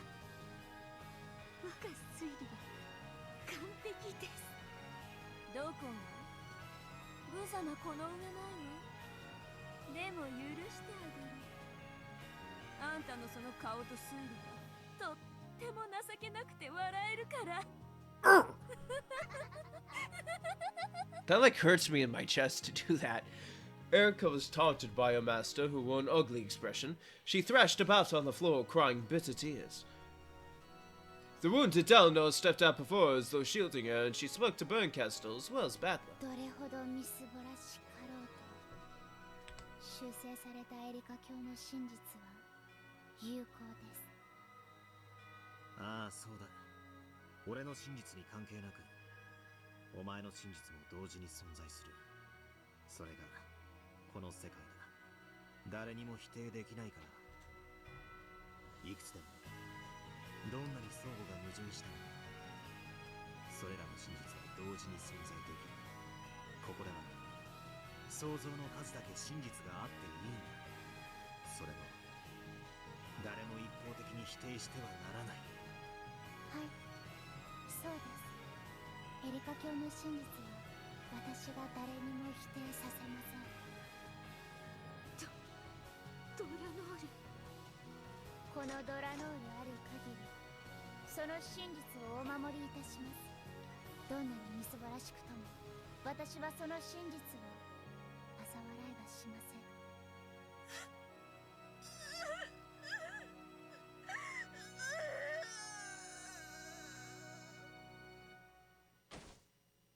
The words Delanor, whom Erica had previously looked down upon, led Erica to once again thrash about on the floor, sobbing. 唯一の真実が存在しない限り、全ては闇の底だ。すなわち、俺の推理もエリカの推理も否定不能であると同時に唯一の真実でもない。否定できないが絶対でもない。あやふやなものだ。確定しない以上、魔女幻想はまだ存在してる。それを暴くことが許されてるのはエリカでなければ貴様らでもない。この俺だけだ。俺以外にベアトリーチェの魔女幻想は暴かせない。判決を変更。後ろ宮バトラの示した真実により、エリカの真実の唯一性は失われた。しかしエリカの真実は否定不能。よって2人の真実は並び立つ。第5のゲームの決着を撤回。ゲームはイーブンに戻るわ。そしてゲームマスターは私から黄金の魔術師後ろ宮バトラ。 Hey! Baller's the Game Master! 後ろ宮バトラ、前へ。あんたを I'm not getting to the Metallica bit. It didn't work the first time, it's not gonna work the second time. するわよね。 Yes! しなさい。 You should accept 新 it. しい無限の魔女。 Accept it! Be the master! ああ、俺が新しいゲームマスターだ。第6のゲーム俺が紡ぐ。エリカ、今度こそ俺と決着をつけようじゃねえか。立て。立ちますとも、この屈辱、晴らす機会を与えたことを後悔させましょう。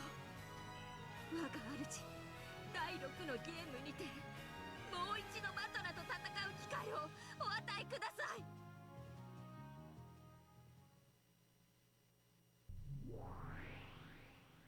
ええ、もちろんよ。チャンスをあげる。あら、すごいわね。あなたがチャンスをあげるなんて。これって奇跡じゃないの？奇跡の魔女ベルンカステル。エリカ、奇跡的にあなたは命拾いしたわ。第6のゲーム、バトラの A character in an anime I watched once said, if a miracle can only happen once, what's it called the second 捨てら time? れたくなければね。はい、我が主。ドラノール。 Like some shit.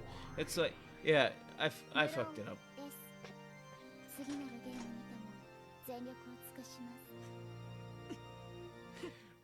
I was supposed to say, what's it called if it happens twice? もう客人のふりはしません。私とドラノールであなたのゲームを引き裂いてみせます。ああ、招待してやるぜ。俺の第6のゲームにな。悪いがタイトルはお前のつけたチェックメイト・オブ・ザではなくなるぜ。あなたのゲームです。あなたが名付けるといいでしょう。その挑戦。 Can I type in a name, please? That would be fun. I would type in some stupid shit. 探偵。あなたがこのゲームの新たな支配者であることを認め、そして宣戦布告します。絶対に暴いてやる。殺してやる。黄金の魔術師後ろ宮バトラー。ああ、存分にかかってこい、フルドエリカ。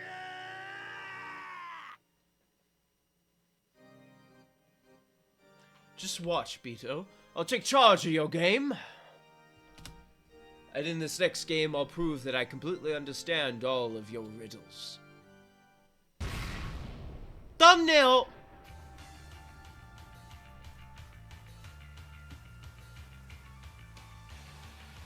I'm awake because there could be lyrics.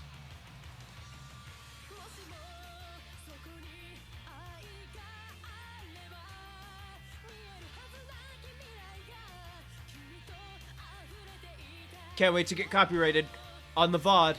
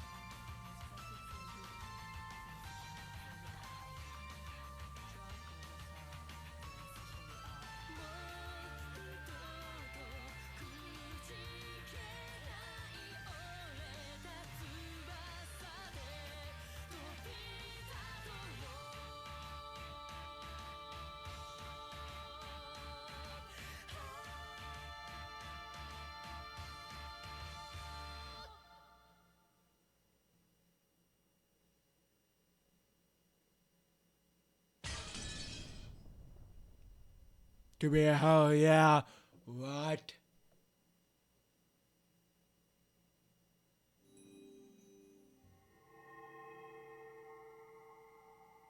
New game board and new elements.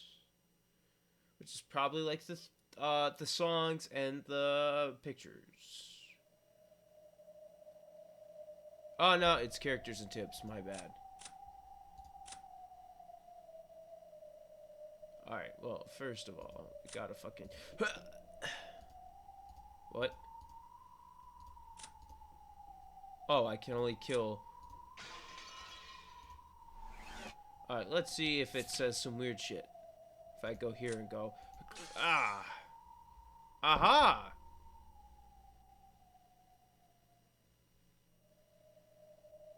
Aha! Information! Now Beatrice on the highest plane and the one who created this world entrusted everything to Badler during the 4th game and gave up the position of Game Master. She has lost not only the will to fight, but even the will to express herself and is now little more than a doll. In the world of the game board, those who do not fight have no meaning, her existence is gradually losing its value, and will probably break down and disappear before too long. Get back here, you. Can't. Can't. Can't. Can't. Can't. I gotta check them all. Kill this one. No. Can I kill this one? No. This one? No. This one? No. This one? This one? How about change? Okay, why would I want her with glasses? What the fuck kind of shit is that? Oh wait, I didn't. Okay. Gotta check them all, you know. I could still resurrect that one. But fucking kill her anyway. Her ass doesn't deserve to live. Alright, and then tips. Make sure nothing... Yeah, alright. Alright, I'm gonna say what I was gonna say before I start it. I'm pretty sure I said at one point that this was an out there theory. But didn't I say that Badler was a culprit? I was onto something, just in the wrong episode apparently. In the wrong, I was thinking about this in the wrong episode. Cuz technically he was the detective and don't you fucking do it. He was technically the detective, at least in the second one. I don't know about the third and fourth one, probably. But still, I was right. Just a little earlier than expected, but I was right. You can't deny that one. I did say Badler was a culprit. Just earlier than when I should have said it. Because when I should have said it, I'm pretty sure I was saying it back in episode 4 or 3 when I was filming. Whatever episode. I think it was on episode 4 or 3. Alright. Dawn of the Golden Witch. Good morning. It is at last time for the curtain to rise on Badler-sama's game. Let's observe the light from the opposite side of the chessboard. Can Badler-sama succeed in playing the demanding role of the game master? There's no longer any difficulty level. At this point, these are not hints, but a confession. Alright. I need food, so I'm going to eat. I'm going to stuff my face with fucking something. So I'll be back.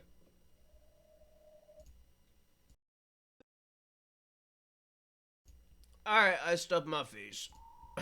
I ate food.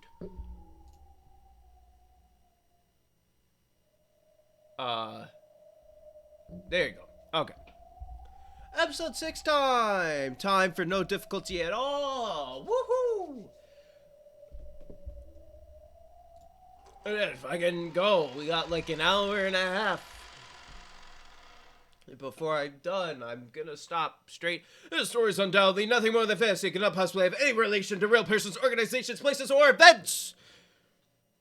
We take this opportunity to remind you players that owning the PS3 and PC editions of Umineko is a requirement for playing this game. We hope you enjoy a fresh new experience with the continuation of the story and wish you blah blah blah blah. Yaha! I do own both of them from Steam. Because I bought them. Because, hey, I bought them. I'm gonna play them this way.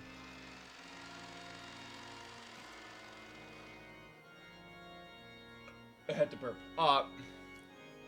Yeah, I'm gonna stop at 2.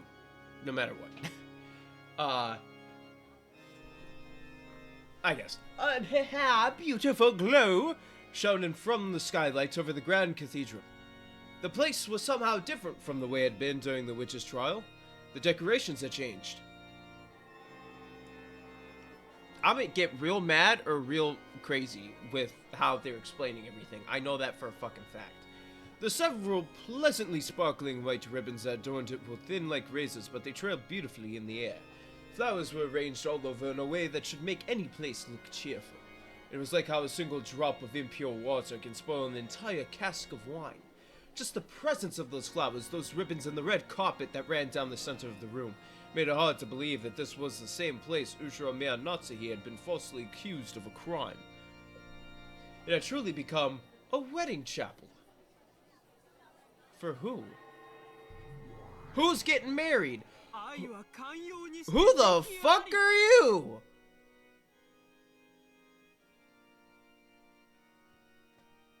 I'm gonna be honest.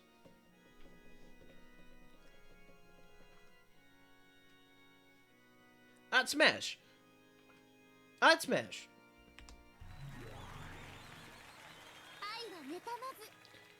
That one, clearly the same person. So, I'd smash. Those words spoken by 2 demons who seemed to be in charge of this gathering were part of a ceremony for making an oath of love before the eyes of God. Bless, testify! Of course, in this wedding celebrated by demons, there's no priest in sight. Instead, there stood the witch who controls miracles.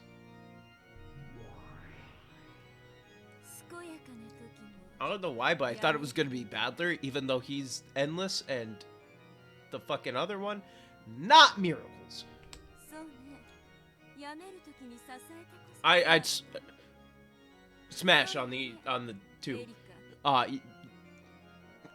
Smash. Not smash. Looks like a child. Probably is still a child.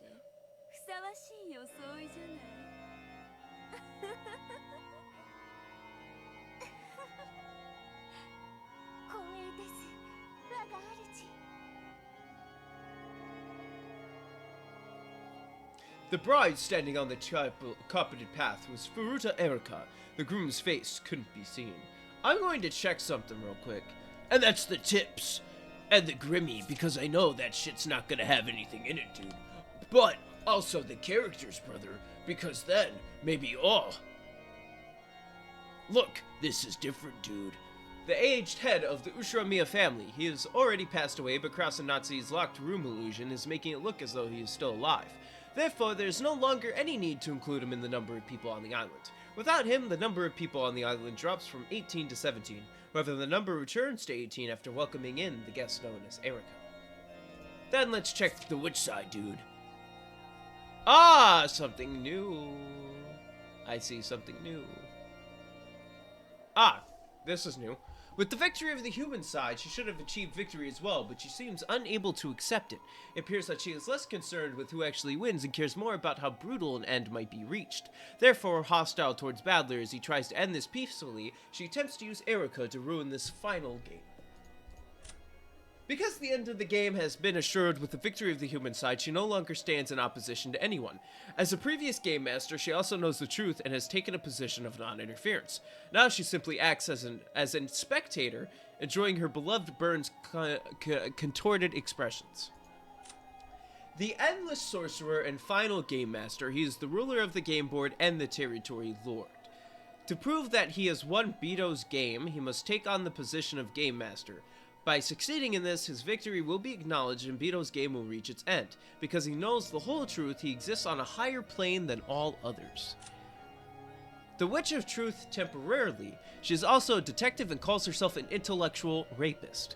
Participates in Badler's game as the human side player. She possesses numerous skills that qualify her to call herself a detective, and these can even be elevated to the level of Red Truth when acknowledged by her master Bernkastel. Whether she wins or loses, this will be the last game, and there will be no further use for her. So she's getting cast aside. That's the same.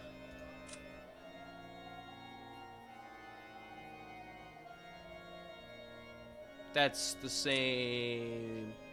That's the same. That's the same. That's the same. I'm pretty sure that's the same. Same. Same. Same. Same. Which one likes eating, people? Yeah, right there. Yeah, that's all good. Let me check Badler and see if that changed. No. Alright, we're good. Sorry, you know, I always gotta check the characters and tips in the Grimmy brother. The bride's outfit certainly was a pure white wedding dress. Her veil represented both the white of God's blessings and the white of a demon's cruelty. Bless Testafar! A great many goat nobles, witches, and demons were gathered for this wedding. If only their heads hadn't been those of goats, it would probably have seemed a very refined crowd worthy of this great cathedral.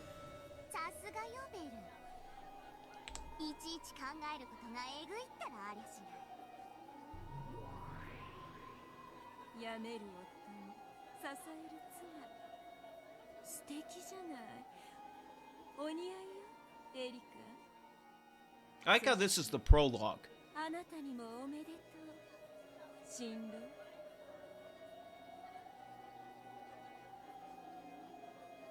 At that point, Bernkastel stared straight into the groom's eyes. The groom didn't answer.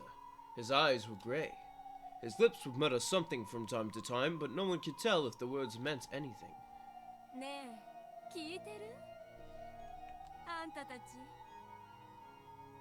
She spoke to the groom in the plural. Of course, there was only one groom. And of course, the gray-eyed groom didn't answer.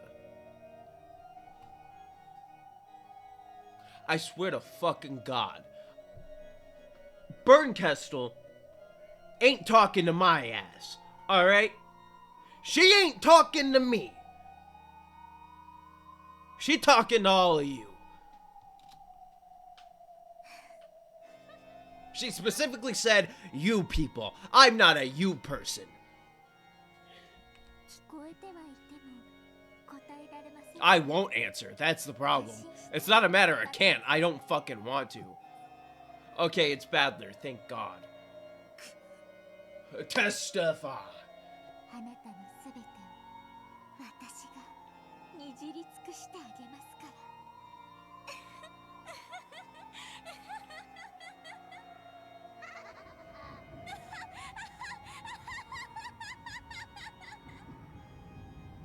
Alright, something stuck on my teeth. The witch Umineko sneered with an evil smile that even a demon would shudder to look at. Even that sneer provoked no response from Badler's dim eyes.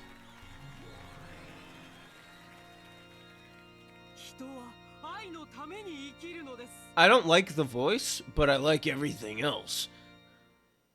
すなわち、今日あなた方は生まれてきた意味を、目的を成し遂げた。生きる力、愛の力のなんと偉大なことか。今日という日の輝きが Specifically the blue-haired one, Smash. 永遠に祝福しますように。うるさいわ、悪魔ども。次の次第は何よ。 Except for the voice. Every time I hear that voice, I get thrown off. Switch the voices. That'd be better. On Badler's hand was a ring bearing the seal of the one-winged eagle, proof that he was the territory lord of this world. And to be honest, the other voice is also kind of annoying. And on Erika's finger was a diamond ring that could not be shattered by any miracle. Diamonds signify an eternal bond. However, in Greek, the word diamond simply means unbreakable. Erika wasn't vowing to love Badler forever. She just wanted to rule over him as her eternal property. This wedding was being performed for the sole purpose of defiling Badler. ご安心を。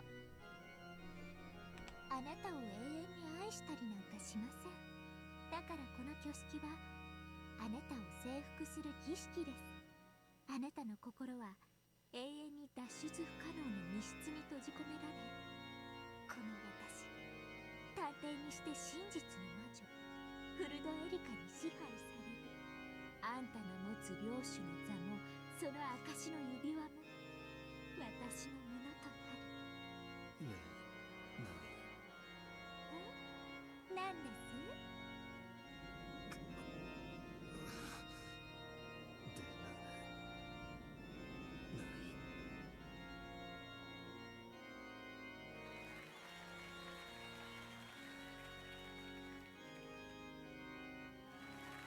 What's even happening?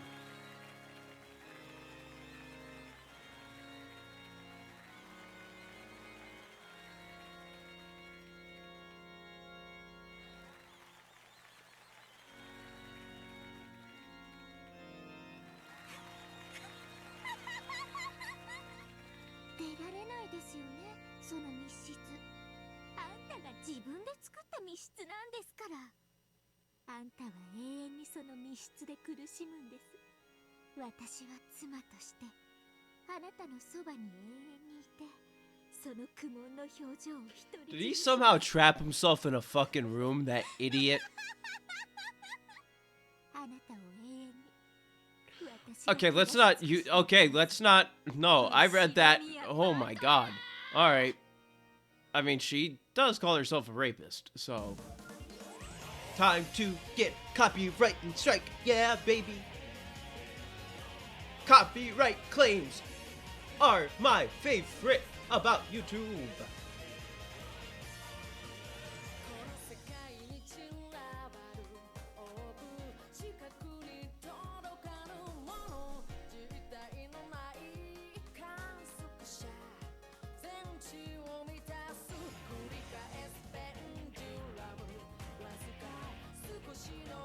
I just gotta let it happen. They can take my damn money, but they can't take my grapefruits.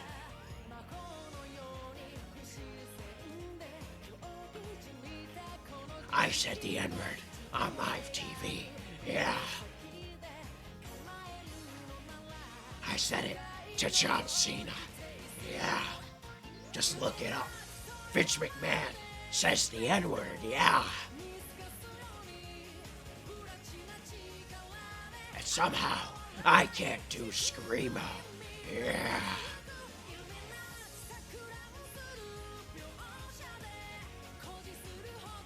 But I'm assuming I can, because I'm starting to sound like Motorhead.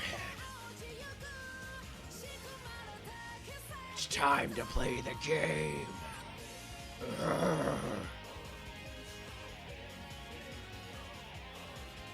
the smoking bitch from a smoking gun. I am the game, and I make the rules. So move on down here and die like a fool.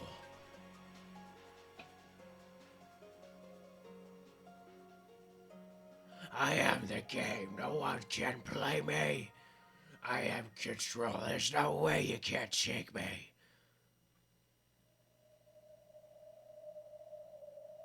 All that could be heard was the sound of the wind, a sound of misfortune, bringing sadness and unease to all who heard it.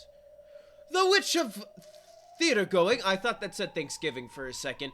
Time to look at the characters, dude. Even though we just checked them, brother, but we'll also take a look at, you guessed it, the tips and the Grimmy, brother. And there's nothing there, so let's continue. Oh, we're back here. Slowly, I came back to my senses. I finally regained consciousness on top of a bed with a firm mattress. Where was this again? I can't remember where this is, but I can vaguely recall that I must not remain here. The room was dimly lit. There was a light on, but that just made the darkness and eeriness of the room more apparent. There were no curtains over the window, but it was too dark outside to see anything beyond it. If I squinted into that pitch blackness, I felt as though I could see the Witch of the Forest peeking back at me from the darkness. I averted my gaze from the window in fear. I can't see or hear it, but I get the feeling that if I leave this room, it'll be bright and warm and someone else will be there for me. I want to get to where everyone else is as soon as I can. Bad memories from when I was very young began to well up. Horrible, harsh memories of when I started dozing off during a family gathering and was put to sleep in some room I didn't know. I remember waking up there, incredibly lonely and sobbing.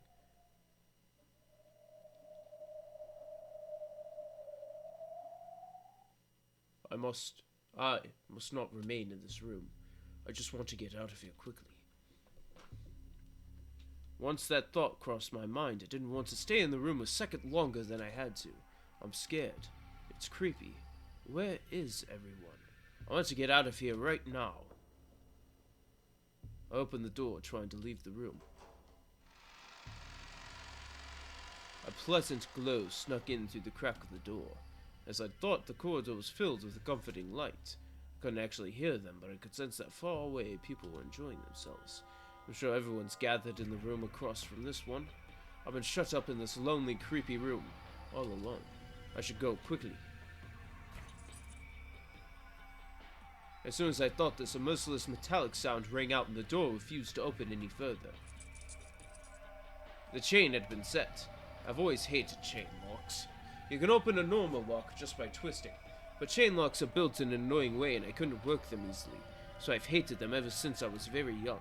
See? Even this chain is causing me trouble, and I just can't get it undone. Why is this happening? I just want to leave this creepy room right away. Just on the other side of this thin door, everything is bathed in a warm light. I can't undo it. I just can't undo this chain. The more desperate I grew, the more that unsettling darkness seemed to be closing in on my back, and the more frightened I became. Then, I finally noticed there was something wrong with this chain. Yes, there is a chain, but this isn't a chain lock. This is just a chain staked into the door, preventing it from opening any further. In other words, it isn't made to be opened. What the hell is going on? Who'd do something like this? Damn it. No matter what I did, no matter how much I struggled, I couldn't pull out the stake or undo the chain or break the mechanism. This door was just a demon's mouth, made to trick me into thinking it would open before crushing my hopes. Is that how they did it the first time? It wasn't actually a lock the whole time. They drove a stake into the fucking door. Even so, if only I could just open this door somehow, I could get out into that pleasant corridor. This desire forced me to keep my hand glued to the doorknob.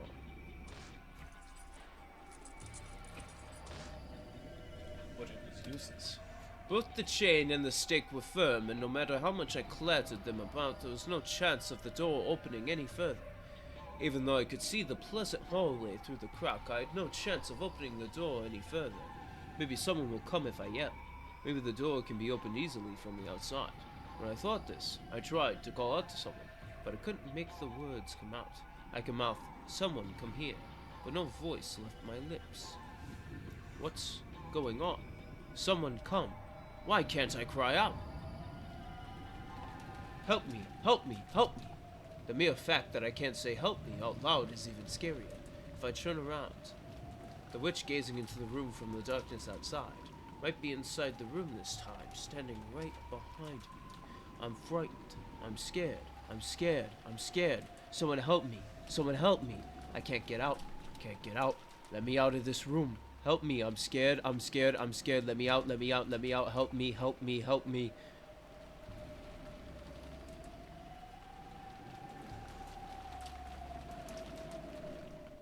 I heard something off to my left. It sounded like a...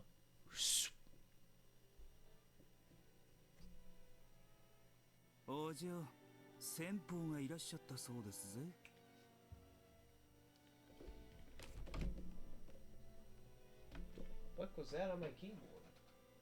It was wet.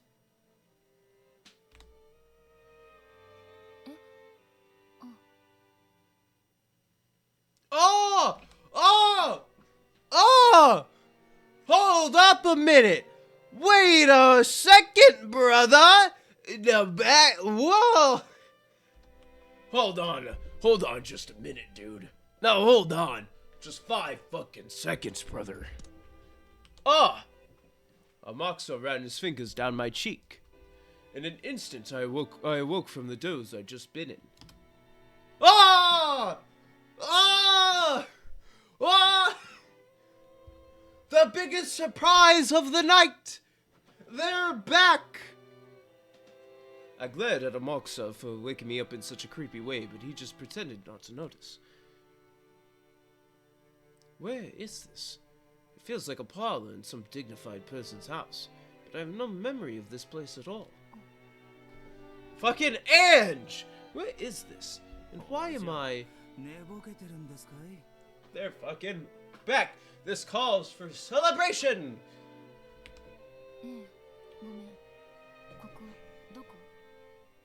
You know what? Apparently he hadn't expected me to forget something like that just because I wasn't fully awake yet. For once I agreed with him. We fucking clap for this! We fucking clap for this! Why am I in some parlor that I don't recognize? It sounded the footsteps from the day Amaxa had mentioned. Had come right up to the opposite side of the door. I could hear conversing voices. Is that a woman? Judging by the coffee and snacks laid in front of me, I was the guest here. I guess I'd better remember why I came here. Or at least who it was I came to visit. Who am I? Ushra Mia Ange. Who's the man standing behind me? Amaxa Juza, the man who used to be my god long ago. I heard a... So that means we got a characters.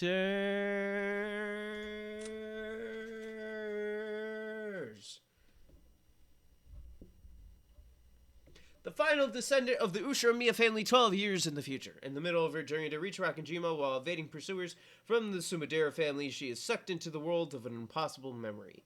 She reached several truths in the past games and possesses enough power to represent observers. It is said that many witches are fond of her bad attitude, and many of them even have an eye on becoming her master. A regard of Ava's an extreme thrill seeker who accepts dangerous jobs for little pay. He had served as Ange's bodyguard before, but after he broke Ava's strict order not to talk to Ange countless times, Ava ultimately took a dislike to him and let him go. Ange herself didn't find him all that bad because he was someone she could talk to. JSDF, Foreign Legion, private military companies, this man has traveled them all and has skill in counter-sniping and escorting VIPs. Nothing new on the witch side, nothing new on the human side. He is now the bodyguard Okanogi assigned to me. In that case, is this after Aunt Ava's death, when I've thrown off my pursuers on that journey to find out what happened 12 years ago? Is that how it went? Do I really have a memory like this? Oh shit. Who is this? Who are you? Where is he? After a knock, the door opened. The person I must have come here to meet entered along with an assistant. Oh, wonderful. Even after seeing her face, I can't remember who she is. お待たせいたしました。八条東也先生でございます。That's a relief. The assistant introduced her to me first. And I finally remembered who she was. She? I thought it was a he. 失礼ながら先生で。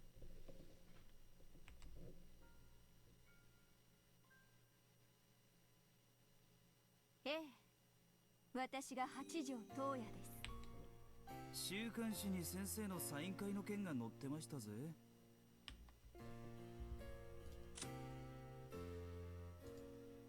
A message bottle forger. She is a mysterious novelist, and the mysteries surrounding her outnumber even those found in her novels.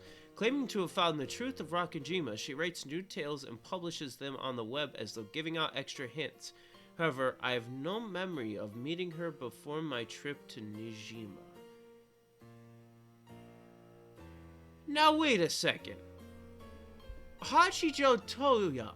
Was that the guy's name that she talked to in the first time that we saw her in episode 4?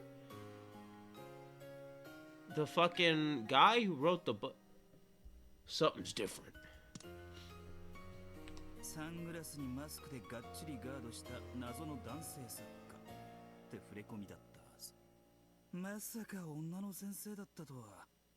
こりゃどういうわけで？あれは編集部の方に手配していただいた身代わりです。あのサイン会の時、後ろに待機していた海添が私でした。こりゃ驚いた。先生の作品は読んだことないが、多分あんた本人の方がよっぽどミステリーですぜ。読者など本を読んでいるふりをしているだけ。作者名とブランドだけで本を読み、読んだつもりでいる。彼らには私の本に何が書いてあっても。Oh, fuck you then. I read, so am not really reading anything. 流行りの作品は欠かさず読んでいると言う。I literally pick books that I want to read. その程度のものどもに。Robert McCammon is not a well-known author that much. I could ask anybody who read horror books, they might know him because he's won awards, but he's definitely not somebody I heard of him before. This person really is eccentric. There's no doubt about it. This is Hachijo Toya herself. Hachijo Toya is a mystery novelist who's become the center of discussion lately. It seems the books themselves have been highly praised, but it's a mysterious debut that's attracted so much attention towards her lately.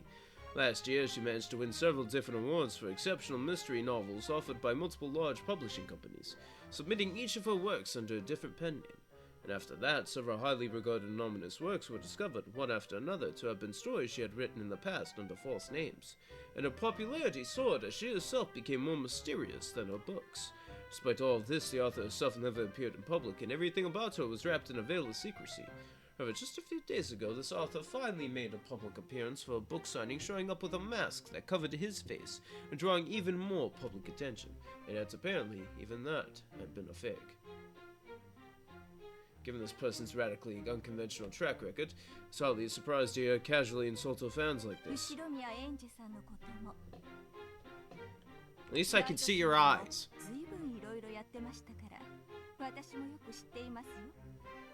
どうせろくな話じゃないわ。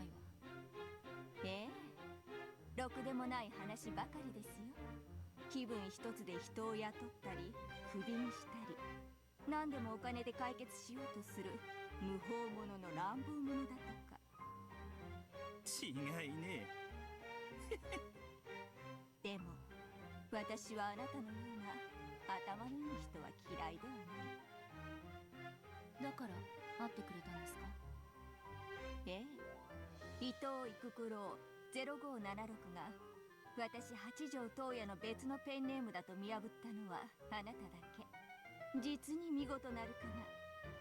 伊藤育九郎0576、おかしなハンドルネームだったわ。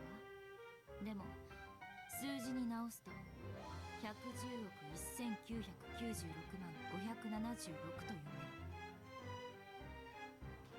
11-19-965-76. I think I recognize some of those numbers, but that's probably because they're fucking numbers. This massive number is equal to 18 to the 8th power. 18 to the 8th. In Japanese, Toya no Hachijo. Or in other words, Hachijo Toya. よくできました。 I accidentally hit Z, my bad. 実に見事。そんなあなただから私も直接会ってみたかったのです。ようこそ人の声、我が邸宅へ。 Her manner of speaking was extremely condescending, but perhaps because of her elegant manner, it didn't feel particularly irritating. This person had a sort of majestic grandeur about her, which made that style of speech seem almost natural.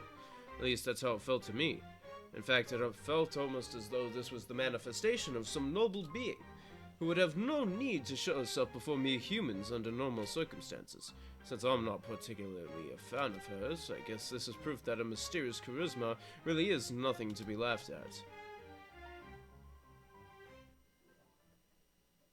However, I didn't come here to talk to Hachijo Toya, the mystery novelist. I'm interested in Naku Koro, the mysterious web author who only released her works over the internet. I fucked up that name very bad. Around the Japanese parts of the internet, Naku Koro is an extremely famous witch hunter. However, she isn't a big opinion leader like Professor Utsuki. She's one of those message bottle forgers who are always the center of vigorous debate. Message bottle forgers are, as the name suggests, people who forge and post the contents of what purport to be mysterious message bottles detailing the events of the Rokkenjima incident. They claim to have discovered a new message bottle, and post either a very similar counterfeit story or a new theory with their own interpretation of the truth, all of which are supposedly written by Ushiromiya Maria. In so doing, they openly take on the name Ushiromiya Maria, writing up new bizarre tales as if they'd been present themselves and knew the truth. They then send these stories out into the newest sea discovered by humankind, the internet, claiming that it's a third or fourth message bottle. All of the first forgers were either simple pranksters or crooks trying to swindle collectors. Eventually, though, people who claimed to have solved the riddles of the message bottle tales and reached the truth started to appear, and they started creating original works of their own, third and fourth message bottles from Ushiromiya Maria, as though they had moved over to the riddle teller's side. These people rewrote the tale of which with whatever interpretations they wanted, and every once in a while parts of the theories would gain big followings on the net. Some of these creations grew to be so widely trusted that they were believed to contain some grain of truth. The more rigid witch hunters openly despised these people, calling them forgers, counterfeiters, just witches.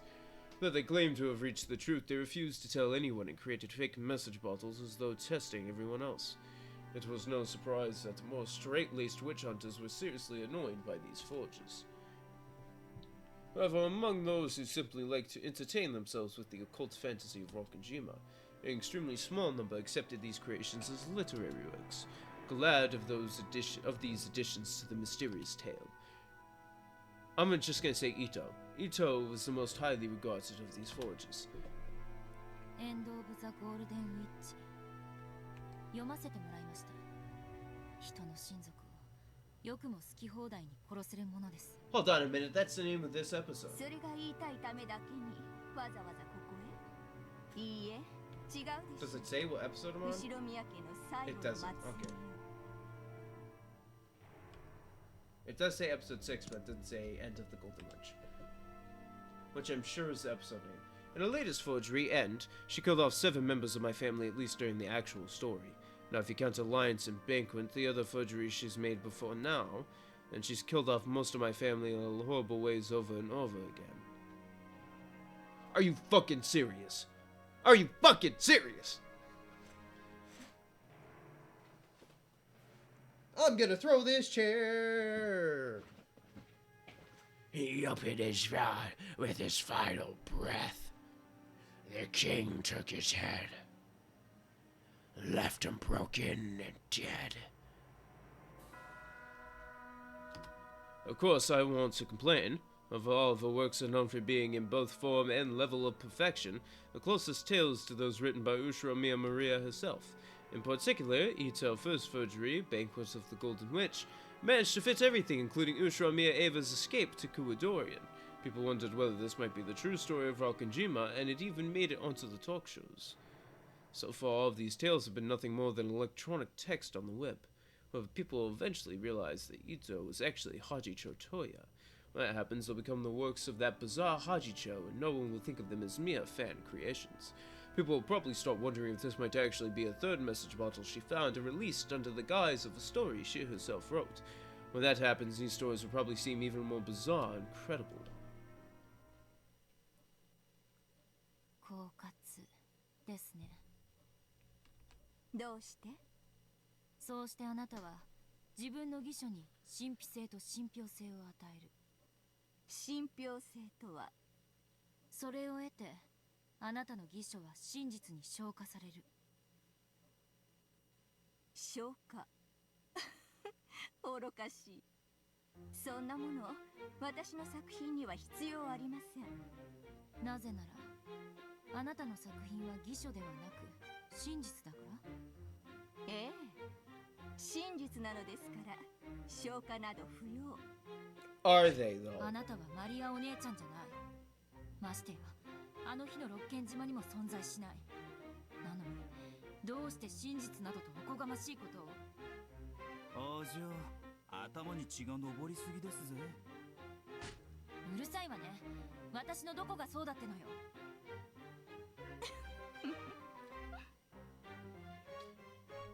And Chaff realized that she'd let her emotions get the best of her. She let out a sigh and shrugged. あなたがここへ来た理由は、親族を偽書の中で何度も殺めた私をなじるためではないでしょう。 Yeah, I was asking, what do you know?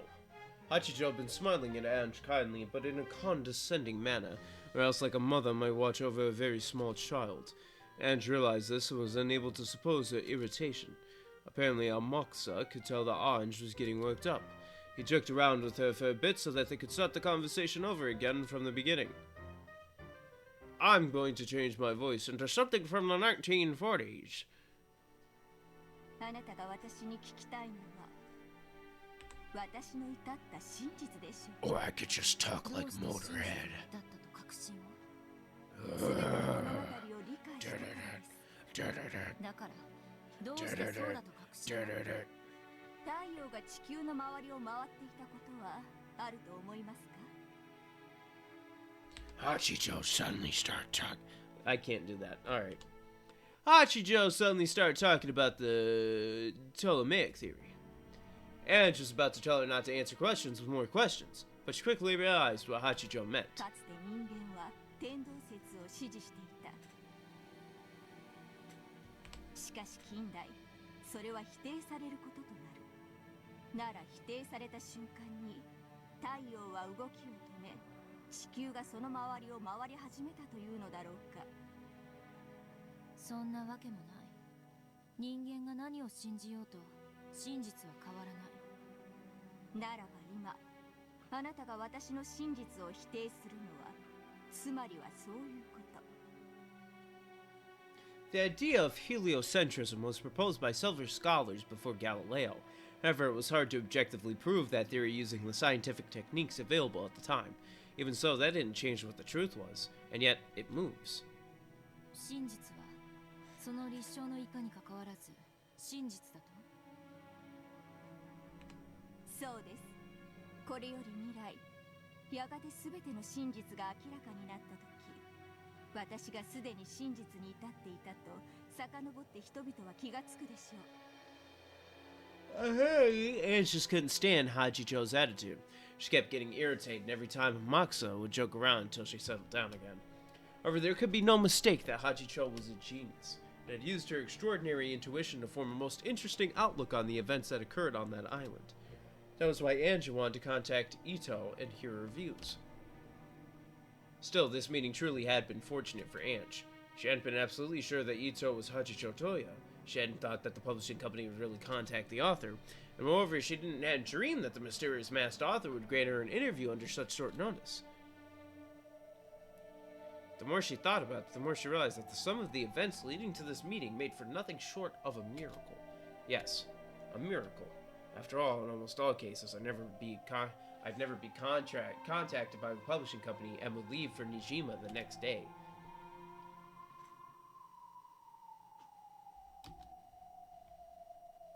I'd leave for Nijima and go into Rakijima.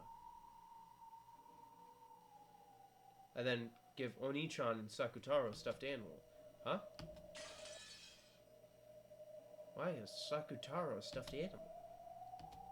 My memory of the future is all muddled. My head hurts.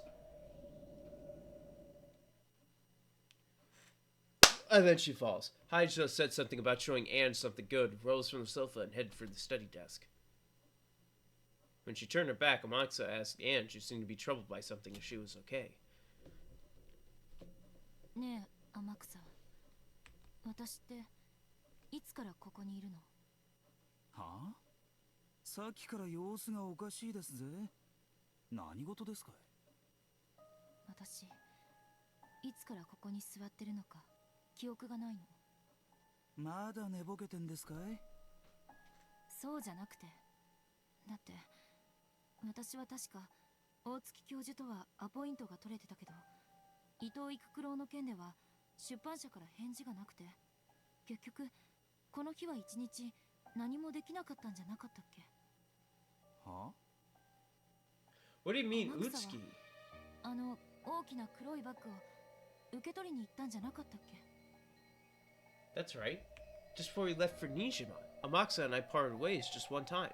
He said something about getting a weapon from an acquaintance of his, and he went to go get that large black bag. Wasn't that today? What am I talking about? I mean, didn't I go to Nijima, meet Captain Kawabata, and inside the bed shop? Huh? What? どうしました？ Did my confusion and uncertainty make me sigh out loud? Even though Hajijo's back was to me, she slowly turned around and smiled as though she had peered into my heart. いいえ、何も。 It's a different future. Future. Strange memories, ones that even I can't understand. I tried to hide my confusion. For some reason, Hajijo had a strange glint in her eyes, as though she could read my mind. 私は何冊もの辞書の中で Future. ご親族を Future. 蘇らせては殺す。まるで魔女のように。好きなだけ蘇らせて、好きなだけ殺す。無限に。まるでベアトリーチェね。ええ。だから私はやはりネット上で彼らがそう呼ぶように魔女なのかと思って。 She took a thickly packed brown envelope out of a locked drawer. It appeared to be filled to the brim with printer paper. Perhaps this was a manuscript from one of her works. Neat letters written with a fountain pen on the envelope spelled out the word Dawn. There's no forgery by the name of Dawn, which must mean... And she could tell. This was a new one. Hachicho's newest unreleased forgery. Now this is the episode named Dawn of the Golden Witch. The other one, I think, was End of the Golden Witch. すべてを知る私にはすべてが退屈。しかし何も知らぬ無知にそれを読ませ、何がしかの反応を得ることは嫌いではない。だからあなたに読んでほしい。新しい無限の魔女としての新作を？そうです、人の子よ。あなたが憤慨しようとも感嘆しようとも、それは私の病を。 Now hold on, brother. Is that illness boredom, dude? もう茶番は終わりにしましょう。あんたは誰？私の記憶にこんな出会いはないわ。 Yes, I did try to contact Hajijo Toya, but in the end I never got a chance to meet her. In other words, all of this is a falsehood. 今度は私は誰の駒？悪いけど、この後ろ宮エンジェ、飼いならせると思ったら大間違いよ。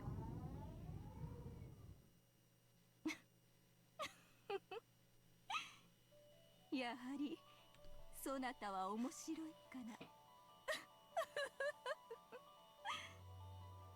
She finally couldn't hold it back and burst out laughing. Gradually, the space around them seemed to be filled with a strange purple mist. The room itself seemed to twist and bend. It's the miasma.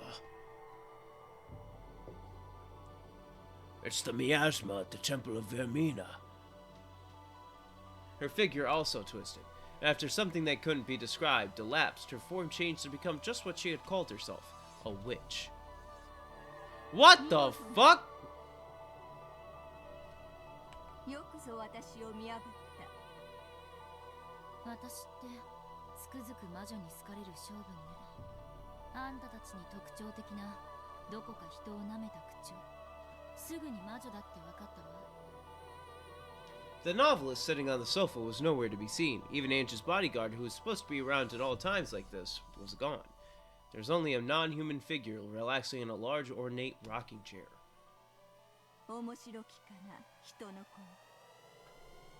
愉快なり、それでこそ我が退屈にふさわしい。こっちは全然愉快じゃないわ。どうして私は生きてるの？私は名前を明かしたルール違反でひどい殺され方をしたと思ってたけど。To be honest, I did doubt that those people would just let me go so easily. What kind of farce will I be forced to go along with this time? I really don't care. I'll just do whatever I can within the bounds of the role they give me, whatever I can to help Oni-chan. Of course I understand. Even if he wins, he'll never come back to me. でもね、あがくわよ。あの日の私のところへお兄ちゃんを返すためにね。そう生きり立たずともよい。私がそなたに求める役割は駒ではない。じゃあ何の用で呼び出したの？まさかあんたの書いたとかいう新しい物語を読めとでも言う気じゃないでしょうね。その通りだ。Why does she have そ medals? なたに望むのは駒ではない。もとより私は傍観者。あやつらのゲームにちょっかいを出す気など毛頭もなし。意味わかんないな。あんたは私に何を期待してるの？私のためにベアトリーチェの紡ぐかけらの観測者であれ。観測者？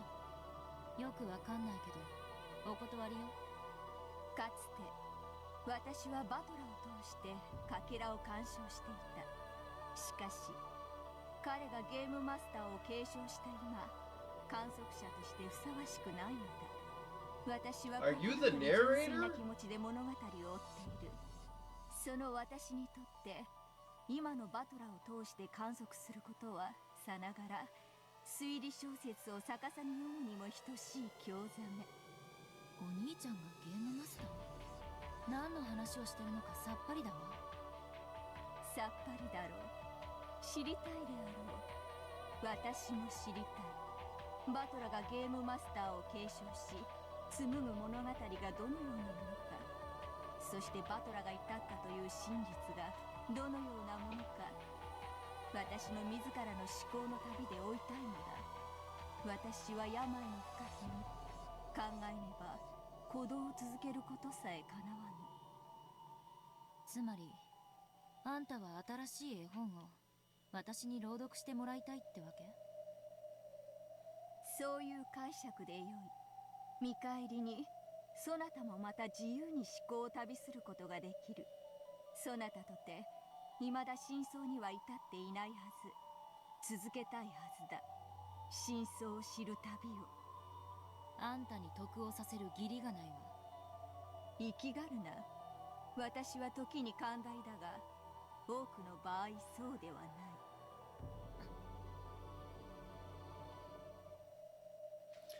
And she hadn't yet reached the truth either. Though she knew that the game was a little more than a toy for the amusement of those witches, she wanted it to resume so that she could follow the tale and close in on the king called Truth.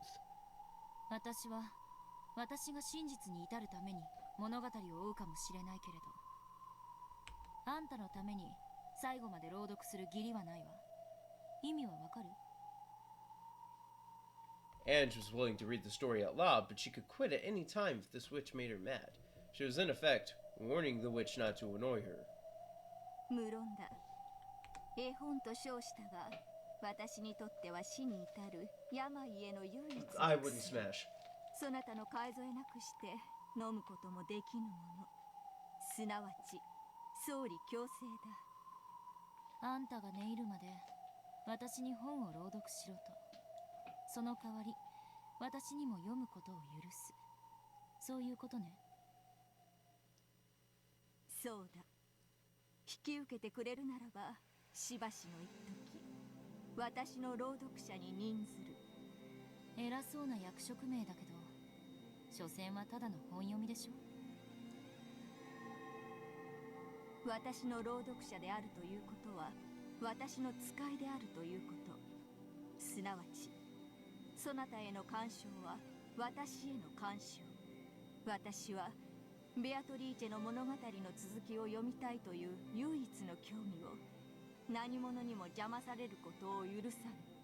そなたをもてあそんだベルンカステルもラムダデルタも、無論ベアトリーチェさえもそなたに対して一切の強制力を持つことは許さぬ。 Well, Beatrice is dead if you don't know. This witch, who seemed to have an almost divine quality to her, spoke both quietly and forcefully. There was no threat in her words. However, even so, it was clear that she was on a different level than Bernkestel and the other witches, and not at all to be taken lightly. 本を読ませる代わりに私を保護してくれると？無論だ。私は朗読を望んでいる。それを邪魔する者は何人であれ許しはしない。私の態度が横柄に感じるならば謝ろう、人の子よ。私はこれでもそなたに最大の敬意を持って語りかけている。みたいね。その魔女らしい口調さえ、どうやらあんたの中では数百年ぶりに見せた敬意って感じがするわ。そなたは本を読むとき、本によろしくお願いしますと語りかけてから表紙をめくるか？そういうことよね。理解したわ。Just by agreeing to have a conversation with Anne, she was showing an incredible amount of respect and willingness to cooperate, to compromise. Anne shrugged, but she also nodded to show her consent. いいわ。あんたの朗読者を引き受ける。あんたが私に同意を求めた時点で最大の敬意を表したことを理解したわ。良き理解だ、人の子よ。私の名はエンジェル。人の子だかタケノコだか呼ぶのはやめて。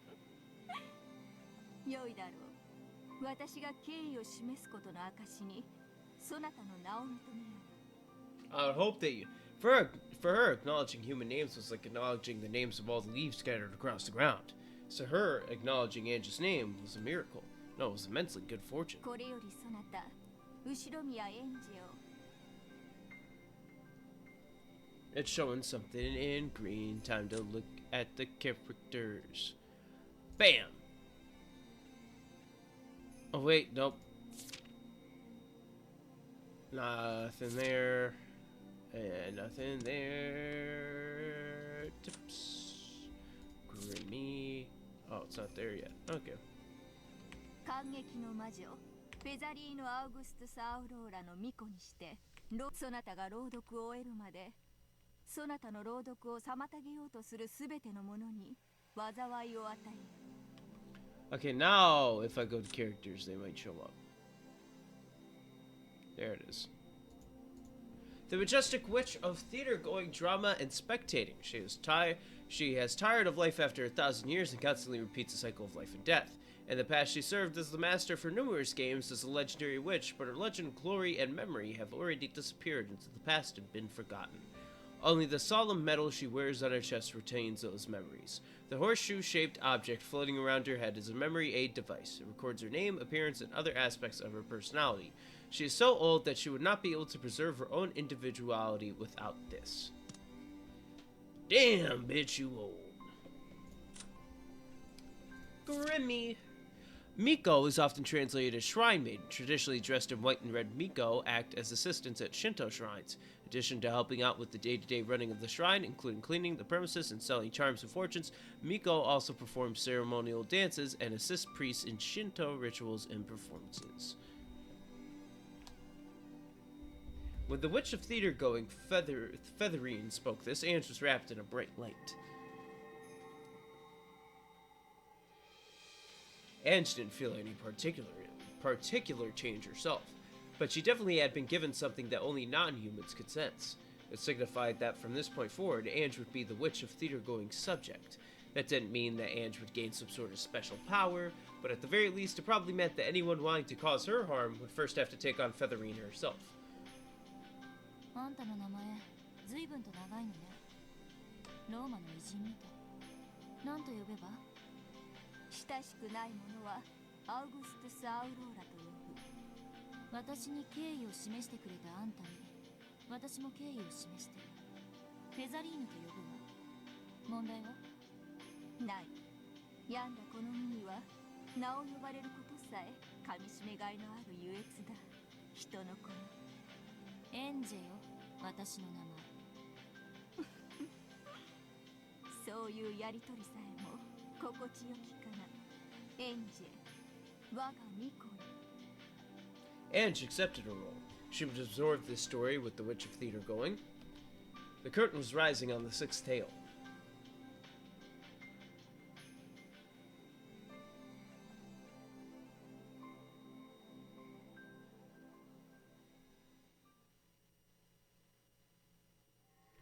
Game Master. I am the king. You don't want to play me? At one time, only Beto and her fellow witches had gathered in the smoking room to chat. Now, however, an unusually large number of people were present. I know I just checked this, but I always check it on every chapter. And if you don't like it, that you can crapter. バトラは一体どういうゲームを見せてくれるのかしらね。それが退屈を忘れさせ、壊しがいあるものなら何でも歓迎よ。お任せください、我が主。必ずや主の望まれる結果となるよう最善を尽くします。ええ、そうしてね。前回のゲームではおかしな表情ばかり見せちゃったから、頬が歪んで変なシワにならないか不安だわ。そんなことはありません。どんなおシワができようとも我が主の美貌は完璧です。 She just said she didn't want wrinkles, and you go, well, if it does get wrinkles, it's not gonna be bad. こんなにも楽しそうなんてね。本当にベアとのゲーム版は素晴らしいわ。そのゲーム版の主がもはや不在なのは悲しいことです。虎は死んで川を残す。ベアとも死んでゲームを残したわ。チェスは残ってもその作者の名は残ってないわね。 Is that really true? We don't know who invented chess? I feel like that should have been written down somewhere. バトラさんは随分待たせるじゃないですか。第6のゲームの準備、まだ終わらないんですか？ガートルード、バトラ教の準備はいかがです？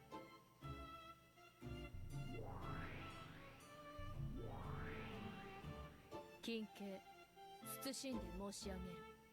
もうじきのことと知りたまえと奉るものなり。待たせるってことはそれだけ自信作なんでしょうよ。 That or he's just making sure the plan doesn't fail immediately. あれだけの恥をかかされたんです。是が非でも打ち破ってみせます。特にあんた、二度と無様を見せないでくださいよ。奮起して臨むものなりや。 The previous game master, Lambda Delta, had confirmed that Badler understood everything about Beto's game. However, in order to prove it, Badler would have to run this game by himself and carry it through to completion. In other words, if Erica could crush this game of Badler's, she would, in effect, wipe away the dishonor of that last game. Though Erica was chomping at the bit to get started, it was taking Badler quite some time to show himself. At that time, a swarm of gold butterflies popped into existence and took human form. From the shape of that familiar dress, everyone immediately realized who it was. How are you here? Ain't you supposed to be dead?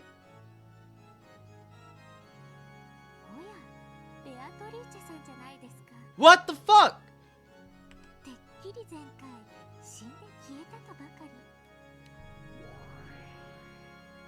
えたのはプレイヤーのベアトル。 Oh, fuck こい off. つが駒でしょ、バトル。駒ではあってもご本人と変わりありません。 Beatrice gave an elegant curtsy as she appeared. This humble entrance was so vastly different from her usual high-pitched laugh that it made the long-awaited start of the sixth game feel even more ominous than it otherwise would お have. 父様はもうじきお越しになられます。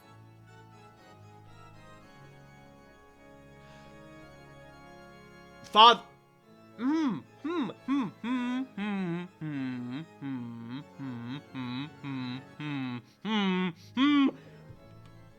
Some shit is getting proven to me, whether or not it is right or wrong. I'll go to characters. What is Kinzo wearing? That cloak thing, correct? Is that not essentially a similar cloak?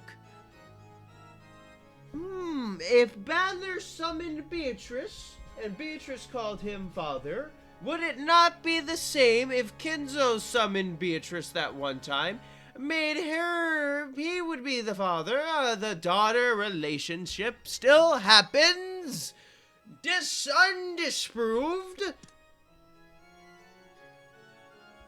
Up the men! どうかもうしばらくのお時間を I don't お許 like しくだ this. さい。お父様、何それ？それが今回の思考？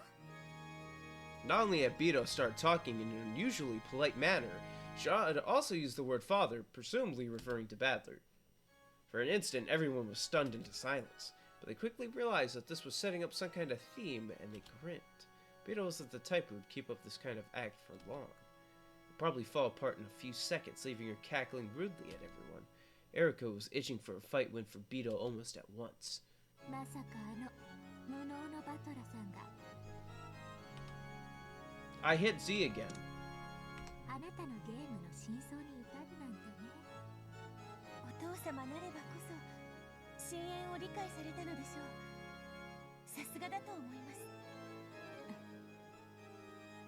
す。しかしあんたもラッキーです。バトラがゲームマスターになれなかったら二度と復活できなかったんですよ。まったく悪運が強いと言いますか。悪運？まあいずれにせよ前回の借りはきっちり返させてもらいますので。あんたというバトラの妄想幻想きっちり消し去って忘却の深淵に立とうとしてやりますから。私もみすみすやられるわけには参りません。そのお手柔らかによろしくお願いいたします。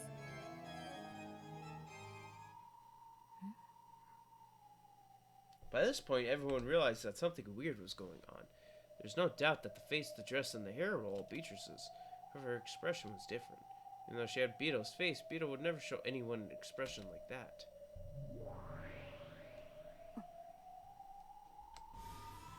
誰よ、あんた。 There was a heavy silence. Lambda Delta spoke for everyone there. First, Beto had worn a smiling yet blank expression. However, when she realized that the moon had gone suddenly stiff, her expression finally darkened and she hung her head. Oh shit. あんた誰です？ Is this who I think it is, dude? ベアトリーチェ教とお見受けしていますが、違うのですか？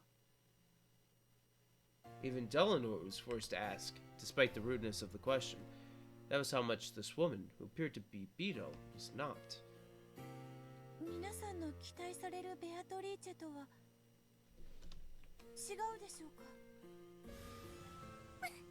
あんた、何言ってんの？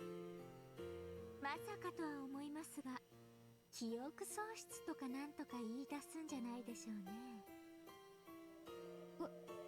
私はまだ生まれたばかりですので、記憶は何もありません。ですが、皆さんの期待されるベアトリーチェになれるよう、いろいろと勉強を。ベアト、部屋にいるように言ったはずだ。Badler's voice came out of nowhere. His tone was very slightly cold. Beto's expression looked like that of a young girl being scolded.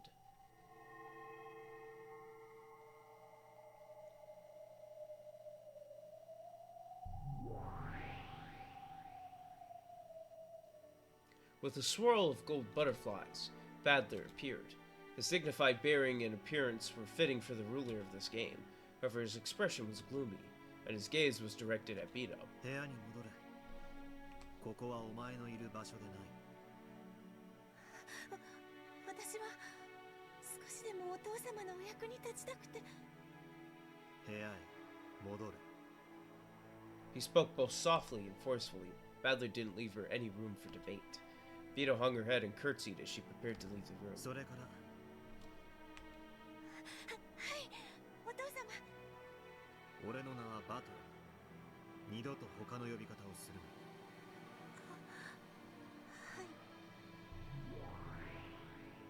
Watch that.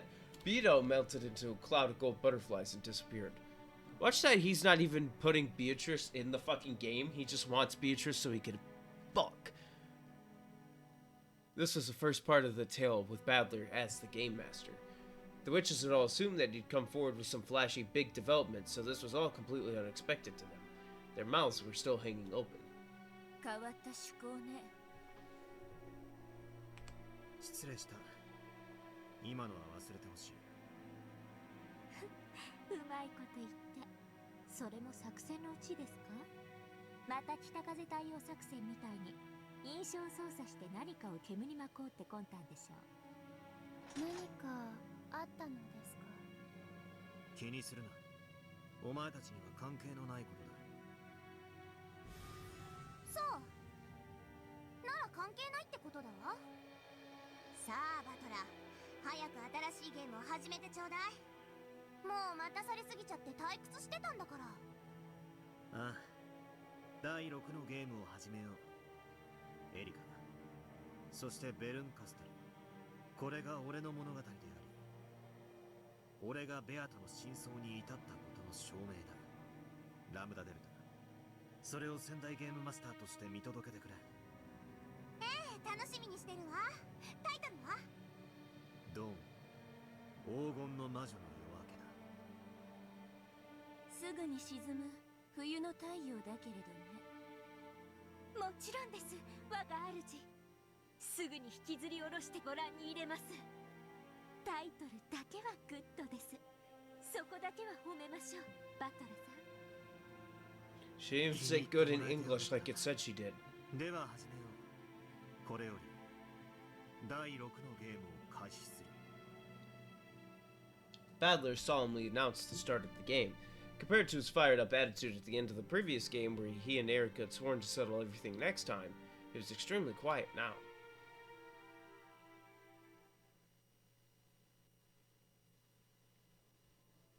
エンジェ、ベアトの様子があまりにこれまでと違うな。私も驚いてるよ。何が何だかさっぱりよ。それ以前になんでベアトが蘇ってるのかさっぱりだわ。さっき読ませてもらったけど、前回の物語の最後でお兄ちゃんが真相にたどり着く直前に死んで消え去ったんじゃなかったの？この世界での死は2つある。一つはコマとしてゲーム版より取り除かれること。これはゲームにおける死でしかなく、仕切り直せば何度でも蘇る命だ。だから魔女たちはその命を奪うことにあまりに無慈悲なわけよね。 To the Witch players, the lives of those characters who appear on the game board are no different from pieces on a chessboard that take other pieces and get taken. After all, these pieces will be set up again when the next game starts. マリアにおける作太郎がその駒の最たるものであっただろう。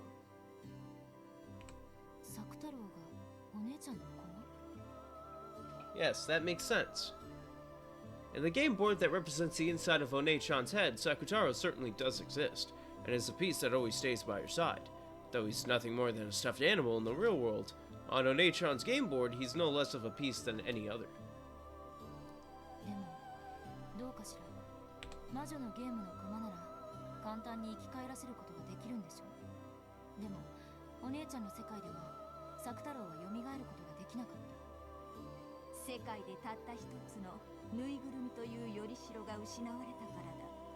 だから駒の存在条件が崩れ、マリアのゲーム版では復活することができなかった。そなたがその存在条件を再び満たしてやったからこそ、作太郎はゲーム版に蘇ることができたのではないか。確かに。Maria Onechan was only unable to revive him because she had lost the stuffed animal that was his vessel. If, like the rest of my family on Bito's game board, she hadn't needed a vessel for him, she would have been able to revive him as often as she wanted. そうね。確かに、作太郎はお姉ちゃんの駒かもしれないわ。少なくとも、よりしろが無事である限り、何度でも蘇れる存在だわ。そう。よりしろが無事である限り、何度でも蘇ることができる。それが駒の命というものだ。それがこの世界での死における一つ目。もう一つはゲーム版の外の存在の死だ。作太郎の話で続けるなら、この場合はマリアの死だ。駒じゃなく本当のお姉ちゃんの死ね。死だけではない。興味や関心の喪失でも同じだ。マリアがぬいぐるみ遊びを卒業すれば、ゲームのプレイヤーとしてのマリアは死ぬ。さながらテレビに飽きてスイッチを切るかのように、簡単にあっさりと。なるほど。つまりプレイヤーとしてのベアとは前回までのゲームで勝利を完全に諦めたので死んで消え去ったわけね。ならつまりベアトが再びお兄ちゃんに勝てるつもりになって戻ってきたら生き返るってことだわ。理屈ではそうだ。人も魔女も神さえも興味と関心を失えばいつでも死ねる。そしてそれを取り戻せばいつでも蘇る。 I guess I'm dead. Shit. 神の世界には時間の概念がないから、いつ蘇るも自在だが、矢のごとく時が過ぎ去る人の世ではそれは容易ではないな。そうね。一日のずる休みならともかく3日もサボると学校に行くのがものすごく億劫になるわ。それが1ヶ月、1年、10年、それこそ魔女の世界のように1000年にも及んだら。なるほど。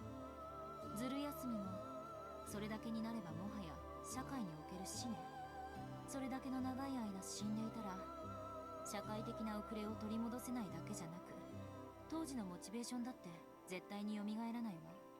それはつまり命があっても一度死んだのと同じことだわ。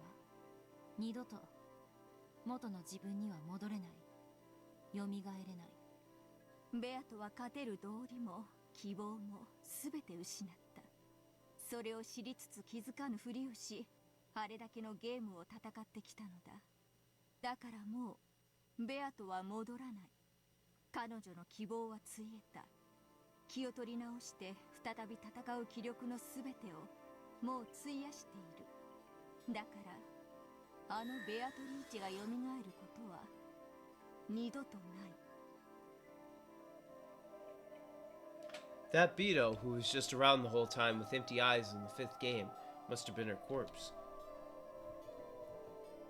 She managed to remain on the game board despite it all, but then even that corpse was wiped away.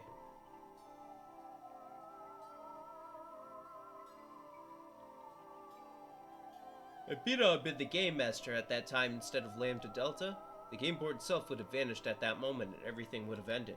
Come to think of it, Beto started to lose the will to fight back near the end of the 4th game. When Beto loses her will to fight, the world of this game disappears. However, the witches wanted to keep playing in this game board world, so Lambda Delta bound Beto in place with that cursed shackle. She used that shackle to fix the game board in place and prevent it from disappearing, even if Beto did lose the will to fight. In chess, this would be the equivalent of removing the set time limit for each turn, making it endless. However, simply having the game endlessly paused on Beto's turn would cause the witches to die from their illness of boredom. That's why Lambda Delta took the position of Game Master. Starting then, Beto's existence was no longer one of the conditions necessary for the game's existence. That's probably why the shackles binding her to the game board were released. And that explains why she disappeared in the 5th game. お兄ちゃんはベアトに真相にたどり着いたことを教えるには一つゲームが遅かったということね。第5のゲームなどラムダデルタの慈悲だ。バトラの絶対に真相にたどり着きたいという信念に絶対の魔女が慈悲を示しただけのこと。何が慈悲よ。ただの魔女たちの暇つぶしの気まぐれじゃない。話を戻すわ。じゃあ、あのおかしなベアトはプレイヤーのベアトじゃないってことになる。駒のベアトということだわ。そうだ。だったら誰もがよく知るベアトになるはず。バトラもそういうベアトを望んだはず。ぬいぐるみじゃ嫌だったってこと。When playing with dolls, one can project the personality they most desire onto the doll. However, since you are acting out their part, nothing unexpected can ever happen. You cannot hope for any unanticipated happiness. In the human world, there's nothing so boring as a pre-established harmony. That's why, though a doll can become a person's best friend in the world, people eventually get bored and outgrow them. Oni-chan only wants the real Beto. He couldn't bear having a doll that only acted like Beto. That sick fucking freak. バトラの望む通りに動くだろう。駒なんだから当然だわ。プレイヤーの指す通りに動く。そしてそれ以外では一切動かない。お兄ちゃんが何を望んでるのかはわかるが、じゃあこのおかしなベアトは何者なの？バトラはベアトを本当の意味で蘇らそうとしているのかもしれない。人の子らの諦めきれぬ夢だ。あんたはさっき赤を使ってそれはないと否定したわ。あのベアトが蘇ることは決してない。しかしもう一度ベアトを生み出すことは不可能ではないということだ。忘れたか？第一のゲームの最後でベルンカステル自らがベアトの正体を語ったはず。思い出したわ。ルールが具現化した存在みたいなこと言ってた。そのルールと情報が練り上げられ、最終的にあのベアトリーチェという魔女が形作られたのだ。それを再びなぞれば同じベアトリーチェをもう一度生み出し、それをもって復活と呼ぶこともできよう。つまりあのおかしなベアトはさながらベアトの卵、あるいはヒナってところね。そう解釈するのが妥当である。すなわちこのベアトこそがあのベアトへ至るヒナなのだ。それはつまりこの純情可憐な子がやがてはあのひねくれてイカれた魔女に成長するってことね。In other words, that Beto is a baby version of the Beto we all know. So just like how no person is born evil, the newborn Beto isn't evil either, even though she really is a different person. If you measure her by her root, or perhaps her soul, then maybe you really could call this a resurrection. However, this reality can't possibly be easy to accept. Though she may technically be Beto herself, she is also, without a doubt, a different person. And that way she acts make anyone feel as though something's out of place. 退屈しない。そなたの朗読は楽しい。あんたに朗読が必要なのか疑わしいわ。あんたはもうすでに全てを知っているように見える。そなたと対話をしているからその思考に至るだけだ。我が思考は八百万を束ねて超える。人の子にはまるでそう見えるだけに過ぎぬ。されどそなたがいなければ思考する力さえないか弱き病人に過ぎぬ。最初からそういえばもっと素直に朗読を引き受けてやったのに。私の機嫌が良くなっただけのこと。浮かれるな。私はお前の命などしおり代わりに挟んだまま膨出する木の葉よりも軽んじているぞ。続きを読んでください。お願いしますって解釈するわ。 OK？退屈しない。そなたは巫女として優秀だ。Featherine rocked back at a rocking chair and looked up at the ceiling, laughing as though the conversation itself was pleasant for her. Ange was slowly figuring out how to deal with this strange witch. This person was also bored. It's not uncommon for a sick person who's bored from being bedridden for a long time to start acting rebellious. On the other hand, they can also get a little bored of being treated kindly all the time. She may want to be shown respect for her superiority, but it's probably more interesting for her when she's spoken to rudely. What a coincidence. That's exactly how I used to be. とにかく第4のゲームでベアトとお兄ちゃんに何か確執があったことは間違いないの。このベアトを知ることは真相に至る鍵の一つになりうるわ。そうであろう。私も興味を持った。彼女の物語も合わせて読むのだ。はいはい。仰せのままに我があるし。When Ange raised her hands like a conductor, the bookshelves in this bizarre study responded. Once again, several books floated out and began to swirl around Ange.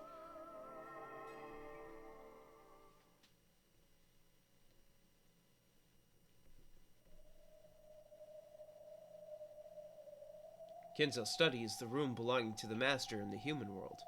So the study in the world of non-humans belonged to the master of the game board, and was a place where he could look down upon the humans. Therefore, one could hardly be blamed for mistaking the imposing, robed man in the center of the study for Kinzo, if only for a second. But it wasn't Kinzo. This was Badler, the one who had taken up the position of Game Master, becoming the new territory lord of this world. Around Badler was a swirl of glowing fragments sparkling like the night sky, and on the floor was what appeared to be a red magic circle. To an outsider, it would seem to be nothing more than an incomprehensible geometric shape. But to Badler, who stood at its center, it was the outline for a new tale. A new line grew across the magic circle following Badler's gaze. Then at the instant it connected with a complicated symbol, the entire magic circle flashed brightly.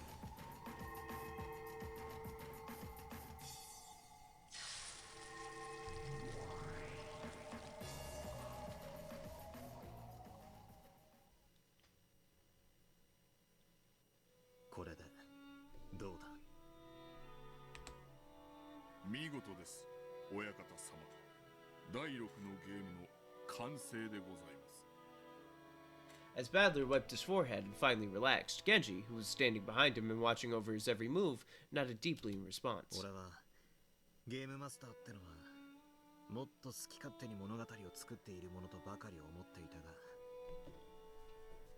Nah, not really. Gotta make sure it works. 複数の物語を描き、その表裏を合わせねばなりません。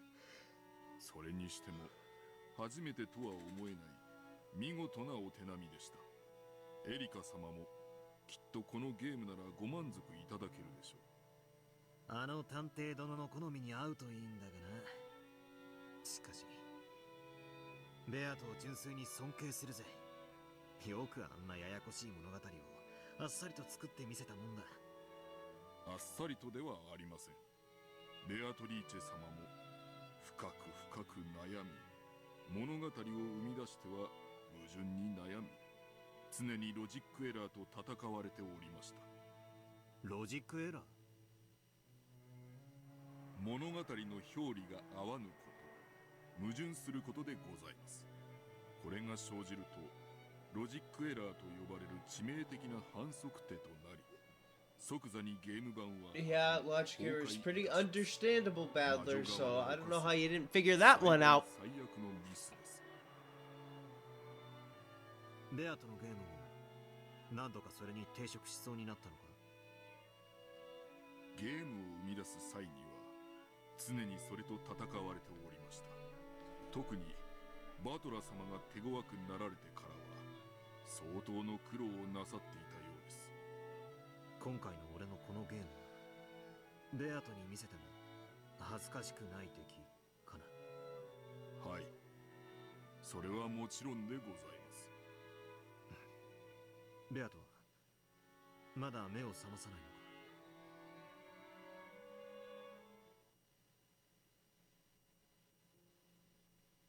ルールの擬人化から体を蘇生してもうだいぶになるはずだ。まだ目覚めないのか。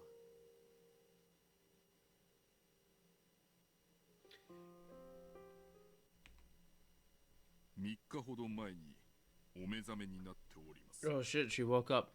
After remain silent, yeah, Genji answered. Yeah. バトラ様が第6のゲームの設計に集中されておりましたので、お知らせを控えておりました。申し訳ございません。そうだったか。あいつめ、だいぶ長いこと寝てたから寝ぼけてやがったに違いない。あいつにぜひ俺のゲームを見てもらいたかったんだ。いや、あいつに俺はゲームを見せなきゃならないんだ。俺が全てを理解したことをあいつに教えなきゃならない。Badler's face broke with a smile. There was no trace in expression of the hatred he had once felt towards Beetle for murdering his family. ある意味、これが第5のゲーム最後の謎だったわ。そうだ。バトラは真相に至ると同時にベアトに対する心象が大きく変わった。それはつまり、やはりお兄ちゃんとベアトには何かの関係があって、それを彼が防出していたと考えるのが適当なの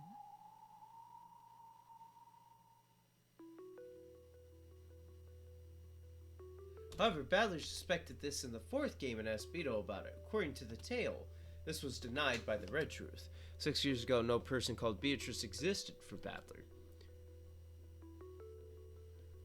6年前にベアトが存在しなかったとも受け取れるし、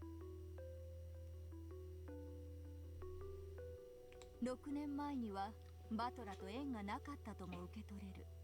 しかしいずれにせよ、バトラはその後6年間六軒島には訪れない。ベアトリーチェとお兄ちゃんはこの1986年10月4日が初対面のはずなのに、どうしてすでに確執があるの？さっぱり意味がわからないわ。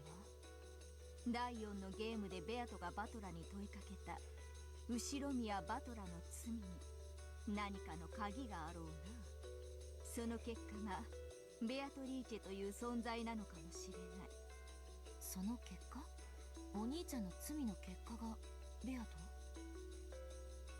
That almost sounds as though Oni-chan created the witch called Beatrice himself. ベアトリーチェとはバトラの駒のようだな。え？6年前のバトラの罪、その罪で人が死ぬ。殺すのはベアトリーチェ。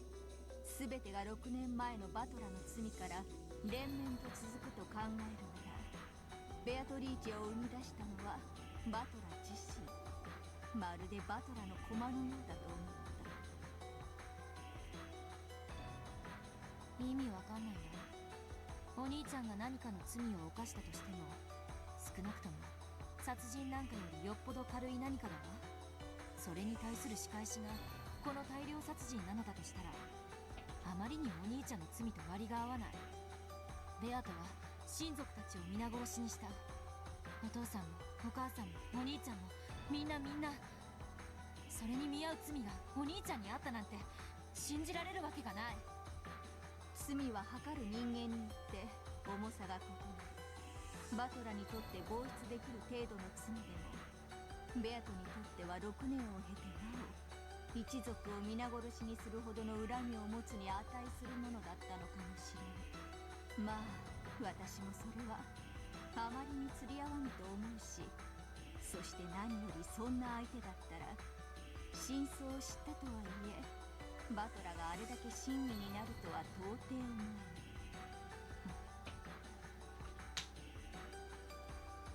Featherine's observation was an interesting one. In a past game, Beetle clearly said that Oni-chan's sin 6 years ago was the cause of this 2-day tragedy.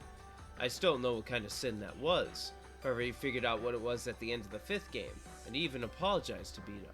Even though she was the witch who had massacred his entire family in retaliation for her sin of 6 years previous, Badler apologized to her. Of course, it was the player Badler who apologized, not the Peace Badler whose family had been murdered over and over again. But even so, Badler must have remembered something at the end of the last game that made him feel like apologizing. その6年前の罪、これまでの物語のどこかにそれが隠されていたとでも言うのかしら。私はすでにある仮説を立てている。え？聞かせてよ。まだ話せぬ。もうしばらく私だけ答えを知っているかのような優越を楽しむことにする。続き読まないわよ。それは困る。しばし耐え、もう少し続きを読め。私の仮説もまだ想像の域を出ぬ。確信を持てたらその時話すこととしよう。はいはい、我が主。私だって続きを知りたいわ。Just what kind of connection do Onichan and Beatrice have with each other? Understanding that will probably give me a massive clue towards finding the truth of this world, and that will have to wait till the next episode. Let me fucking save that shit.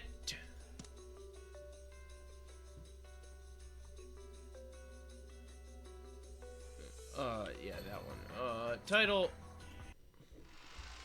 I have been your host, Sean Tyler, and this has been the Saberleaf Network with more Umineko. Go to my Discord.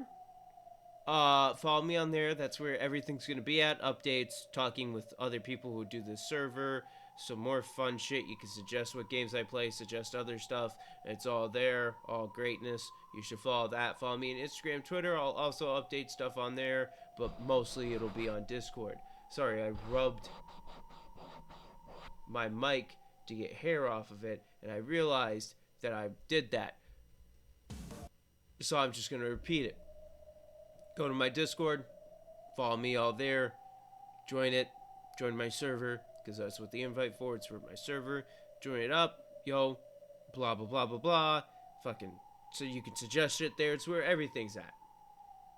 You'll get updates, all that. You'll know when I'm streaming live because it'll ping at everyone for the channel. Follow me on Instagram and Twitter. Both links are in the chat if you're watching this on the Twitch VOD. And for YouTube, all the links will be in the description. Like I've said, I've been Sean Tyler of the Saberleaf Network. Stay golden, people of the YouTube Twitch intro. I am out. Bye.